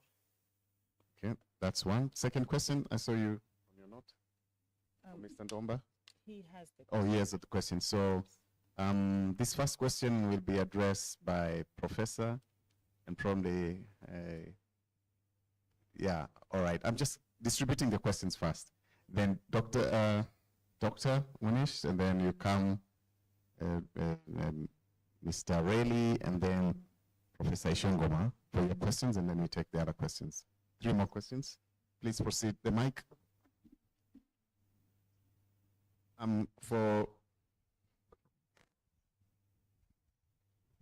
Okay, thank you, Chair. Mine is not a question, actually, just a comment. First of all, thank you very much, all the presenters, for the very good presentations. But I just want to make a comment based on the presentation made by Mr. Kamal Kader from Bangladesh. That I totally agree with him that the fortune is at the bottom of the pyramid. You know, when we look at the income of the people, we have very few at the top and many down here. Therefore, the fortune is at the bottom of the pyramid. Now, if we have technology is going to help us in that, is going to change. And actually, the example he gave and equating it to our beautiful Serengeti here is very relevant. Now, I have some practical example from my previous undertakings, which actually helped us. You know, in one of the organizations I led, we came up with a strategy, and the title of that strategy was going to the masses. It means going to the bottom of the pyramid. And it actually helped to turn around the organization. Of course, in one aspect. But when we wanted to do the other aspect, we had some issues with other stakeholders, then it stopped. But that is very, very important. But my second point, and which is going to be brief. Thank you, Doctor. Very briefly. Why do we not have these uptakes on cashless, people using cards? I think we also need to relook at the cost. Cost involved. Going back again, we need to go to the customers and talk to them. Because sometimes customers think that if I withdraw my money and do these transactions using cash, is cheaper than using these digital. Yeah, but that I think is the issue here. I know there will be some defense out of that, but that is the key issue. We need to relook at it. Thank you. Thank you so much, Dr. Masood. Mr. Rayleigh, over to you for the comment or question, and then we go to Professor Ishongoma. Thank you very much, Mr. Moderator. I just wanted to commend the panelists for a very good presentation, and I was really impressed by the presentation of Mr. Faris and Mr. Nomba, the head of government Mtandao. One thing that I think let's go out of this meeting with is a very firm resolution. We've been talking about all these measures, and I'm really impressed with what head of government system was saying, that there is everything. But if you compare us and Kenya, you find that Tanzania, the cash transaction are almost 80%. 20% only is done digitally. So how do we come out of this situation? I think we'll be meeting here next after 2 years with the same topic of that we have a system, we have this problem, but there are no solutions to the problem that is existing right now. So I would suggest now let's come out with a roadmap that will enable us to change these problems, change all these challenges into solution. I think let us agree on that. The other thing is just like what was pointed out by my colleague Mohsin, we are having a problem of a conflict between the policies and implementation. For instance, if we're encouraging people to use digital instruments, for instance, if one wants to draw from his account to a mobile bank, the charges that are imposed on that particular individual is so exorbitant that somebody gets discouraged. So what are we saying? Are we saying that people should continue be queuing on the banking halls and create havoc? I think it's time now to reconsider the costs that are charged for digital services be lowered down so that people can access these services. Chair, thank you very much. Thank you very much, Mr. Reddy. We are required to walk the talk. Professor Shingoma, please, over to you. Thank you so much, the presenters, as well as Dr. Mohsin and Mheshimiwa, Mr. Relly. I think the issue of costs.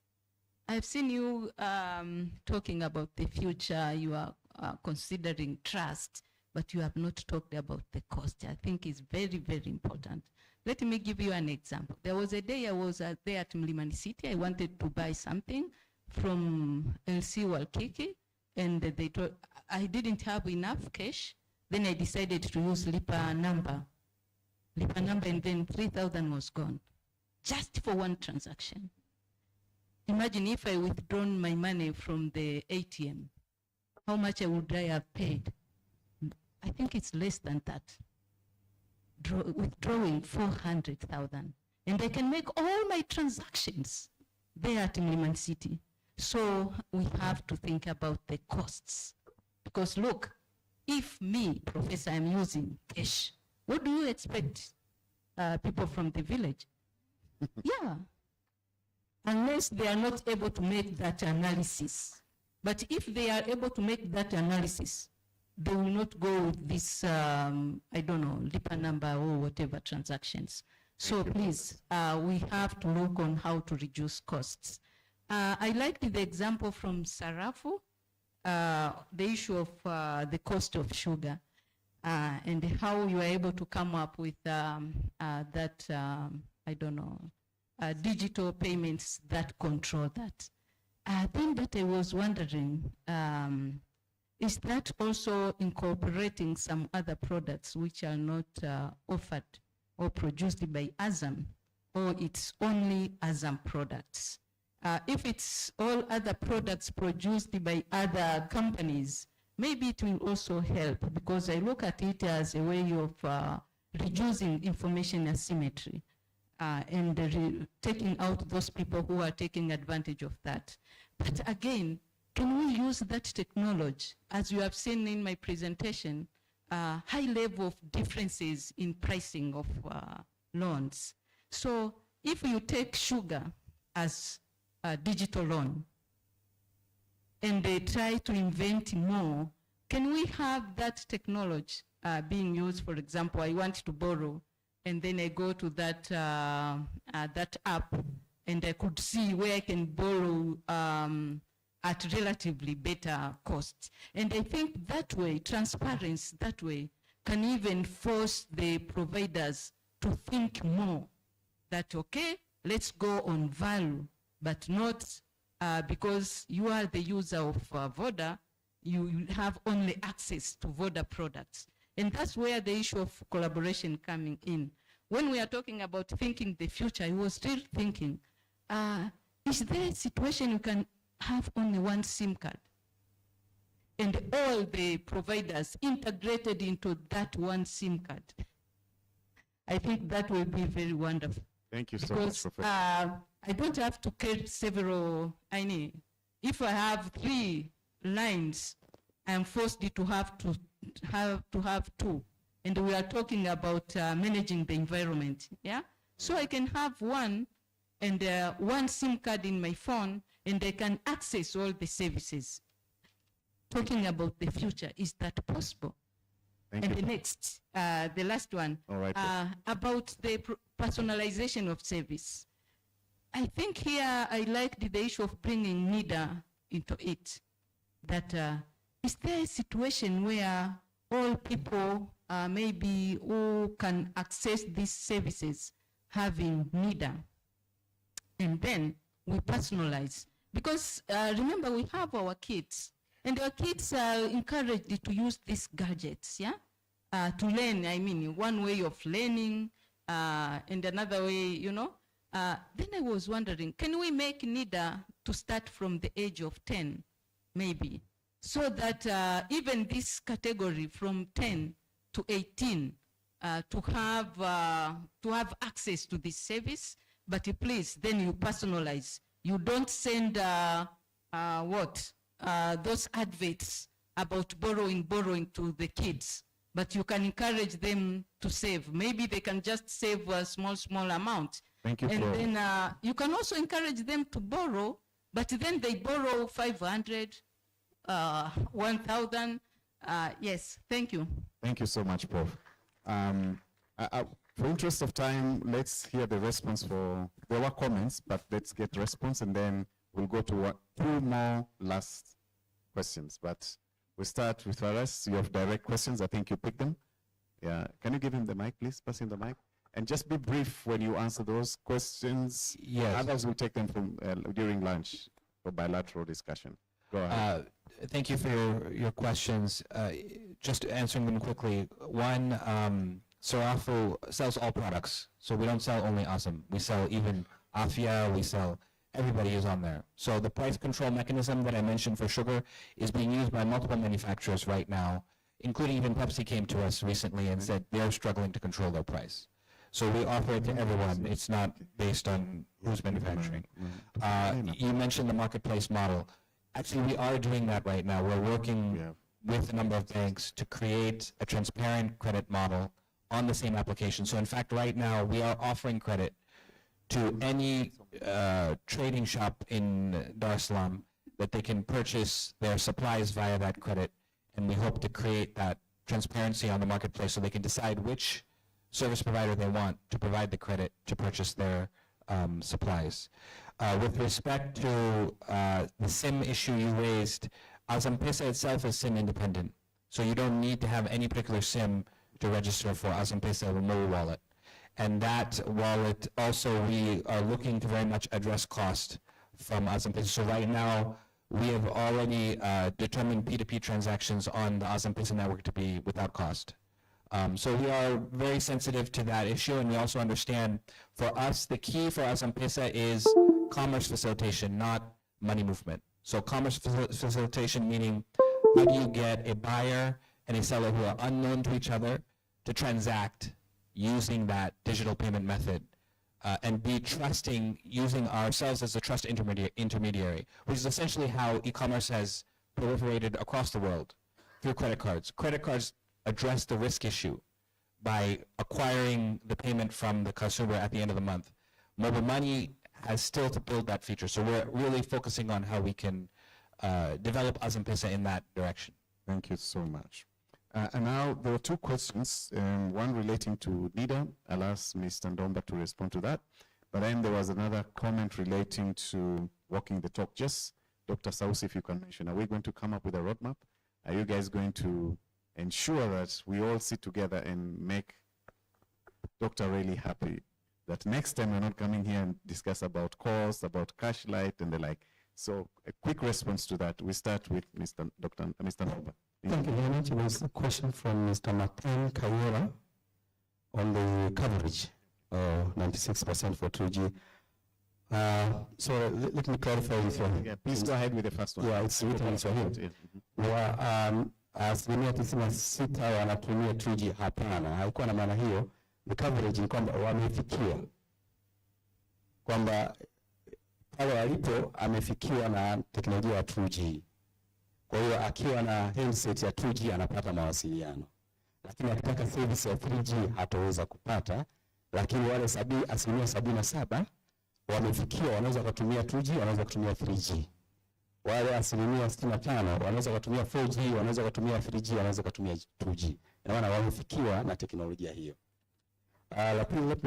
The second one, let me reply on the unique identity. Exactly. Yeah. That's a very big initiative, and Madam President has directed to make sure we have unique ID for the whole population, and the effort is ongoing in collaboration between the Ministry of Information and IT and the NIDA. They're working together to come up with Jamii number that we identify uniquely from birth to death and for foreigners from entry to exit. So this is on. That's a very big thing. Yeah. Yeah. Thank you so much.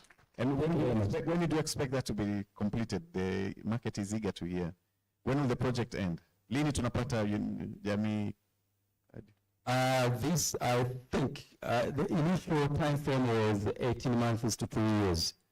So probably it can go a bit faster than that. Yeah. All right. Thank you very much. Dr. Sauti. Yeah, maybe just to add on what he said, we expect that to be at the end of 2025, maybe. Because as we speak, the team now is in place and working on, we have finished the design, because we collaborate, Rita, NIDA, and Zanzibar ID. Therefore, the technical team now is in the place. Therefore, we expect maybe next year, end of the next year. Okay. Come back to the Mr. Ray question about we are just saying a lot of discussion here. Maybe to say we have been putting some of things in place.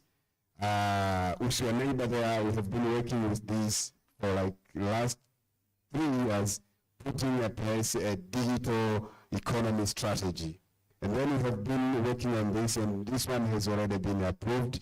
And we have been working on the aspect that when we have this body and moving on the direction, then we hope by, I cannot say next COFI, no, maybe the other one. We have a lot of strategy that we are putting, and I can say most of the things that we need to allay from what we are saying now have in place. For instance, they said about the infrastructure, they said about the digital literacy and all those and application. You compared with us with Kenya. Yes, we agree with that. One of the things that we do already have, we have a number of products that are in market which are performing very well, even more than what Kenya has.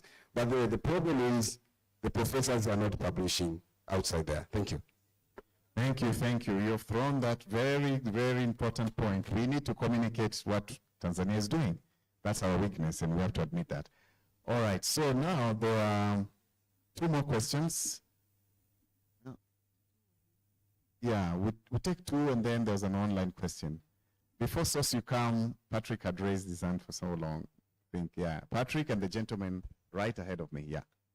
Thank you very much, Kennedy. My name is Patrick Mususa. I'm the Executive Director at Tanzania Institute of Bankers. I only had a comment and suggest, just briefly, I had so many, but I want to stick to one. We have seen it in my recent experience with the capital markets, and I recognize the presence of the CEO of CMSA here, Mr. Nicodemus Mkama. I was grateful to have worked at the capital markets for 2 years, and I've seen banks, comrades to the financial, the telcos who are providing financial wallet services, advance to the capital markets very quickly in a short period of time of less than 5 years, if I'm not mistaken. They have taken up roles such as market intermediaries, bond dealers, market makers, and so forth. I think while we are talking about the retail customer, we should be thinking of ourselves as problem solvers, and I agree with Epimac. But so far, we've provided them general savings and borrowing facilities, but we haven't provided them investing facilities. And I think the bouquet of services that are available to the common man are more than just borrowing and saving. And I would encourage telcos to also, like banks, think about other opportunities in the capital markets where it's still very much untapped. We recently saw the CMSA do something very wonderful recently with the support of the stock exchange to launch Hisa Kiganjani, enabling investors to buy from their phones. TIPS has just been launched, and the two just need to integrate, and it's a very simple integration to bring this to the common man to be able to now reach the capital markets. Thanks, Patrick. But with that, the inclusion then will provide the platform for you to make other services more affordable and more accessible and more resilient for your consumers. Thank you very much. I appreciate it. Thank you very much, Patrick, for the inclusive investment that needs to take. Yeah, thank you. Thank you very much, Chair and the panelists. My name is Dr. Godfrey Joaquin from Mosh Cooperative University. I'll be very briefly. One of the panelists said that they are doing well in terms of infrastructure that can support mobile connectivity. That's great. However, I thought that because most of the sub-Saharan Africa right now are ranked very low in terms of mobile phone connectivity, including Tanzania, that is ranked very low even when you consider East African countries. And if you look at data from the global system of mobile communication system, you will find that European countries, America, or OECD countries are now struggling to enter into a 6G generations, while we in Tanzania, we are now considering issues of 3G, 2G, and 4G, and 5G is even very low. I thought, and I think that perhaps my brother here can say more, why can't we think of the infrastructure that can support 6th generation right now? That's where the world is heading. That's first. Secondly, in terms of cost, you really wonder that I was in Uganda, if we have 20,000 Tanzanian shillings, you get a 30 GB for a month, and you cannot finish it. But in Tanzania, with 10,000, you get 4G that can be finished within 1 day. Thank you so much. One last question here, and then we finalize. I have only 5 minutes. You're finishing at 40 past. So your question should be very brief, Mr. Sostenes, and directed to any of us, or if it's a comment, please go ahead. Thank you. I have 3 comments, but they can be also reinforced by the speakers. The first one, with respect to use cases, and from my friend from Nigeria, what do you think will move the mountain in terms of money flows? Now we have TIPS. Most of the use cases are P2P, and that's the story we have in Tanzania and many other countries in Africa. What would be this killer, app or use case to really drive cash light economies? That's one. Secondly, to the banks.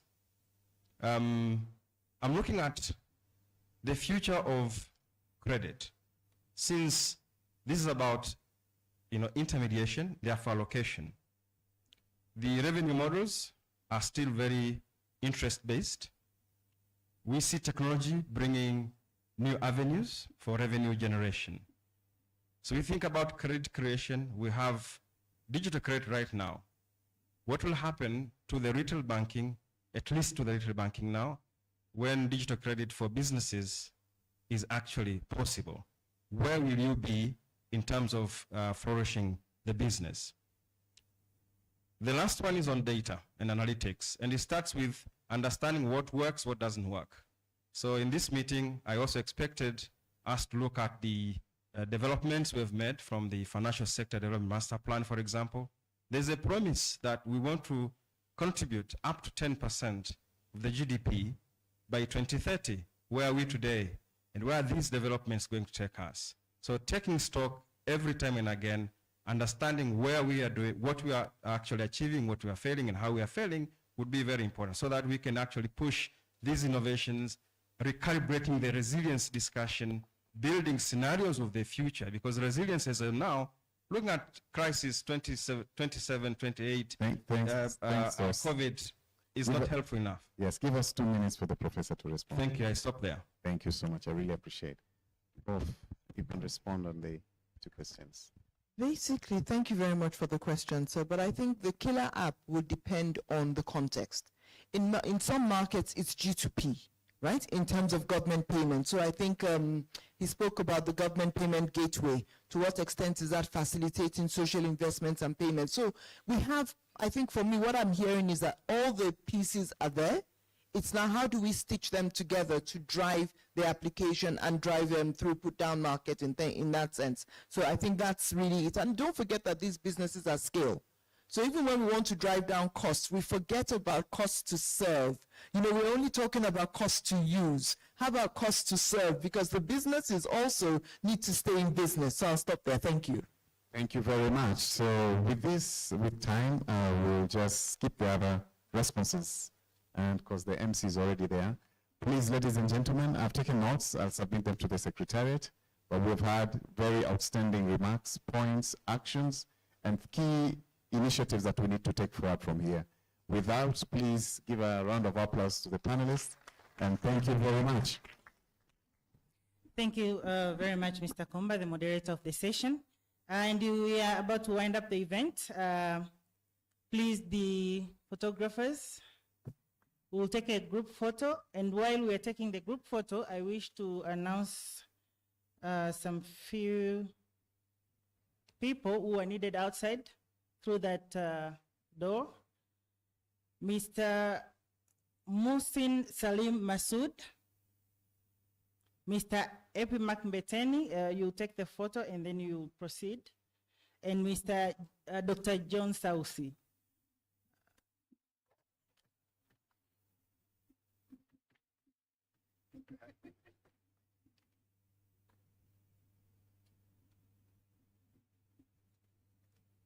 While the photo is on session, may I please make some few administrative announcements? After we close the meeting, the administrative team has arranged for transport. They will send an email to all of you with the number of the driver and their name. Please call the driver so that you can confirm with him the pickup time from the hotel. As for the executive office and the former executive officers from BOT and the board members, the heads of parliamentary committees, your transport arrangement has been made, and the protocol officer will contact you to give you the pickup time from the hotel. Deputy Governor, Bank of Tanzania, distinguished guests, ladies and gentlemen, thank you so much for your participation in these sessions. We're now in the final stages of the event, and I wish to call on the stage Mr. Epmak Mbeteni, who is the M-Pesa director from Vodacom and the representative from the Tanzania Mobile Network Operators Association, TAMNOA, who will give a vote of thanks. As of now, Mr. Mbeteni is outside there.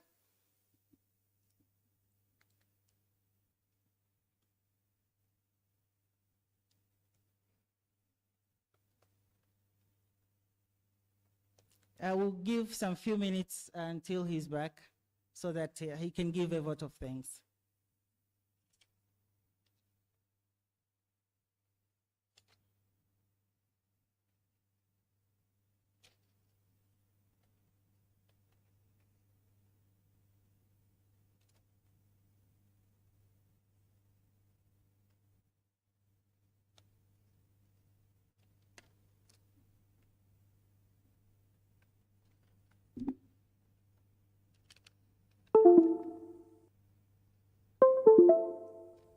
We do have some participants who have confirmed to attend excursions later tomorrow.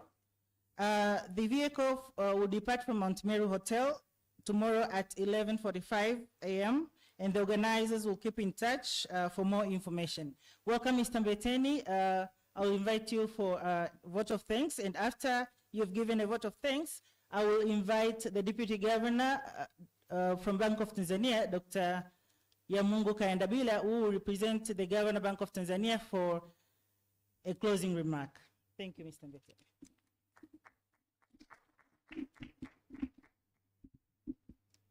Esteemed guests, I would like to express my gratitude to the Bank of Tanzania for extending an invitation to this significant event, where representatives from financial institutions convene to deliberate on matters of shared interest. We deeply appreciate the Bank of Tanzania recognition of electronic money issuers, EMI, and their pivotal role in financial ecosystem through our association, TAMNOA. As highlighted by various speakers in the discussion over the past 2 days, the mobile money ecosystem plays a crucial role in fostering financial inclusion within our country. The symbiotic relationship between electronic money issuers and the banking sector is essential for serving diverse population of our people in both rural and urban areas. It is imperative for both banks and AMIs to collaborate and strive more towards developing innovative products and services that cater to the broader needs of our people. Ladies and gentlemen, we also want to extend our gratitude to the Bank of Tanzania for introducing the Tanzania Instant Payment System, TIPS. As explained in the video presentations yesterday, TIPS addresses several challenges faced in previous bilateral agreements. Issues such as liquidity management, reconciliation due to maintaining multiple accounts, and integration costs are mitigated by this initiative. We applaud the bank for this forward-thinking endeavor and anticipate that TIPS will serve as a crucial infrastructure for a variety of innovative payments, products, and services. Ladies and gentlemen, the operational efficiency of TIPS has shown steady improvement over time. The positive collaboration and ongoing engagement between the bank and TIPS players have accommodated various considerations, contributing to the refinement of this vital payment scheme. We remain optimistic that TIPS will continue to enhance its operations and evolve even further. Ladies and gentlemen, to the financial sector, as electronic money issuers, both individually and collectively through our association, TAMNOA, we are committed to collaborating with all stakeholders in the financial ecosystem to efficiently serve our people. As emphasized during the discussion, particularly in times of economic challenges, it is imperative for financial sector to unite and devise mutual beneficial strategies. In conclusion, I extend my sincere thanks to all attendees and wish everyone success in their endeavors to serve our people. Thank you so much.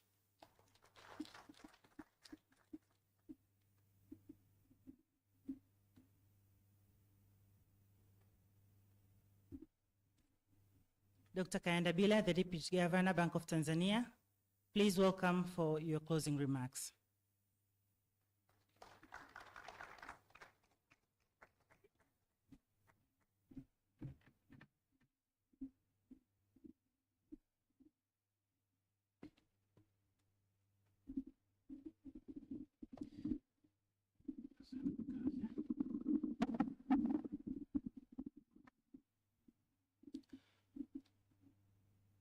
Good afternoon. Wow, how I wish we could continue this. Yeah, but we have to, to close. I recognize our, honorables, Mama, Member of Parliament, Mama Kaboyoka, Chairperson of Public Accounts Committee, and her deputy, of course, Vice Chairman, Honorable Asunga, of course, former Minister of Agriculture. Thank you very much. Thank you very much. And please join me for, and I should say, maybe an extended round of applause to them and us all. Actually, for the exceptional commitment to this call. So thank you very much. I know he is still our colleagues, and maybe not many of us know Dr. Kibese. He's the one holding that initiative, His Excellency Ambassador, to Tanzania, to Kenya, representing our country. Former DG, Deputy Governor, Bank of Tanzania, has also committed, and Mzee Larry, 2 days with us. So, Your Excellency, Ambassador, asante sana. Thank you very much for your time. That said, ladies and gentlemen, I think, allow me just to go, direct. I know we still have some energy, but I wouldn't want to dilute that. So, as alluded to, our boss, Governor Emmanuel Tutuba, he had to rush. I think today there's a cabinet, so he's an ex-official member of a cabinet, so he had to attend that. So on behalf of my colleagues, deputy governors, it is with great pleasure that we conclude this vibrant conference, having spent 2 days immersed with a thought-provoking presentation and lively discussions. Of course, doing this, to fortify our financial sector resilience in the backdrop of challenging economic conditions. Many thanks to the collaborative efforts between the Bank of Tanzania and TBA for making our work easy in organizing this conference. To all participants, of course, the resource persons, you have been fantastic. The moderators, you have been fantastic. Thank you very much. Thank you very much.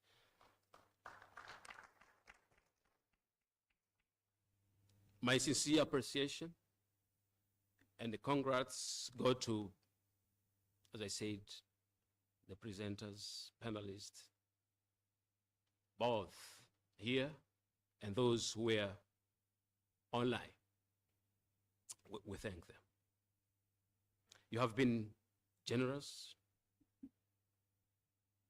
share your insights and experience in various areas of your expertise. You have managed to bring up real issues related to this year's conference. Again, thank you very much. A comprehensive record of our discussions will be circulated to serve as a valuable reference for implementing, these ideas generated during this conference.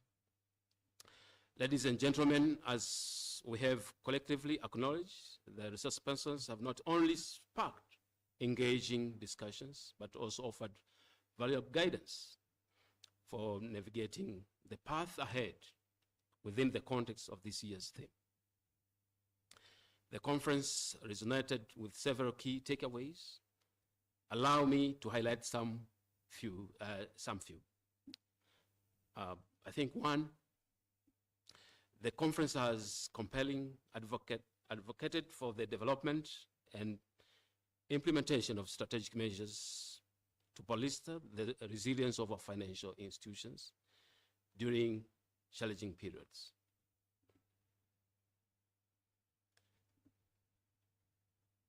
And this, we recognize the pivotal role of financial institutions in driving our country's growth.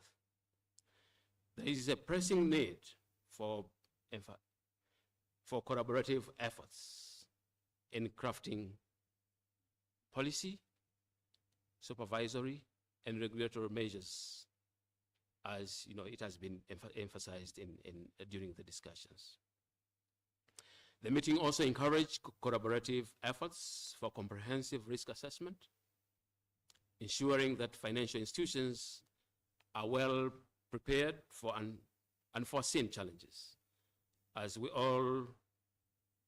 converting these challenges into opportunities through capitalization of technology-oriented solutions, that is fintech, capacity building, making use of our academic institutions, as well as data management. Two, our speakers have underscored the importance of adaptive and robust regulatory frameworks that respond effectively to dynamic economic conditions. Embracing innovative financial solutions and technologies is key. Alongside, strengthening risk management practices and their timely implementations. Strengthening risk management is another aspect that came loudly from our panelists. This also calls for our institutions to strengthen our risk assessment by integrating both traditional and innovative approaches for identifying, assessing, and mitigating risk effectively. Third, our conference had emphasized the significance of digital transformation in the financial services to streamline operations and enhance customer experiences, acknowledging the progress in financial inclusion, especially through mobile technology, and this calls for more robust cybersecurity measures to safeguard institutions and clients from evolving digital threats. So the call to invest in inclusive financial technologies underscores the commitment to ensuring accessibility for all segments of society, fostering economic resilience across diverse communities. So the huge unbanked folks, especially those in the rural areas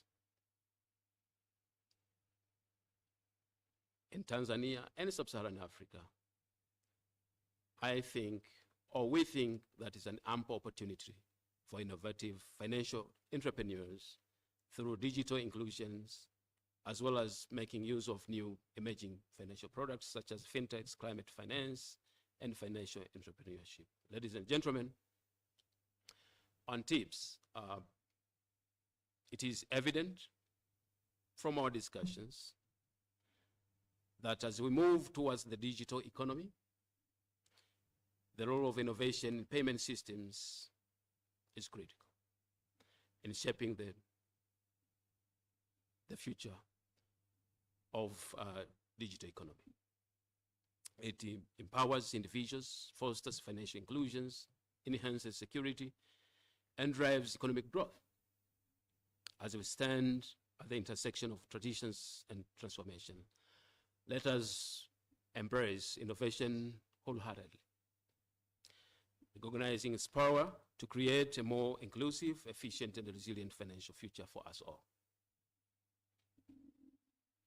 So as we wind up, we will need to strategize on some other silent issues that have come out of this conference, and clearly some takeaways towards a more efficient and resilient financial sector in times of crisis, which includes improving communication and transparency, increasing technical capacity and a budget for research and development, profiling risk and opportunities during challenging times, deepening our domestic financial markets to ensure sustainability, but leveraging technology and data analytics, as well as digital financial inclusion. So adopting this recommendation as shared responsibility will contribute to a more efficient and resilient financial sector, better equipped to navigate and mitigate challenges during a time of a crisis. Ladies and gentlemen, His Excellency Vice President is awaiting to see what our output, our input is. And our responsibility is not to list down the things to be done. No. I think is to strategize on how best we can implement them for the best results. So, as we wind up today, this afternoon, it means we have created a task that we must achieve, and we must agree on the strategies and timelines as soon as possible and start implementation immediately. So the end today is the beginning of the assignment to sharpen our financial sector resilience. So if you agree, I would propose that as we have come to an end of this discussion today, we still need to make use of BOT and TBA interactions to go through all the directives issued by His Excellency, the Vice President, and other deliberations which have come out of this conference, and come up with strategies to address them. So on this, I leave it to the organizing team to bring them up the proposal on how to go about it efficiently. In conclusion,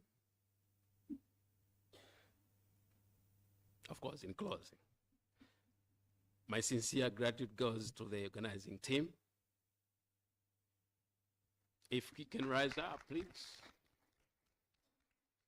We saw you yesterday, but please, if you can, yes. This is our fantastic team behind all of this. For their excellent management of this conference under the leadership of DGs and TBA. Thank you very much. So I extend appreciation to all stakeholders and diligent individuals working behind the scenes, the IT guys,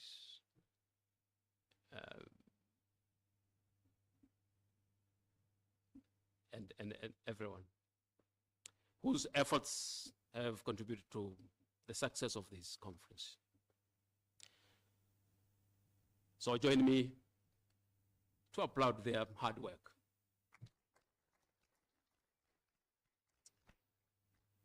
I also want to express my gratitude for each one of you for participating in this conference. With that, on behalf of Governor Emmanuel Tutuba, I officially declare this conference closed, and safe travels and kwaherini. Thank you very much.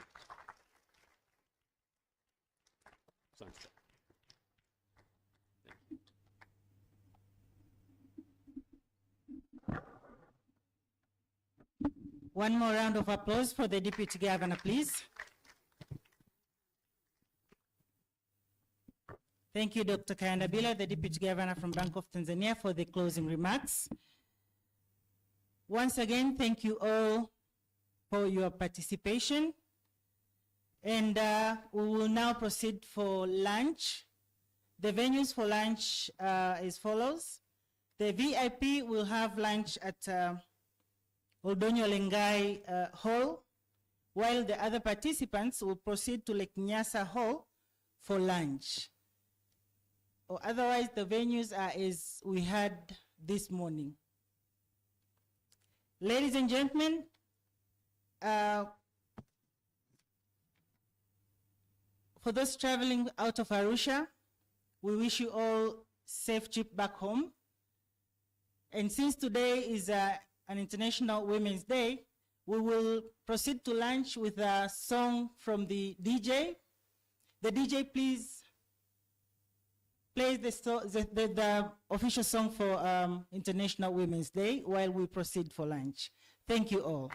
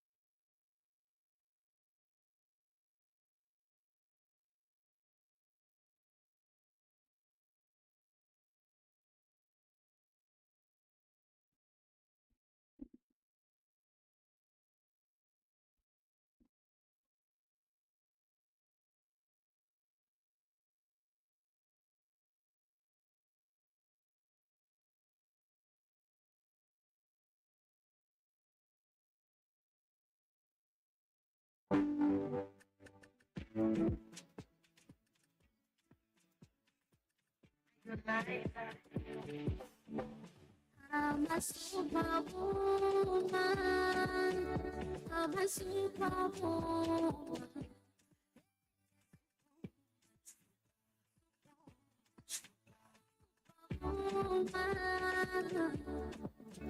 I'm a superwoman.